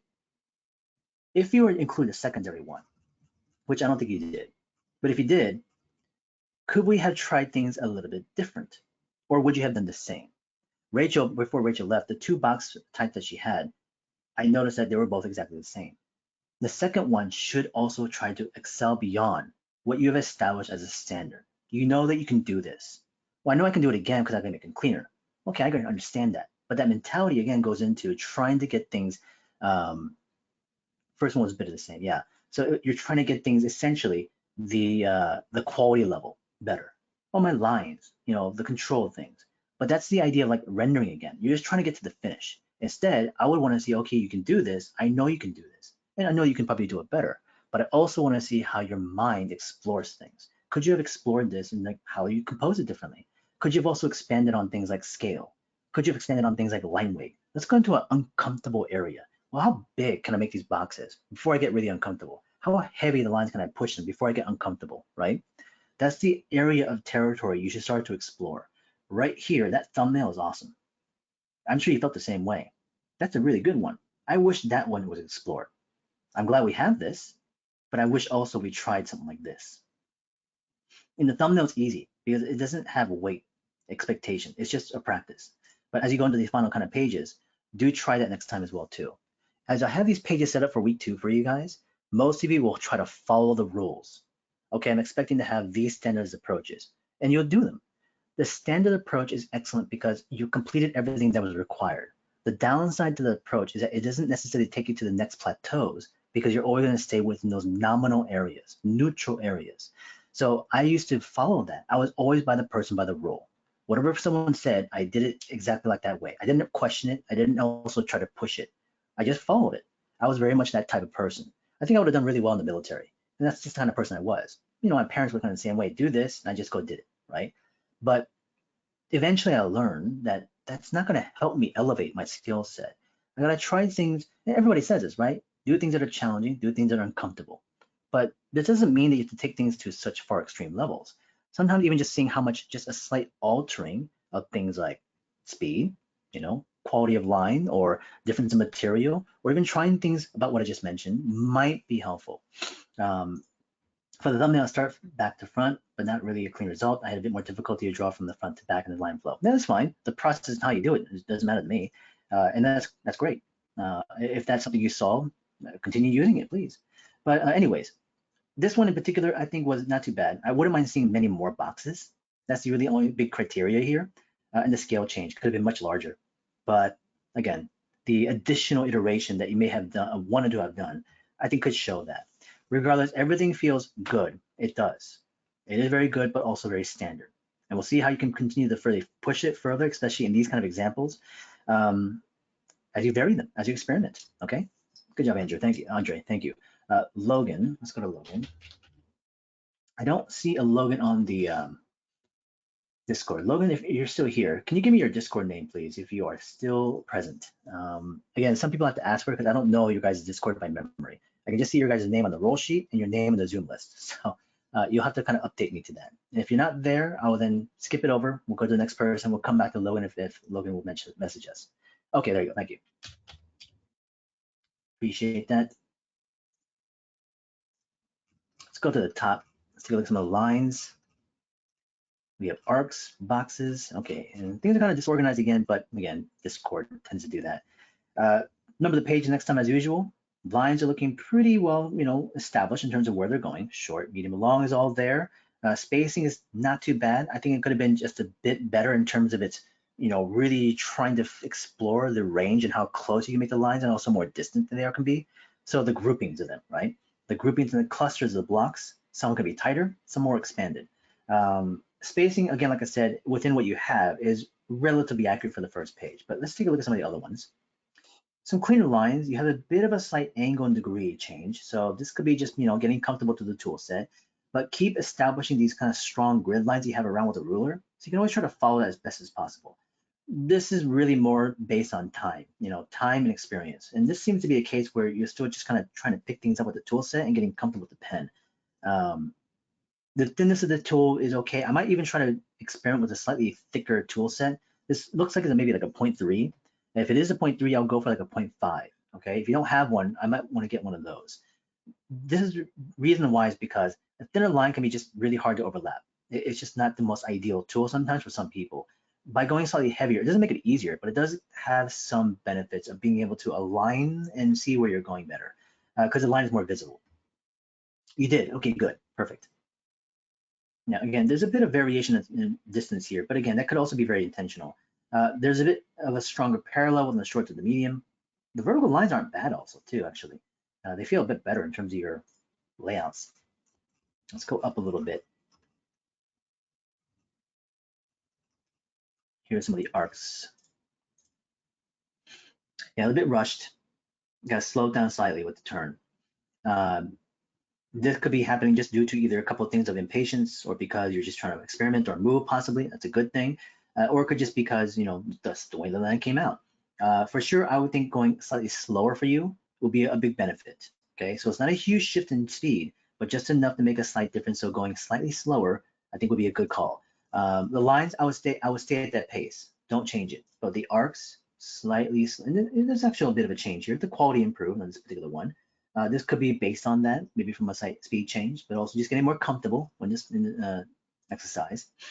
Yeah, again, pretty equal to what we had before. Not too bad, but still, you can see the ones that start to fray a lot more is because you are moving too quick. So slow it down. You're hooking a bit more to the end here. Pace yourself. Next time, what I would also do is for the straight arc or whatever else, preemptively mark the actual points of not connection, but where they are starting. So the beginning point of where the arc begins, mark it, okay? Mark the second line, third line, fourth line, all the way down. So you can space them preemptively and then produce the arc, okay? So cite it first, cite the spacing, and then draw.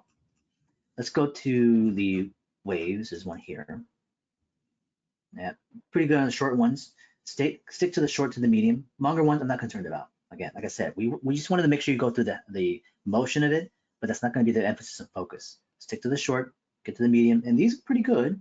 Right here in this section, upper left, good control, spacing a bit wide, more lines would be necessary. So I think in terms of the actual amount of mileage, it could have been a bit more, in my opinion, but hopefully you'll do that more into the future.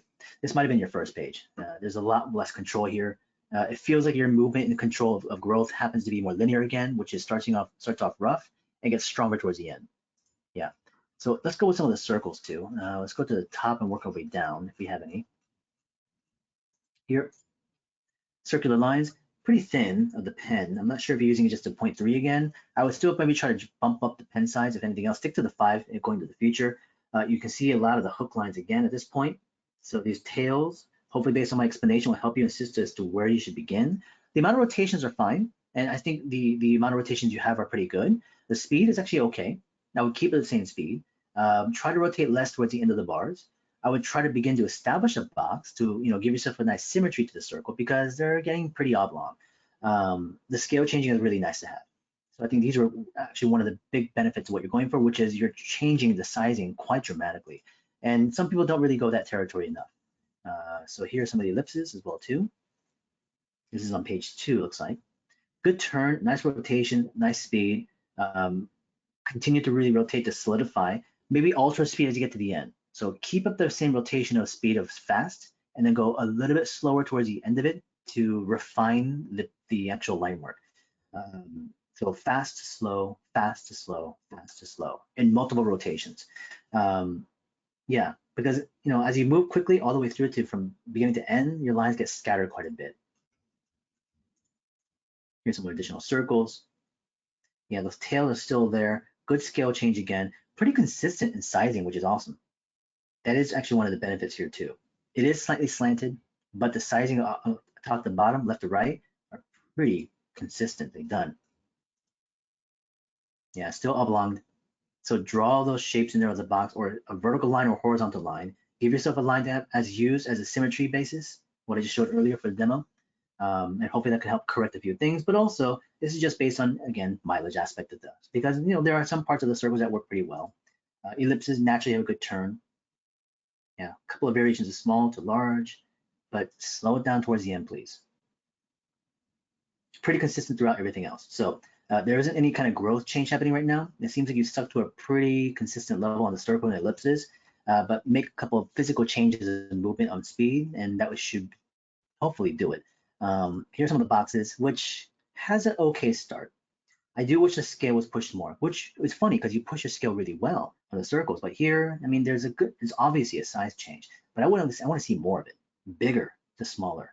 Mid-level box, okay, that will hopefully be the transition. The flow is fine, but we need more boxes. This could be the first one, obviously. Second one is more interesting in terms of movement. But the problem, this is also very isolated. Isolated meaning that all the boxes are isolated to individual connections. It's like 2 or 3 overlaps. That's it. It's 2 overlaps. This is like, no, not even 2, 1. 1 overlap here, 1 overlap there, 1 overlap here. So there's only small little clusters of that happening. So the sense of depth is not really apparent. We need many, many more boxes to show a stronger overlapping and then pushing your line weight. So more boxes really would be the answer here, okay? In terms of individual cubes, I mean, the perspective is not bad. I wouldn't just go straight pen. Maybe you're using a couple markers next time to play with it to see how you can maybe establish a perspective inside individually and then line them afterwards. But like I said, intermix it next time too. Straight pens, also other ones using marker. Okay, cool. Nice job, Logan. Let's keep it going. Let's go down to Abhinav.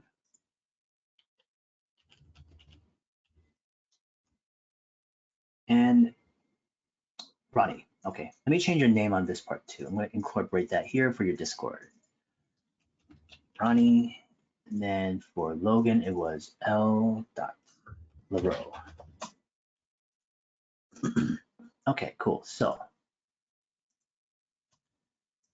thank you guys for being patient, hanging about. I know it's been a while. We've been sticking around here. Some of you guys can step, obviously stretch and get some to drink or use the restroom if you want to. Ronnie. Looks like we incorporate everything through a link. So here is week 2 stuff. Cool. And this is fine. I don't mind this. So here we have the initial lines, straights. The weight of the line, the size of the pen is good. So there's a good contrast to there. The motion and the speed is also good. Stay there. The overlapping lines still mishap a little bit. The short line feels the strongest. The parallels could be better.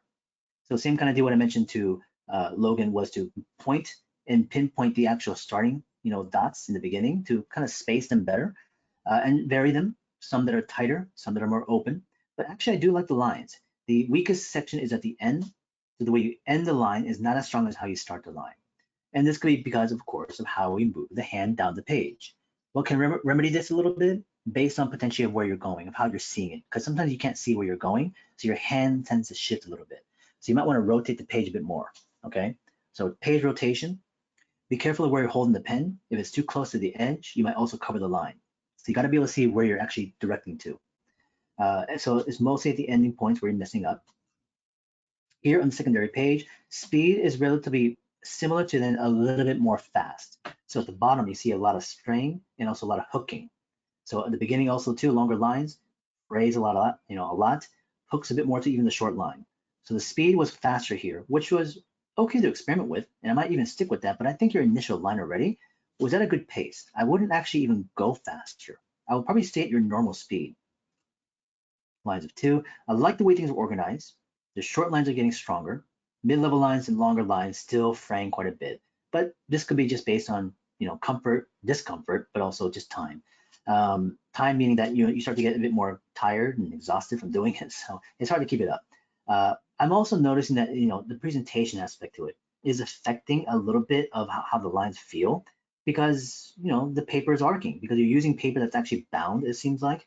Bound paper or maybe it's like bent or curved or something like that, but it's curving a lot. So it's kind of throwing off the visual here. Just be careful of that a little bit, because what I'm seeing is also not exactly what you're doing. So you get the spiral one, yeah. So with the spiral, you should have less of this effect, because you can just fold the paper over. But if you have a perfect bound book, then you're opening it up and you get this kind of like curve. You can see it in the paper as it has an S curve in there, so it affects the line itself. As I said, these lines could be nice and straight, but hopefully in the next rounds and in the future, the bending of the paper won't be as extreme. Here's some arcs. Again, nicely done. Pretty good control. The speed here is much better. You end well. Phrase still a little bit, but I'm not super concerned about that. Nice. It's a good page. I really like the consistency on the top. Good, equal spacing, nice distance, and also good consistent arcs. Very, very equal. It's a nice page. Cleaner on this one, even better. A little bit frayed to the end, same kind of deal, we talked about that, but a majority of it works really well. It just clicks nicely on that one. Not too bad with the waves. It could be just a bit more similar to each other. Some of them kind of are, not only just disconnecting, but just moving in different directions. Yeah, that's a bit stronger here now. Better in this block right there. And in these collections, I'm not really looking for, all the success as possible, because the majority of them aren't working. And this is for all of us. Majority don't work. But I'm pinpointing a few of groups or individual lines that we need to focus on to stay consistent too. And this entire group of waves, there's a couple of short lines that work really well. It's in the first block, the second, and the third line. Those two lines are actually really well controlled. It's thin, it gets thicker at the peaks, which is pretty normal, but it has a pretty nice consistent motion. The other ones fray the most, so they're not as controlled as these ones here. We focus on that. That's the production that we want to go for. Good mileage though. You really maximize the use of the page, and I appreciate that. Circles, we can see it again. Hooks, tails, where we begin, how we finish the line. Rotation could be more. The movement could be faster. It really starts to shake quite a bit. And this could be discomfort. It could be the paper, because this is the perfect bound book. Hope you can get a better spacing in terms of movement, because the spiral bound will help you flatten it out. But yeah, again, something like this is because of a combination of the movement of speed, but also because of the fact that as you move around, it's just not as followed through of rotation as much as it could be. Yeah, it's pretty consistent now at this point. It rotates, but not enough. You can definitely slow it down towards the end. It's a little bit rushed, and just be really careful as where you put the line and where you end the line. The oblongness is very much there. Some of the circles do hit okay. I would still use some squares in the beginning to be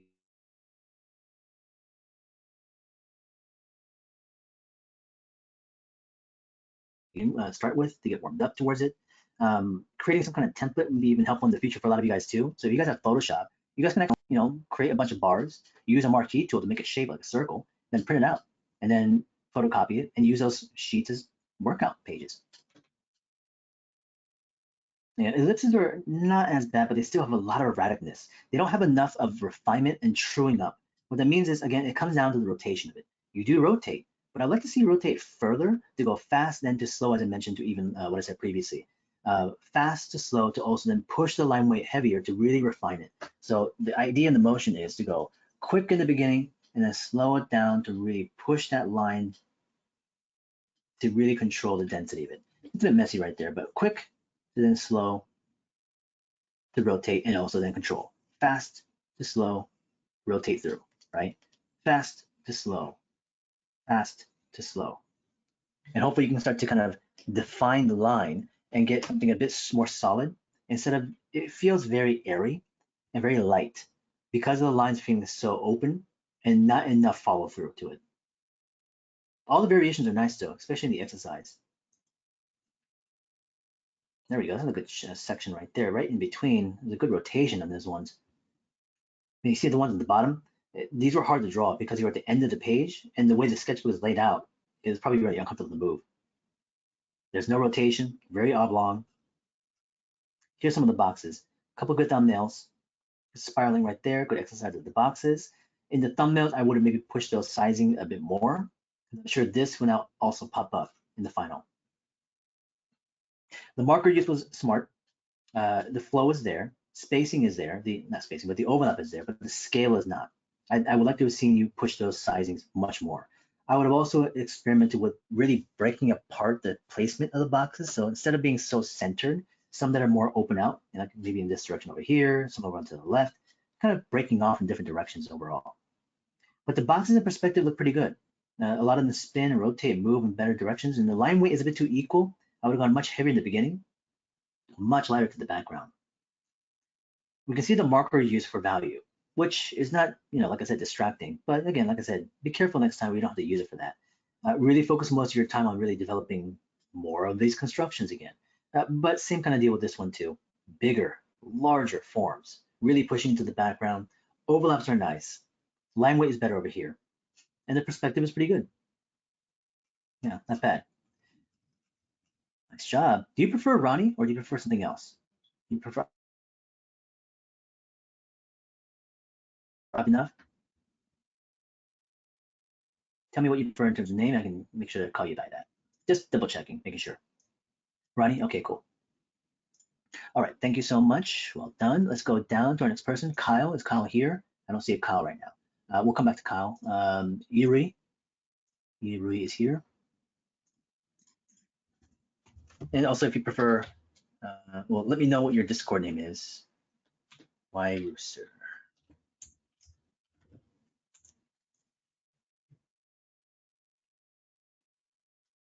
Hero, okay, let's see, let's jump to the homework section. Let's go up a little bit.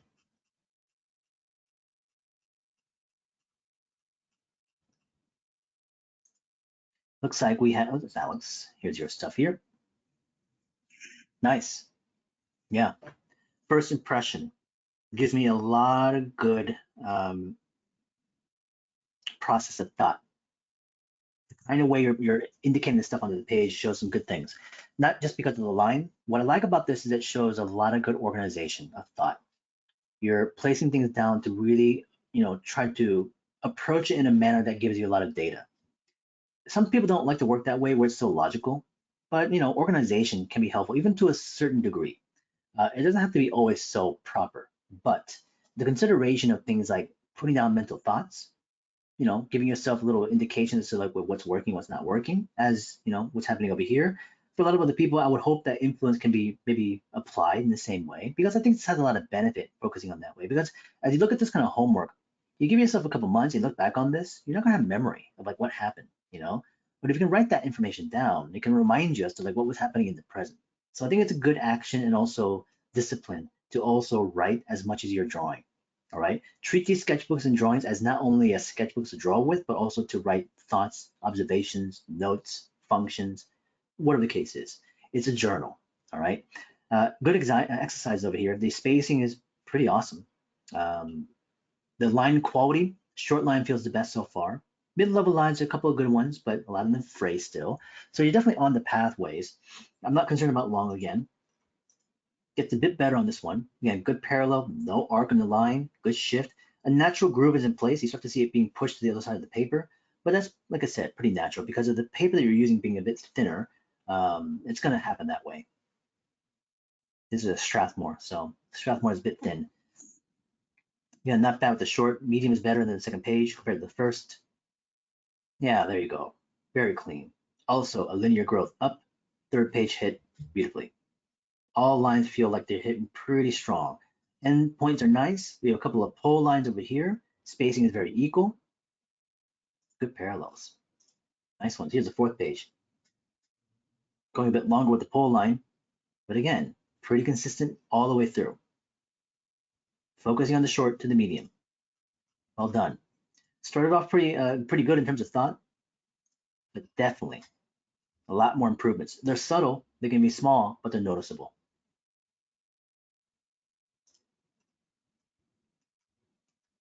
Here's some of the arcs.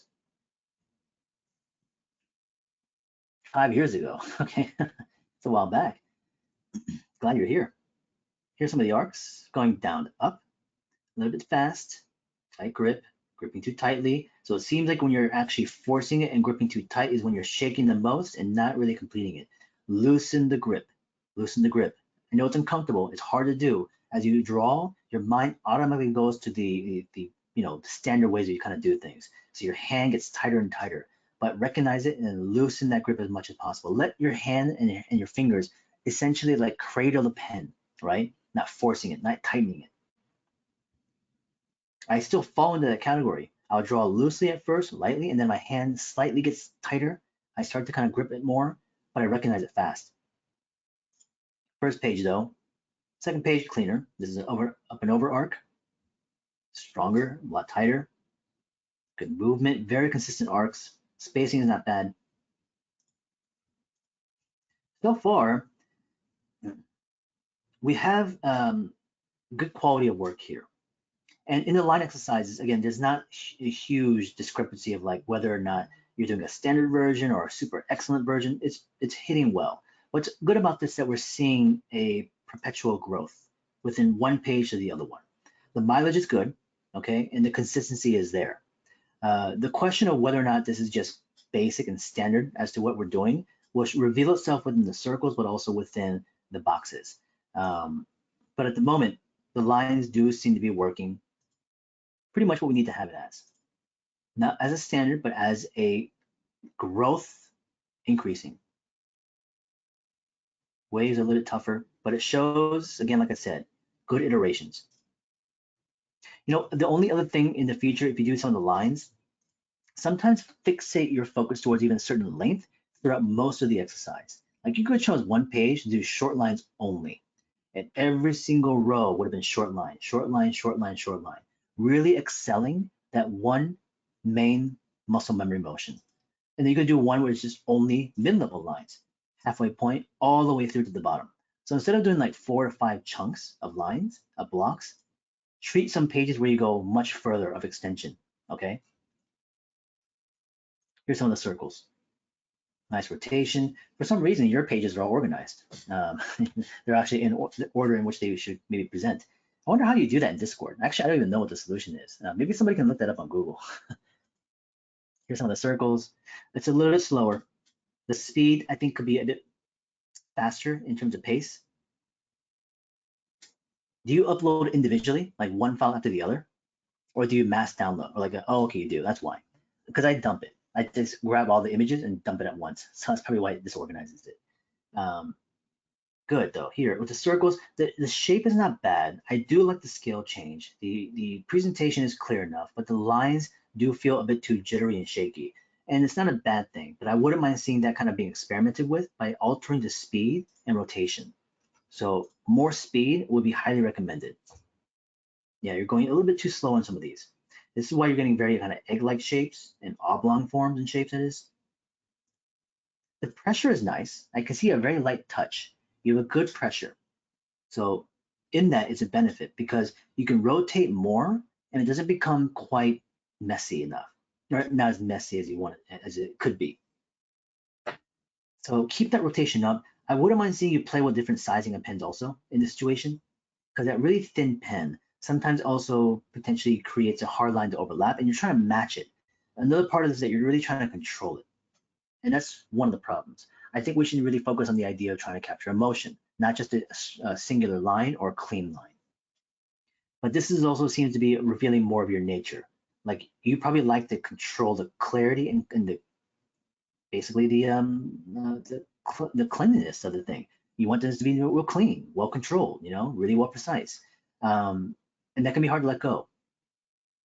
And this is why you're moving a bit slower, trying to put that line on top of it, really trying to control it. But with this circular ellipse stuff, it doesn't benefit it. You got to focus on the movement. Rotate faster, more in the beginning, rotate less, but rotate slower at the end. Same kind of deal. These feel a bit stronger. There's a bit more rotation and weight to this thing. The pressure is a bit stronger. Good, little exercises over here that are experimental. I like them. But same kind of deal. Still, it's a bit slow, a little bit slow. So the main key thing with the ellipses, pick up the space, pace of speed, all right? As you do so, the setup is fine. Follow through with a bit more weight by slowing it down to the end. The scale all changes are excellent. From a distance, they present well, but up close, it does show a lot of potential weaknesses within the speed of it. But it's not a big, huge hurdle just yet. So you're set up properly because you're in the right spot to just continue playing with those things. Visually or conceptually, you understand what we're trying to do. And because of that, there's not a big concern. Now it's just about the mileage, just a bit of time investment, really getting good control of the tool, feeling comfortable in the motion really comes down to key. So in the boxes, you felt like you struggled. So we have 4 iterations. Here are your thumbnails. Attempt 2, that's attempt 2 thumbnail. Here's attempt 1 thumbnail up here. Not very helpful. I'm glad you recognize that. I agree with you. So singular one directional line, it's not a bad idea. I think it actually worked well in terms of depth. Scale change is not too bad. I wouldn't mind seeing you play with bigger forms, filling up the rest of the space, not entirely, but just also in between some areas for more overlaps. More boxes is all you really needed. The perspective is not too bad. The marker helped immensely, but I think it actually was working. But a lot of this feels like it's like a starting point. Like you began and you kind of fell short by not really carrying more through. And it just became more about the amount of boxes, the refinement of lines. Some of the lines still feel a little bit shaky, a bit hesitant. What it feels like, you know what it is? It feels like you're being too careful. I think you need to kind of loosen up a little bit, especially with the way you move. And we'll focus on that as we draw more into the future. And it's hard to be aware of it. As I say it, you can be like, oh yeah, I kind of agree. But just because I say that doesn't mean you can just automatically do it. We're going to focus on that week to week though, because as we start to draw more things and they become a lot more complex, you also can go the same route, which is you're trying to be even more careful because you want the drawing to become as accurate as possible. So it shows potential, again, hesitancy within the work. And that can create a very lifeless, static, and flat looking drawing. And in the boxes, it kind of feels that way too. Again, it has a lot of this things that we need: flow, overlap, scale change, but it just, the boxes don't, they kind of feel shaky, like they're vibrating. Um, yeah, you slow down a lot. Yeah. The thumbnails here are much better. Notice how big these boxes are at the thumbnail stage. If you took that scale and you took it to the page where you are now, well, these feel better. There you go. That's what I'm talking about. That's a much better scale. Line weight is a bit equal though. I would really be careful with the back end section right here where the weight became too heavy. Perspective is not as bad. We have a couple of mishaps right here. That should have been more vertical, but everything else feels okay. And same kind of deal. We have some good movement, good spiraling, but the boxes are a little bit too compact to a parade. I would have spread them out a bit further. My favorite one so far actually is this one. There's a couple of perspective issues, but I do like the way this is composed and how extreme the sense of depth is. I still would maybe push a couple of boxes left and right, but besides that, you did improve them quite a bit from the first two. So there's a nice growth there. These feel much more riskier in terms of really trying to do something with them. So I appreciate that. And also the mileage of it. Nicely done, Yuri. So if you have any else question-wise, concerns, let me know. If not, though, I think you actually did a great job. So let's keep it going. Awesome. Let's keep it going down to Stephen. Is Stephen here? Stephen is here. Here is a Google Drive link. Okay, so arcs, boxes, circles, lines at the bottom here. All right, Stephen, glad you're here still. Next week will be more cordial on time because the amount of stuff at the topic of lecture today was a lot. So next week will be pretty much straightforward. We just have 2 things: render exercise, just a couple of them, and then straight to a topic. So time should be a lot better next time. Today, we just had a lot more feedback too. So spacing looks good, Stephen. Nicely done. There is a pretty heavy weight to the line. And the reason why I can tell is actually because of the way you lit the photograph. It's kind of funny because in some other cases I may not have noticed, but these lines probably are pretty heavy in terms of weight and also how hard you pushed. And a lot of it's because of how the light shines on top of the ink. It reflects, the edges of it. But the way the edges are working is that the edges of the lines are darker and the center is lit up. So what that means is it's like a concave, like a tunnel, And so the light is going inside those areas of grooves. The edges of the lines are darker, so there's a shadow side there. And so the center of the ink where it's reflecting the light in the middle shows that there's a deep groove. Because again, normally I wouldn't have noticed it, but in the lighting situation here, it completely popped up. And so yeah, the pressure might be a bit heavy. You got to be careful there. I don't know if your hand hurt by the end of these sessions. If it was strained or if it started to ache a little bit, please be careful, okay? For anybody who's also listening to this that had achy hands, take a lot of breaks first, all right? Take a lot of breaks in between. Stretch your joints as much as possible. Don't let them stay within a certain position for way too long. This creates acidic buildup, that kind of stuff, right? Oh, is that right? Okay, wow, okay. Yeah, so the pressure might be a bit much. Things you can do to help remedy this. First, again, more shorter stints of working in between. So that means I would go about like 15, 20 minutes, small break, step away. The break should be just literally 5 minutes, okay? Step away, stretch a little bit, come back into it. Reposition your hand, regrip the pen lighter, and do this habitually. The more you do it, your hand will get accustomed to stopping, readjusting, repositioning the grip. So if you just hold on to it and go for like half an hour or more in that same grip, in the same position, it only builds. It gets tighter, heavier, and more intensive. So give yourself breaks in between as much as you can. From there, you might want to try to maybe, increase comfort by buying some of those kind of things I showed you guys last time. Maybe I didn't, but I like to use things like pen grips made of gel. So you'll find these kind of pen grips that go over the top of the pen. Some of them can be thicker and heavier, more broad, like this is a bit too much, but they can really help because it creates more volume and density of the pen width, diameter wise. So your hand has more surface area to hold on to. And it feels like it's less strain on your hand because of it.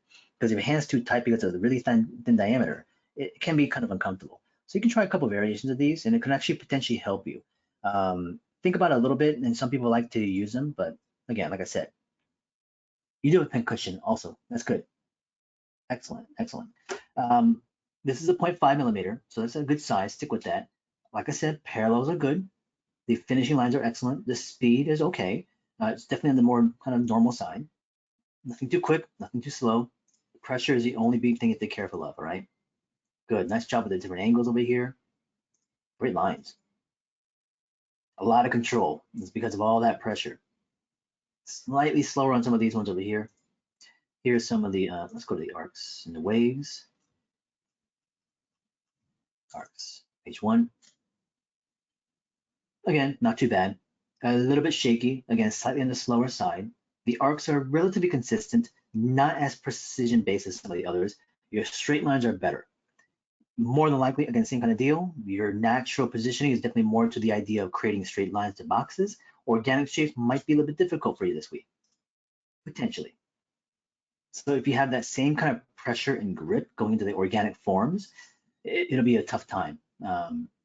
Does a thicker add-on grip change the line articulation much? Not so much, not really, because they're all like gels and really soft. So it just gives you more of feedback, if anything else, actually. Good, these feel a little bit stronger. I love the arcs on the right. Very consistent, nice control.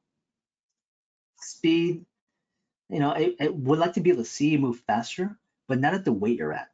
Weight in terms of pressure. So if your pressure was a bit lighter, then I would move a bit faster. But until we can remedy the actual grip and the pressure of it, which is not going to happen so easily, it only changes over time based on, again, awareness. And from that, repositioning grip, stopping more, giving yourself breaks in between will hopefully really kind of instigate this adjustment. Pressure is not a bad thing either. Pressure is a good thing because it really develops a stronger weight of line for areas of concentration. So it's not to say that you're not going to use them. It's more of a sense of control when you do and when you don't. So consciously being aware of the way you move and the way you pressurize the pen. If you're breaking pens, it's too heavy, okay? Which I'm sure you obviously understand. So let's go to the top. Let's take a look at some of the waves on the bottom here. Not too bad. I like the way you fill up the pages, good mileage. Spacing could still be varied a bit more, meaning that some of them can be tighter, more stacked, some of them can be more open. Nice little variation of movement. Difficult, but well done. Waves aren't too bad though. Odd because the arcs were a little bit kind of unstable, but the waves feel much more natural. There's a bit of shake and jitter in a more kind of in an obvious sense, and where the peaks of the turns are, but they feel pretty rock solid in terms of like overlapping. Interesting.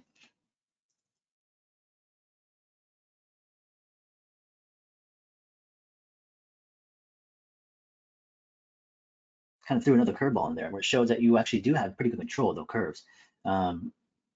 Just to wait. Let's take a look at the circles. Usually I can tell pressure when it's too heavy from the circles in person. If you feel a deep groove in the circles and ellipses, you're definitely way too heavy-handed. This then shows that your speed is also normal, kind of not too fast, not too slow, but also slightly slower. Would I like to see you pick up the pace over here, movement-wise? Sure, but just don't grind the pen into this as you use circles, because it's going to be hard for your hand. Your joints will start to act up. Yeah, but the shapes themselves in the bottom feel pretty good. You seem to be more comfortable with the smaller circles in most cases. Bigger ones have a very much a oblong, oval kind of shape. So like I said earlier, starting off with something as a template or some kind of frame might help you to establish the circle, because a lot of them right now are very much falling into the oblong situation. Variations though are good, especially the way you experiment with the way you do them. Scale changes are pretty nice. Nice over here. Pretty good circles right in the middle. Those are nice and solid and symmetrical. Good rotations, nice weight into it, where it really refines and cleans things up. These feel much stronger overall. Third page circles, yeah, you increased again in terms of your quality. So the time investment is showing it actually is benefiting you. So that, of course, is then one of the things to recognize. Yes, pressure will take some time, but at least in time as you go from page to page, you are increasing quality. You are getting better. It's a good sign. Yeah, good mileage again. A lot of rotations here. I don't care if you mess them up, but you at least show me how you can turn, how you can rotate, really push the rotation of exercise. Yeah, again, nicely presented. These feel very strong. And a lot of it has to do with, again, how consistent they are. Very consistent from shape to shape to shape. Better rotations over here. Still a bit of weight to it. That's the only critique that we've noticed so far. Here are the exercises on the or the thumbnails on the bottom. Not too bad, kind of standard. I would like to see a lot more turning and flowing, but scale seems to be pretty, well established here. Let's see if we can actually transfer them over. Yeah, good. And the boxes, again, the skew a little bit here and there. I mean, some of the perspective is kind of tapering awkwardly on a few of them, but at least it's not the majority. Majority-wise, they are working fairly well. Line weight was actually pushed nicely. Good control. Again, your straight lines show strength.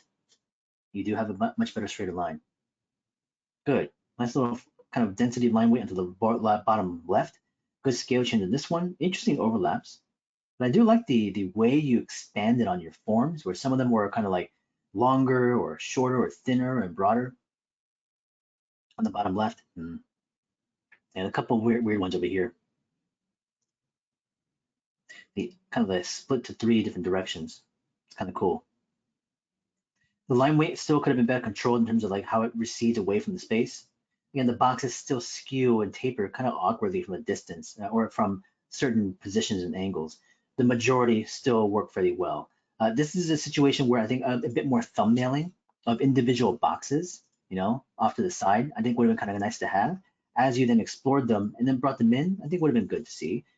We don't have, it doesn't seem like markers being used. It's all mostly straight pen, it seems like. So I think with the inclusion of the marker, that might even like remedy that immediately because you can kind of see it. All pen, yeah. Try incorporating the marker more next time too. I'm not saying every single drawing, but definitely just use it as a part of a process once in a while. See if that helps you visualize some things better. Um, there are some good things overall, for sure. Work was done well in terms of mileage. You got all the work done and submitted. The only main issue that seems that can be a problem long-term wise is pressure, but that's, I'm sure, within your scope of awareness. And then from there, the idea that you can hopefully continue this into the future. And you obviously did more than what was asked for, so that's great. From a distance, it presents well, but from there, all minute things, nothing really huge that's breaking any sort of the exercises. So because it's all small, that's why it becomes a bit more of a struggle, because those small things are hard to change. But we'll keep talking about them, and as we go into the future, we'll see if anything continues to pop up. But for the moment, I think these were hit nicely. Well done, thank you. Okay, we're gonna go from who do we end with?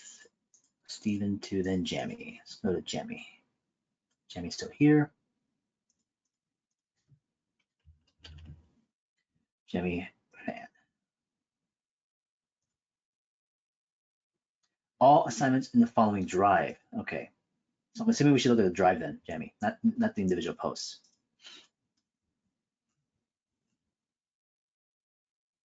You also paste it into Discord. We'll take a look at them here in the Google Drive. It's probably a bit better organized.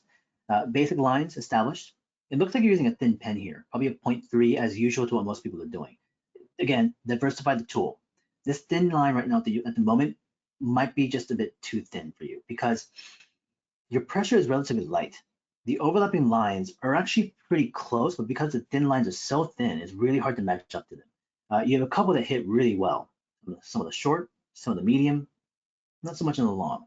I would actually try a 5 next time too, because the thinness of your line with the 3, because of your pressure, I think a 5 would actually even benefit you better, potentially. Especially as you go into the hatching areas, I think the 5 would actually even also result in better results. So as you go into this week, stick with maybe like a slightly 1 up sizing of the pen instead of the 3. Use a 3 more for like intricate details and smaller and lighter hatching for value shift, okay?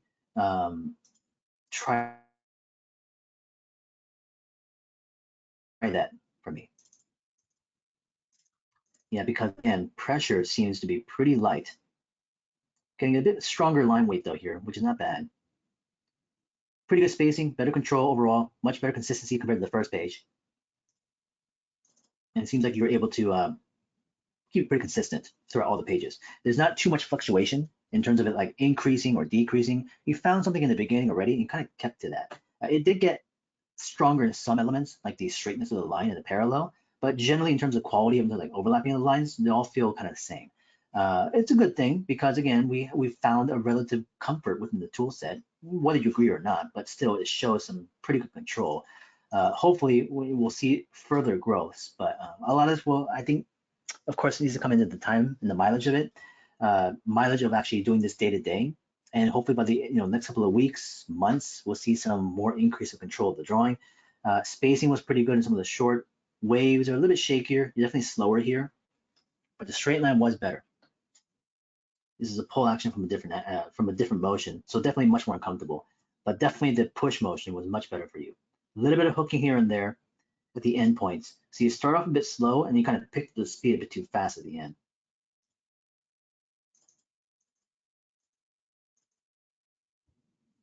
Yeah, pretty much the same result as it comes through. Not too much change in the third page as well too. But it's not terrible. There's definitely a lot of improvement for control of tightness based on more patience and discipline. But really the key thing, of course, is just making sure you watch out for your speed. It's a little bit slower on this side. Maybe trying to play with the variations of it. A little bit faster, then slower. Waves going slower in general, what does help. But also a size change of the pen, I think would also be good for you. Let's go up to the top. We have some of the arcs. We saw some of these a little bit. No, we didn't. Okay, yeah, not too bad. Again, good to see that you're also trying to just kind of move in different ways. The short to the medium are still working pretty well. Same thing at the ends. The fray to the end is the big issue. You start pretty strongly. All the lines actually start very confident. They're controlled, they're overlapped nicely, but by the end, it just misaligns. So same kind of deal as I mentioned earlier. For anybody that does have fraying lines at the endpoints, because most likely you don't see where you're going.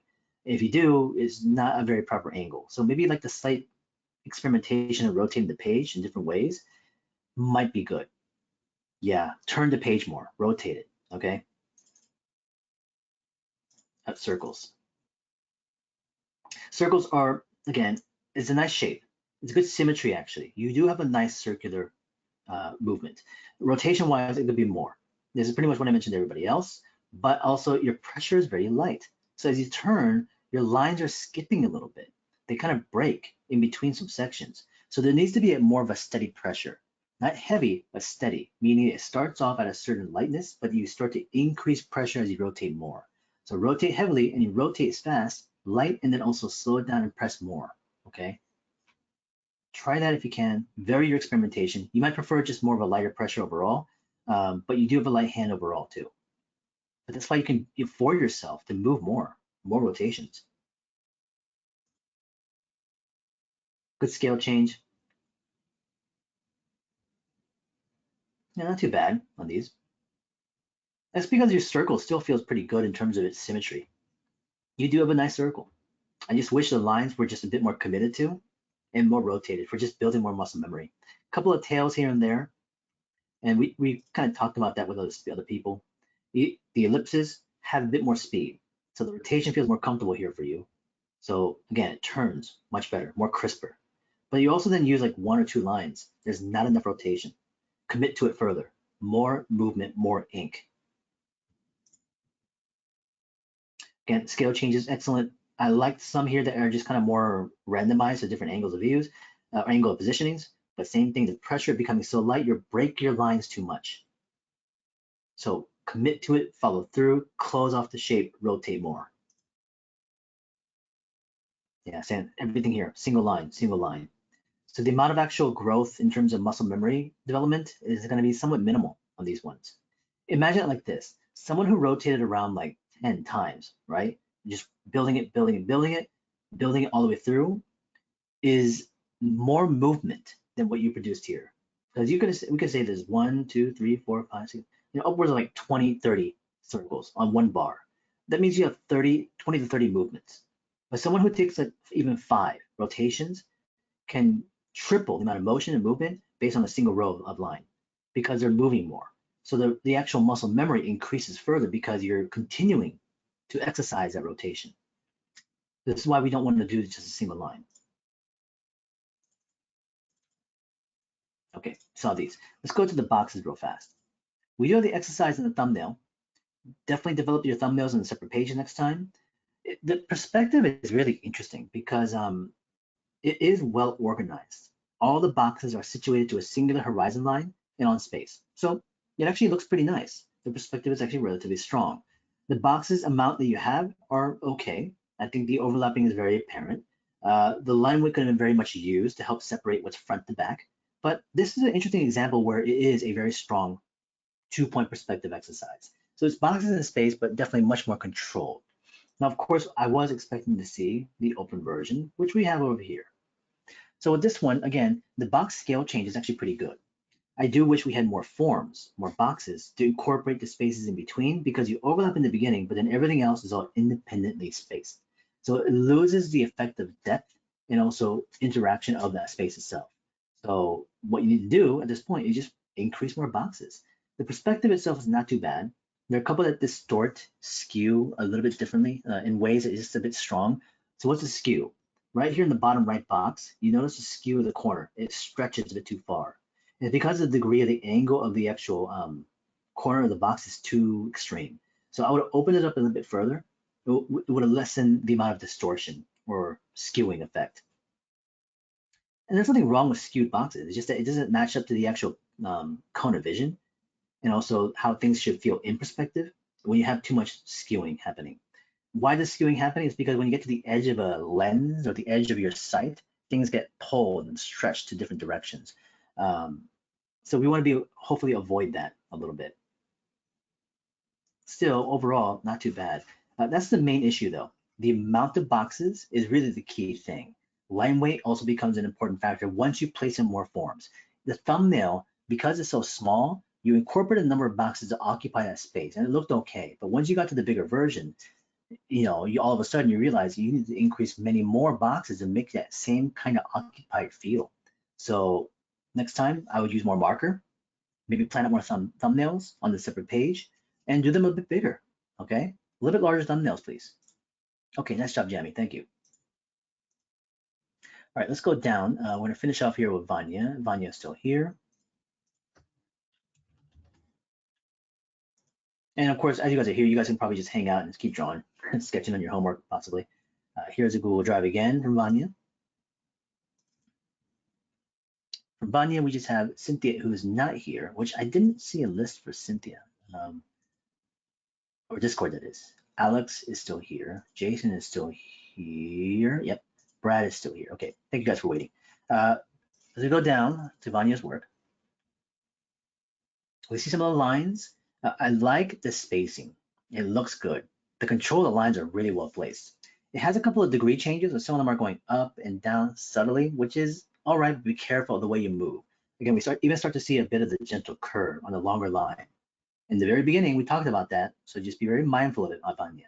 The way your hand is moving out is slightly creating a down angle, but the control is very nice. It's super tight. Definitely a bit more on the slower side. It's not jittering too much, but it does have it. But you're able to cover that up with the really well-controlled precision of overlapping. And this is because of the speed. As you go slower, you have more control, but there are a lot more shakes. Would I want you to increase speed? More for the sake of experimentation, just to get more diversity in your movement. But I think this also produces a pretty good line for you. I just don't think it's going to give you a very dynamic line. I don't think it's going to be a very gestural line, but it will be very precise. And we'll see how that works, because into the future, we can't predict it just yet, but once we see it happening, let's say, for instance, especially next week, we begin to draw things from, let's say, subject matter, that'll really reveal to me whether or not your lines have to be broken a little bit, whether for more speed or more for a looseness of grip or something like that. And even though it's not as precise as these lines over here, it might actually be a better aesthetic of line overall. A lot of down angle, watch out for that. Yeah, good spacing though. The spacing is so good. And the control is very tight again, consistent all the way through. Arcs, same kind of deal. A little bit of fraying here and there, and that was the case with the lines, but generally, very tight control, good spacing. I would still increase more mileage by using the rest of the space by moving different ways. But for anybody who has these kind of pages, just reuse them. These sections that you have opened up, fill them up over time. Just do it as a daily exercise. Oh, look at that, that's nice and clean. So consistent. I'm very curious as to where this goes next for you, Vanya, especially in these coming weeks, because the exercise here reveals so much control, and it seems to be in a good thing, right? It appears to be. And in this situation, singularly, it is. But as an extension to the week 2, week 3, we'll see how your line feels. Visually, it looks strong technically, but the way a line can feel, we have to see more information. We got to see more data. At the moment, I like it, but it does pop into my head of thinking of, okay, we'll see what happens with this. If you end up having drawings and lines and shapes that don't feel overly tight, way too stringent and overly controlled, then you'll be good and also still have the same kind of precision, then you'll have a good balance. That'll be the best thing in the world, right? Where you have dynamic and action lines, but also really well placed in. It's the most ideal. It's a little bit shaky though here, a little bit shaky with the waves, but same kind of deal. Circles and ellipses, this shows again that you have a slightly slower speed. You jitter a little bit, there's a good rotation. I wouldn't mind seeing more rotation, still like everyone else. This seems to be the case with the circles. People weren't rotating for enough in the beginning. We need more turns. The smaller scale was a bit wobbly, but the bigger ones were shaking more. But the bigger ones feel a bit stronger in symmetry. Not too bad, the first page over here. It's just an interesting way of how you organize everything. Scale change again, rotations 1 to 2 or 3 or 4. More of them would be nice, but it's a bit tight still on this one. As I look at the rounded shapes, the circular shapes that require a better turn organically, and it shows that you're a bit stiff in these areas. does throw caution to the wind, especially as you then begin to draw actual things. Because if these circular shapes reveal to us that you have again, a hesitant line, a concerned line, that feeling will start to emanate within the actual subject matter itself. It just will look shaky. The drawing won't have confidence. And that's what happens here. When you go slower, because you're trying to control it, lacks a sense of that confidence. And sometimes going a bit more abrupt with a bit more strength and a bit more turn and a bit more speed, even though it can be a bit messier, it does show a bit more of a structure and I guess not a rigidness, but I use the word crisp as a nice sharp line. That's kind of what it is. It's very sharp. It's like a cut, you're cutting into the shapes. Where this is all about you trying to be careful of moving things. Again, it has benefit. It can be useful, but we got to be able to actually explore both ends. We'll come back to the boxes in a second. We have a couple of ellipses over here. Yeah, again, singular line, very slow, super steady, but also too careful. We saw a couple other people that were a bit careful again.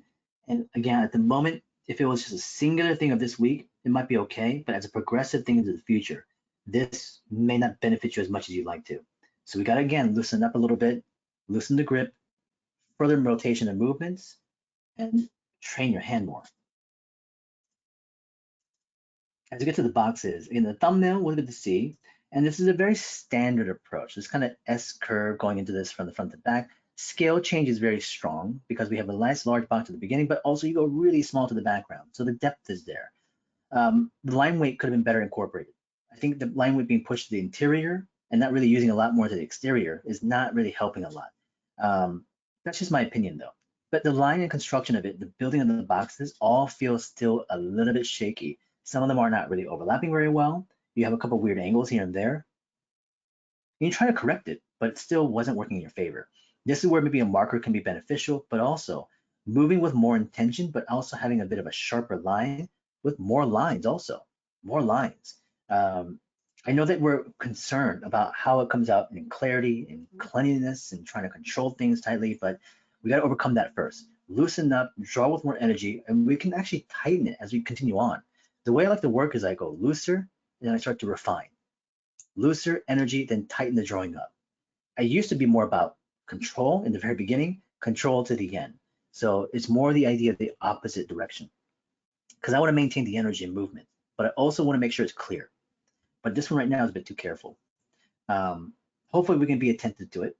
I think having this as certain situations of what we draw can be beneficial, but hopefully we can make those kind of choices better into the future. For now though, just kind of keep in mind the things we're talking about. I wouldn't mind seeing another version of the boxes in space from you. One that doesn't necessarily that kind of follow the standard approach, which is the whole box and lineup in a parade, but a couple other ones that move in more dynamic ways, coming off the page and kind of going front to back as we normally do, but also pushing scale further, expanding the amount of more boxes where they don't only follow the single line, but they move away from it. Okay. Yeah, nicely done. Thank you, Vanya. Let's go down to Alex.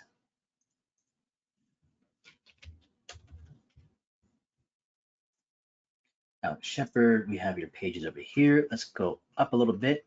Probably have some lines. There you go. Good. Yeah. I don't see the entire page, but I know that was cropped a little bit. But it does appear that most of the lines are feeling pretty parallel. It ends pretty strongly from the short to the medium. The overlapping is very strong. The size of the pen is okay. The speed of it is pretty normal, but nothing too rushed. It has a pretty good control, nothing too much of a jitter. Again, consistent now from the second page to the first. Good spacing, vary that up more, use the rest of the page in the future. Pretty standard approach so far. Nothing wrong with that, but still, not a lot of fluctuation in terms of like kind of roughing it out and then getting better or getting better and getting worse. You've been pretty steady so far these first 3 pages. It's a line, it shows confidence. It does have good result. The arcs, a little bit afraid at the end, but the consistency of the speed and the weight are equal to the line. Again, shows equal spacing and a good arc consistency. Same deal. It seems like you're pretty much on point. Nothing too much out of whack. You're not leaning to one or the other. You're not being too careful or being too delicate. Things are working fairly well. Sorry, if we have a slight issue technically of audio or skipping, this isn't opening up. I don't know why. Discord could be having a slight issue with feed. Is everybody can hear me okay? There we go. It's a good way of putting it. Yeah, it's a little bit vanilla. It's plain. It's good, but it's a bit plain. Yeah, some of the arcs over here not too bad.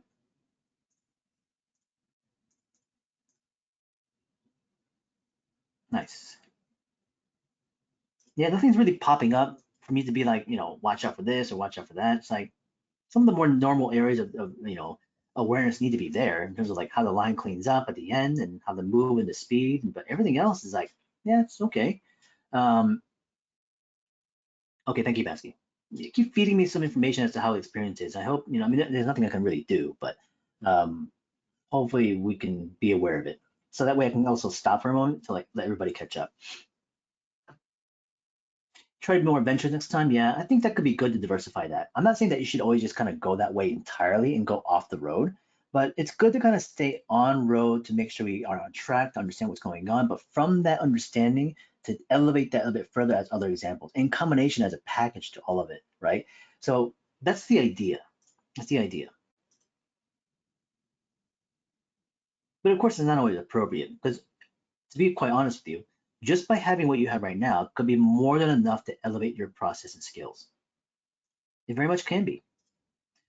I think the key thing right now, though, is that, despite the idea of how it visually looks, in terms of the mileage part of things, I do wish there was a bit more, because each page does complete the necessary exercises, but we have so much room left over and we spaced them pretty wide apart. And each iteration has blocks of like 3s or 5s. And so I think the amount of actual lines that you did is not as much as what other people did. So I think that could be a slight increase of that in that specific area of mileage. Everything else here in the circles is pretty much normal to what everyone else is doing, so that's good. Very much capable of doing it.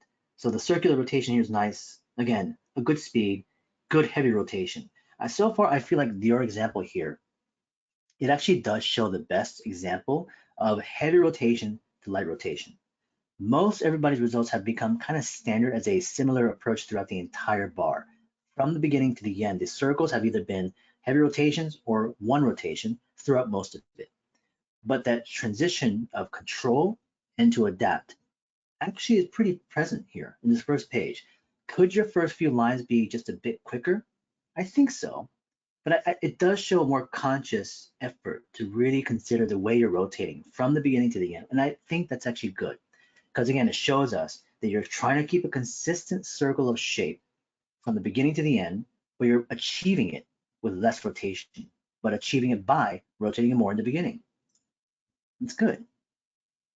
Again, very present here too. Heavy rotation, lighter rotations, density, lightness, equal in consistency of shape. I don't care if it's not clean or not, but it's apparent in terms of how that growth is happening. Nice. Circles worked out well for you this week, Alex. Even here with the ellipses, same deal. Good rotation, less rotation. A little bit wobbly. Speed is the only area you kind of play with, have to, it's like, but it's not a huge shift. It's not like a massive change of being faster or slower. Just minute changes here and there, But I think it's going to come naturally by doing it more too, because you also get comfortable. You get comfortable with the rotation, you get comfortable with the tool and the speed and the pen. You're also using a Cubwood art book, by the way. It's good. It's nice to see. Did you order yours online or did you buy it at a store? The Wood art book. It's a good paper. I understand that when doing something like this, you go through all these pages of the sketchbook doing circles and lines, like, oh, I'm using all these pages for the exercise. But it's important, I'm glad you did so because these exercises into the future, will have lasting understanding of your approach, what you did, your experience. And I have countless books filled up like this, from the past. I know they're not cheap, but still. Going back to the circles again, ellipses, everything else was pretty proper. I wouldn't change too much about it, Alex. Pretty much keep it the way you are. Just adjust a little bit on your speed based on how you begin to end. So move fast at the beginning, slower to the end, as I mentioned to people. I think that's the best approach because it gives you the amount of control that you need, but also the gesture of the rotation that keeps it nice and sharp. The boxes in space was interesting because I think your perspective is really good. They all feel like they rotate and tilt in multiple different directions very accurately visually. The line weight was a bit too equal. I wouldn't mind seeing you push that further to the front.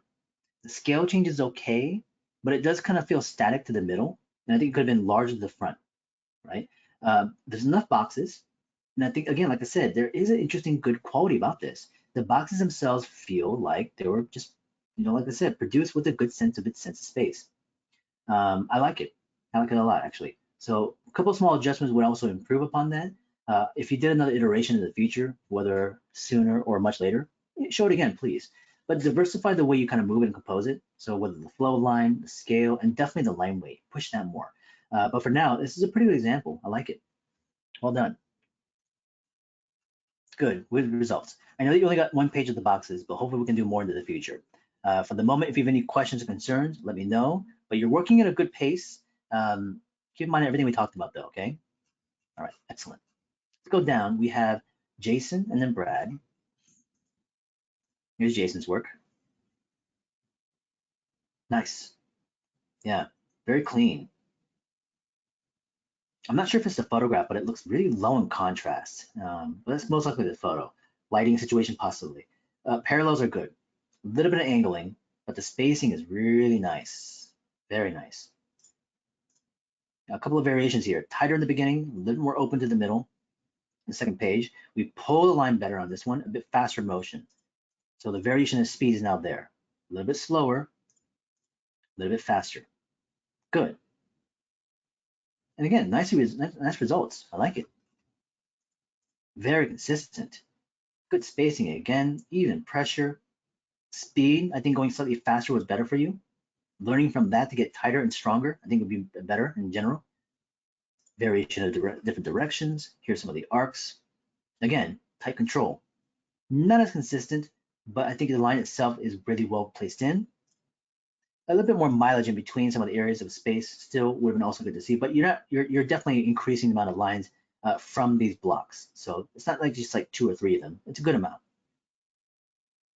The more extreme arcs are harder to control, but you're still showing some very immaculate initial aesthetics in the beginning. The lines are just starting properly. They're ending well a lot of the times.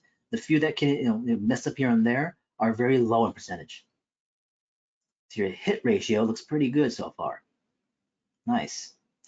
I would say that this doesn't feel overly standard because there's a little bit of variation of speed being played with, which I do like.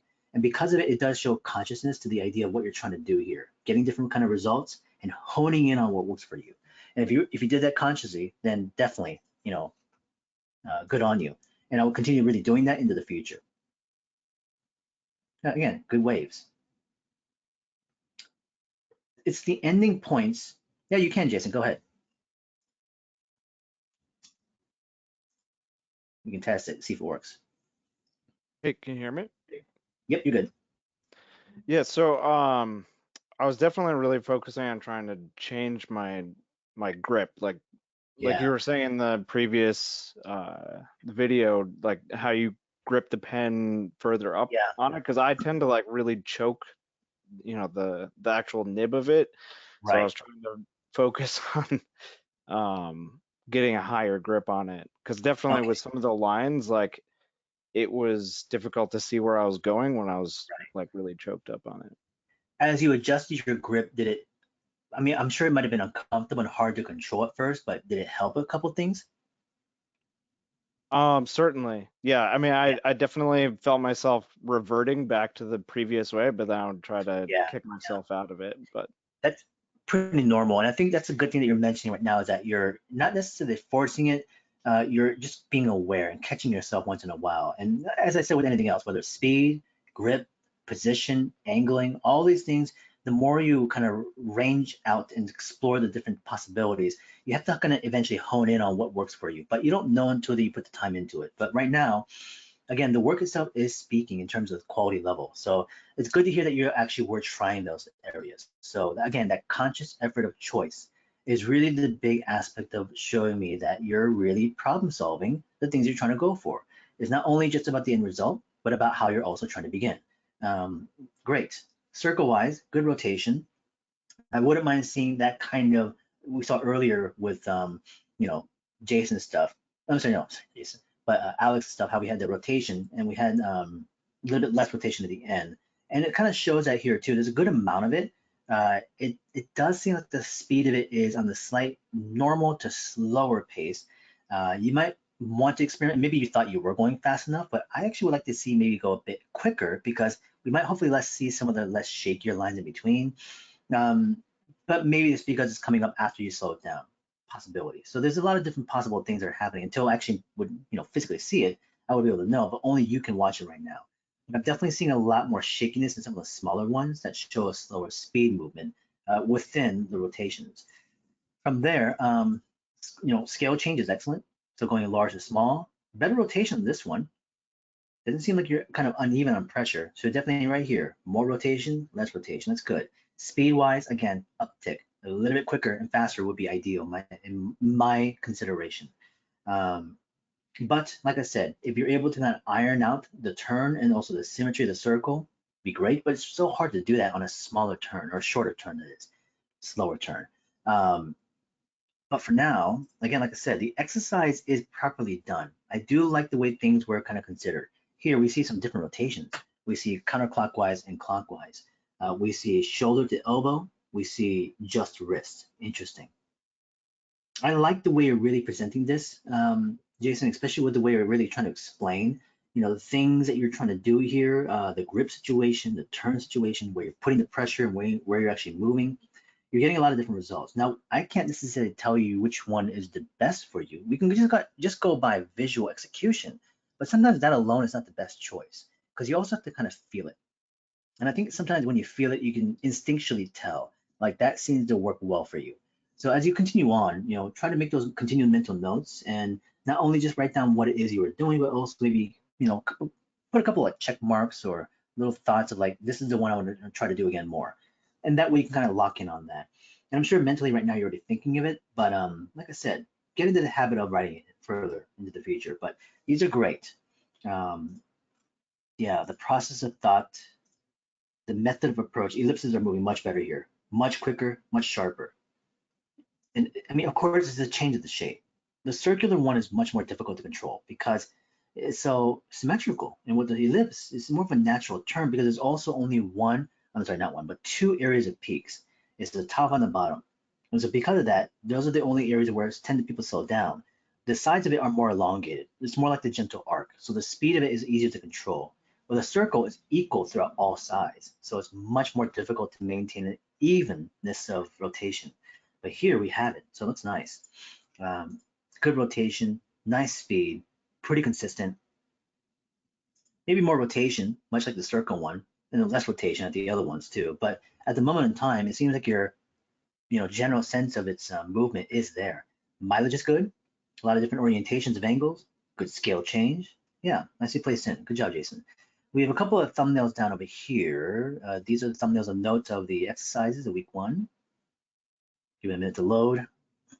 Sometimes the file sizes, if they're really big, they can take a minute from Discord to process. Again, not bad. Notes over here just to kind of give ourselves an idea. These are great. If you guys also want to include your notes as to what you actually even, catch in the middle of the class, it's welcome to the show. Here's some of the thumbnails. Thumbnails for 3 and 4, thumbnails for 1 and 2. The thumbnails are giving us a preemptive look about how you structure it. I wouldn't mind seeing you also thumbnail to give yourself options. What various ways can you control this? Was it the box in terms of how the perspective is working, or the flow change, or maybe the scale change? As you thumbnail more into the future, the idea of repeating to also find alternatives is something I want you to get into the habit of as well.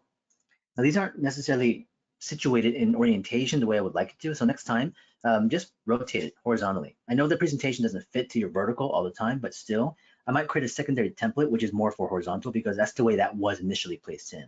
So present it the way that you're seeing it, okay? With this one, we have a nice kind of spiral. The scale change is there. I like the way it falls up. You do have a good, nice, you have a nice line that builds up from singular to double. So we have it internally, 1, 2 lines, 1, 2 lines. And I think it works nicely. There could be just a bit more sharpness of speed there, but I think that will come in more time as you practice it. Perspective is pretty good. Weight of density, you have more room to play. So I think in the very front, there could be even more density and heaviness of line. Experiment. I'm not saying you're going to use it all the time, but now's the time to really find out. Pretty good example. Here's another one that has a good flow, as S-curve. The boxes, again, do the same kind of feel. I mean, it feels the same as the first one. And that's really what it comes down to. Even though the change of flow is there, the scale change is relatively the same. The line weight is relatively the same. So this is the one I would maybe try to push those things. Maybe the first one, you keep it the way it was. And then this one is where you say, okay, let's see how far I can push the lines. Let's see how far I can really push the size of the form. How many various ways can I turn it further? Maybe the actual boxes themselves also really continue to extend, get rectangular or larger or thinner, whatever the case is. But they are very good in terms of accomplishing the necessary things on the checklist of stuff. So we have it. And again, everything is pretty much there. So we have additional ones, I believe, bottom. No, these are the thumbnails. But the thumbnails were also pretty much following the same kind of rotation, same spiral, same flow line. So break away from that once in a while, be aware of it, and then try to push in different directions as you can. The thumbnail is the answer, is where you can actually discover and find those things, not in the result afterwards, okay? Excellent, nice job, man. If you have any other questions, Jason, let me know. For the moment though, everything was well presented, good control, and keep the small little thoughts about what we talked about further into the future, and we'll keep it going, okay? Yeah, awesome. Okay. Can I just ask one quick question about the rotation? Yeah. So yeah, I was having difficulty, and you said the notes that I had about wrist and fingers versus shoulder and elbow. The shoulder and elbow felt way more comfortable for me, so I kind of fell into that and did most of them that way. But I noticed you talked a lot about using, the wrist and fingers for smaller sizes. I do. Is there, like, should I be focusing on, trying to drill that as well, or should I just, focus on getting a good sense with the one that's working? Well, I think the question is very valid, but the thing about it is still so early. We don't know just yet. And the thing about this is that I think having at least explored the two routes is very important. I'm glad we have them. I think at this point, we don't need to necessarily jump on just one and just stick to it. I think you should continue to really diversify the different executions by using both, one shoulder and arm, and other one wrist and finger, and continue to really kind of document mentally as to like some of the results that are coming out. I could mention by saying, hey, well, I use mostly my hand, wrist, and finger for small rotations of ellipses. I think you should stay there. But the thing about that is that it works for me, but that also took time to develop that. But it may not work for you eventually because you might find that actually the shoulder and the arm was better for you. At this point, I think it's good to just stay open to try those kind of things further. I know that you might want to just maybe focus and be dedicated to one thing more primarily to grow in that certain section of area. But I think that can happen within this session, but after this one single week. I don't think it's the appropriate time just yet. My suggestion is to continue this exercise at least for another couple of weeks based on just a couple of small iterations, 5-10 minutes a day, maybe less or more, and then just continue to build it in the next couple of weeks. And then from there, as you start to see the different results happening week to week to week, we can start to kind of hone in on that decision as you get close to that point. Does that make sense? Yeah. Yeah, that's what I would do. So for now, definitely stick to your instinct. Maybe it is at the moment shoulder and arm, but once in a while jump into also the wrist and the finger too, okay?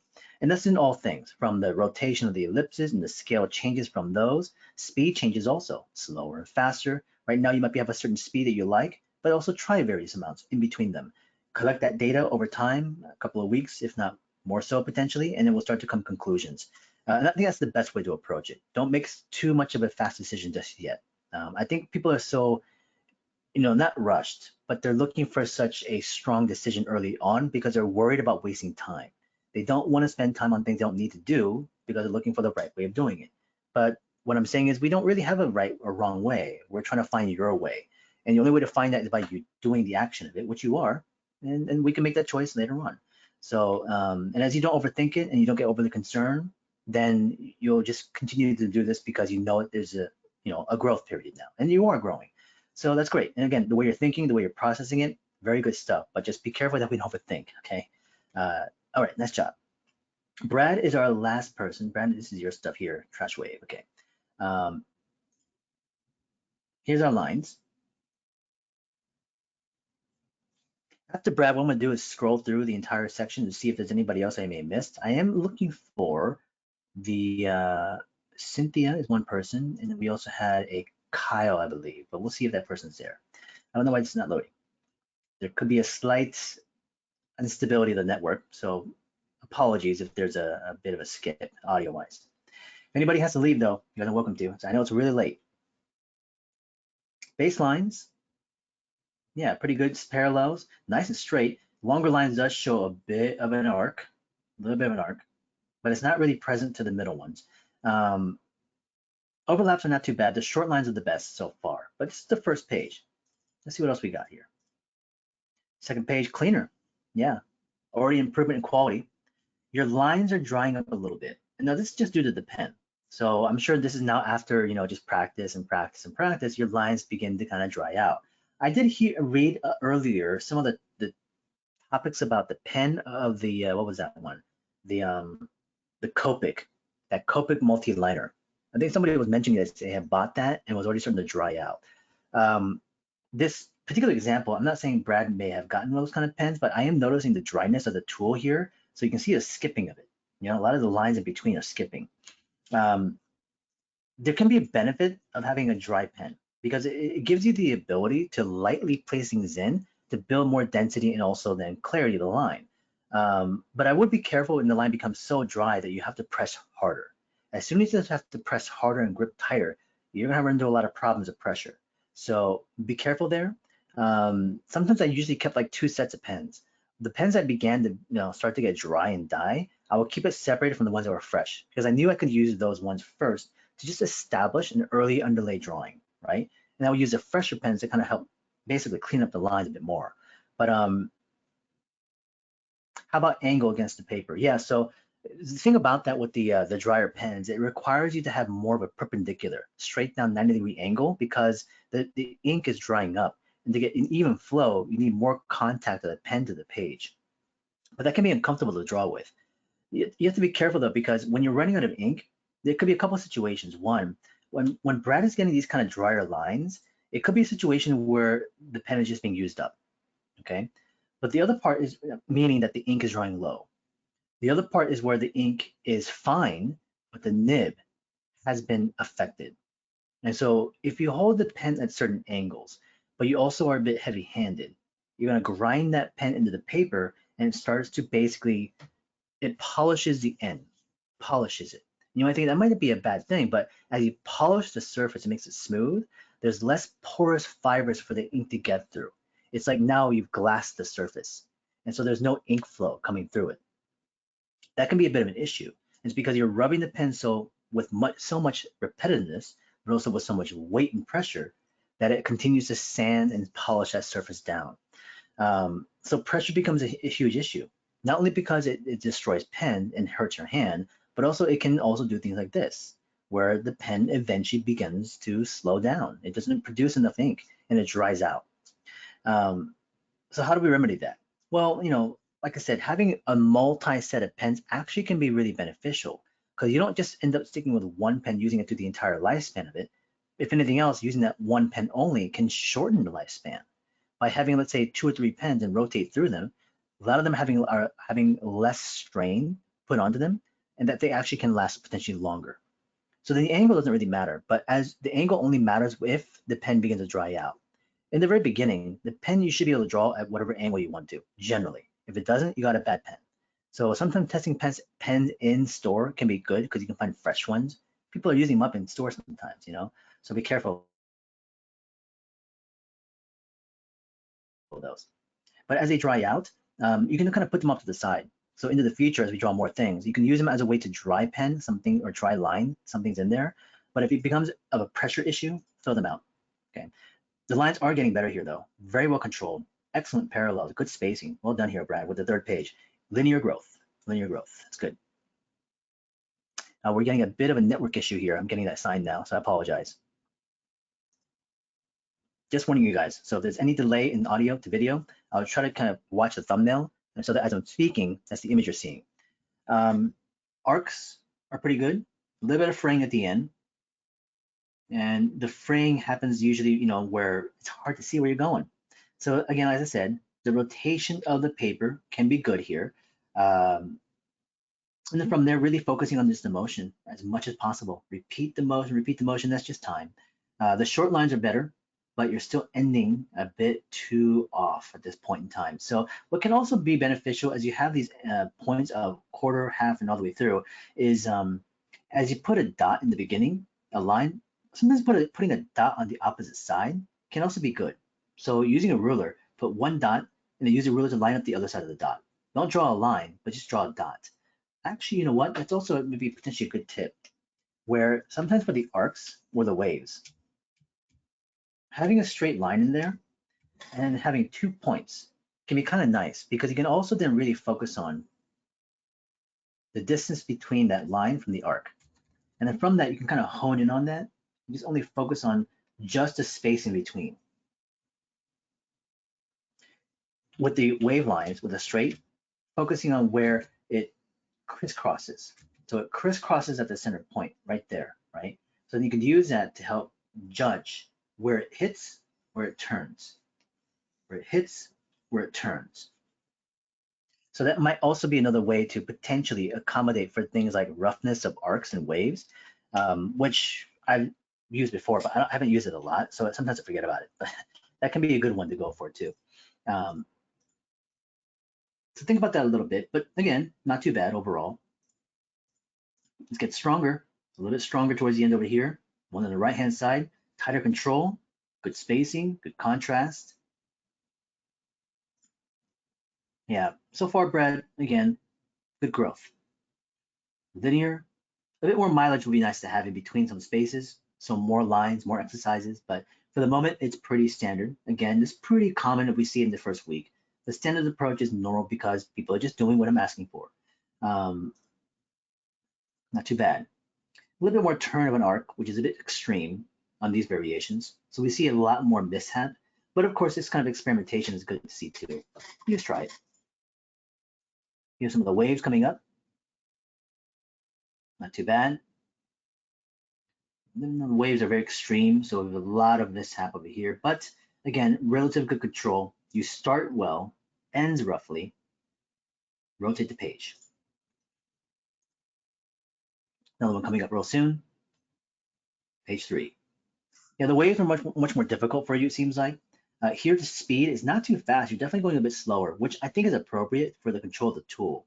Maybe try that approach I just showed you right now, which is drawing the horizontal, finding crisscross points, and being able to use those as landmarks to see where you can hit and continue on moving forward.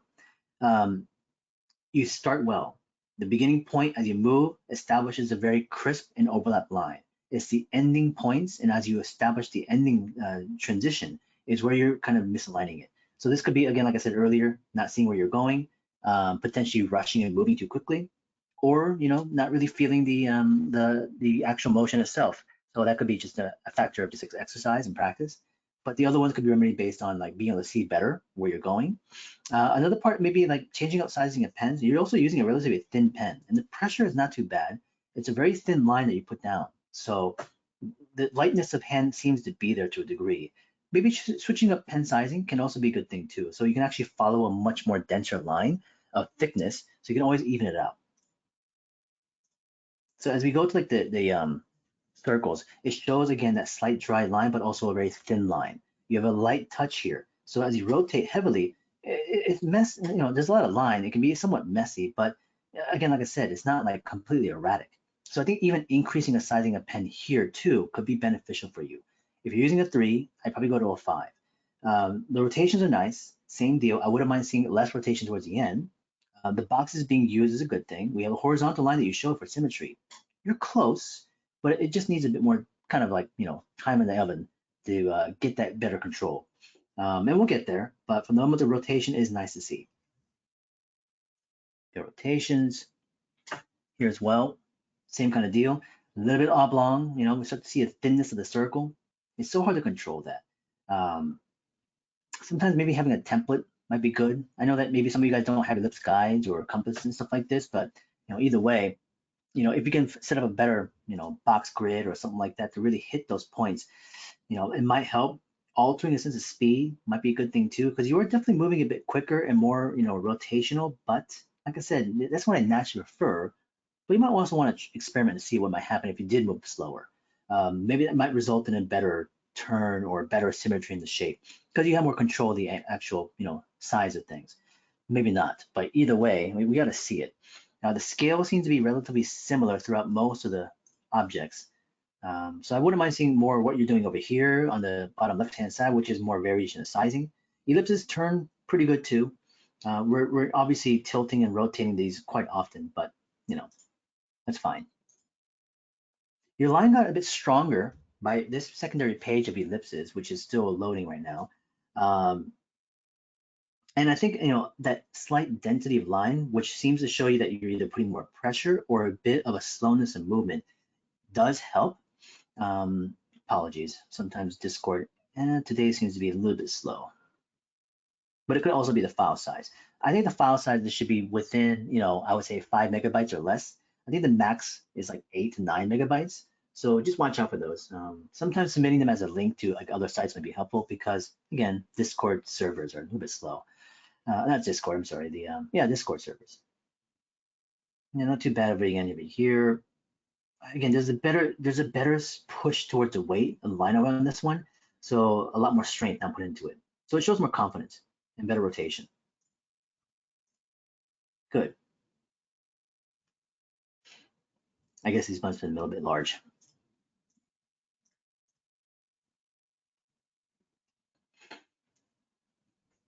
But I'm not seeing anything that's kind of sticking out way too much at the moment in terms of anything to completely shift. They're all very subtle, small things, as I mentioned for many of the people. The idea of that speed situation, the pressure situation, and whatnot, the pen size and all that kind of stuff too. So just take into account for all the things that we've mentioned for the people, and consider them. Nothing too specific in terms of like the sticking out for you, but yeah, that's fine, Brad. Yeah. Again, I'll make adjustments later on. There we go. Yeah, excellent. Here's some of the exercises for the boxes, thumbnails. Do give it a bit more commitment to the thumbnails next time too, because you're gonna thumbnail much more as you go to other drawings. So commit more time in these to really solve out a lot of problems. Hammer away at this part further. As we get to the versions, we have one version over here, page 1. The flow is not too bad. It's very kind of like wobbly, but the scaling should have really helped show the depth of things. But the problem is most of the forms of the boxes are actually pretty even from front to back. The only one that shows a large immediate change is that one big box, but then everything else kind of follows in the same sizing, and then it gets smaller. But so there's not enough gradual shift to really big and a cluster of them in the front. The line weight would have really helped here too. The overlapping is not bad, but it actually needed more forms, needed more boxes. That's the key thing with this one, I would say. The perspective, again, some of them are kind of wonky here and there, but this is also where I would have placed in more thumbnails and more practices on the side to really kind of solve that. Again, these do help initially to kind of rough them out, but at the same time, I would definitely commit some of these more. Here's the ending result of the second version. So again, a good flow, spiraling here to an S curve there, but there's so much space in between the boxes. It's really hard to get a sense of like the overlap and the depth of it. So we have clusters of 2s and 3s. So incorporate many more overlaps in the front, maybe like separate them further to the back end. But either way, having a more distinct row would be nice with even a couple of separations here and there. The scale change on this one is a bit better, but the transition from front to back is almost like it skips. And because of that, it kind of stops the flow. From there, the obvious things. So increase more boxes, push that line weight to the front, right? Of course, the marker use would have been very helpful here. If you have them, use them. If not, consider getting them soon. Perspective-wise, practicing on the side is also one of the parts. But like I said, it shows that you're trying to solve a lot of problems in one situation of the page. The thumbnail hopefully would have done that more into the future, but consider that, okay? Not too bad, Brad. Well done. Exercises were real pushed. We'll continue to really push this to application. Application so far is a little bit distant because the resulting line quality is getting better, but the controlling of things like line weights and things like scale and things like that which you have a consideration to, wasn't fully adapted just yet. So we'll keep that in awareness as we go into the next time. Awesome, let's keep it going. Quick question here from Alexander. We went through about 2 pens doing this exercise. That's pretty normal. I had about 4 different pens I rotated between the 2 of them, barely work anymore. Does this sound about right? Yeah, it does. Or have I been unlucky with the pens? No, these burn through pens because the microns and the Copics, I'm thinking I should store pens standing into the, so the ink flows nip between use. I mean, the rotation will help, but the thing about this is that the 2 pens you use for this entire exercise, from the circles, the line, the boxes, it is going to chew through them. And I mentioned that the pens that you're going to be using for that week, unfortunately, we're going to get used up. This is why I said stock up, and I know that sometimes it's kind of hard to afford a bunch of different pens, but this is the case. These first 2 weeks are the burnout periods for the pens. Okay, so after that, it'll be less so because the amount of drawing that we'll do, it'll be a good mileage, but it won't require the constant repetition of lines on top and the intensity of value for all, and even like this week, like the line waves to also the hatching and stuff like that, they're very intensive and they can completely strain out the pens. But it's just these 2 weeks. Everything else afterwards, you won't see the same kind of burn, all right? Yeah, so same thing, Alexander, pens. Let's go through here real quickly. I just wanted to see if there was a Cynthia and a Kyle real fast. Anybody else? And we're pretty much done for our live. If you guys want to head out soon, you can. I just want to make sure I don't miss anyone. This is Andre. So take a couple seconds. Actually, I have to go very to the very top. Sit-ins. This is Bruin. Okay, it's Brad. Give it a second here. Alex. Rui. Now we have Andre here. If anybody has any other last questions or comments, you guys are more than welcome to speak it. But like I said, I appreciate you guys' patience and time, focus. And next week, hopefully, will be a lot better about being able to coordinate our schedule. Today, unfortunately, just kind of became one of those things where we extended it very long. Banya here, Jamie here.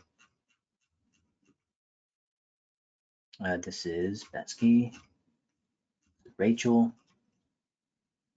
Who's this? Lab Goat.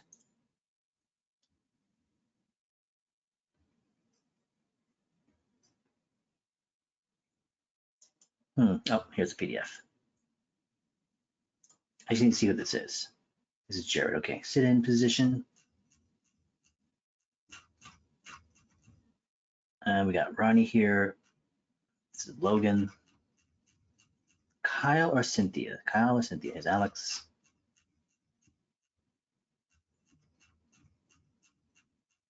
Looks like that might be it. All right, cool. So we don't have a Kyle or Cynthia right now.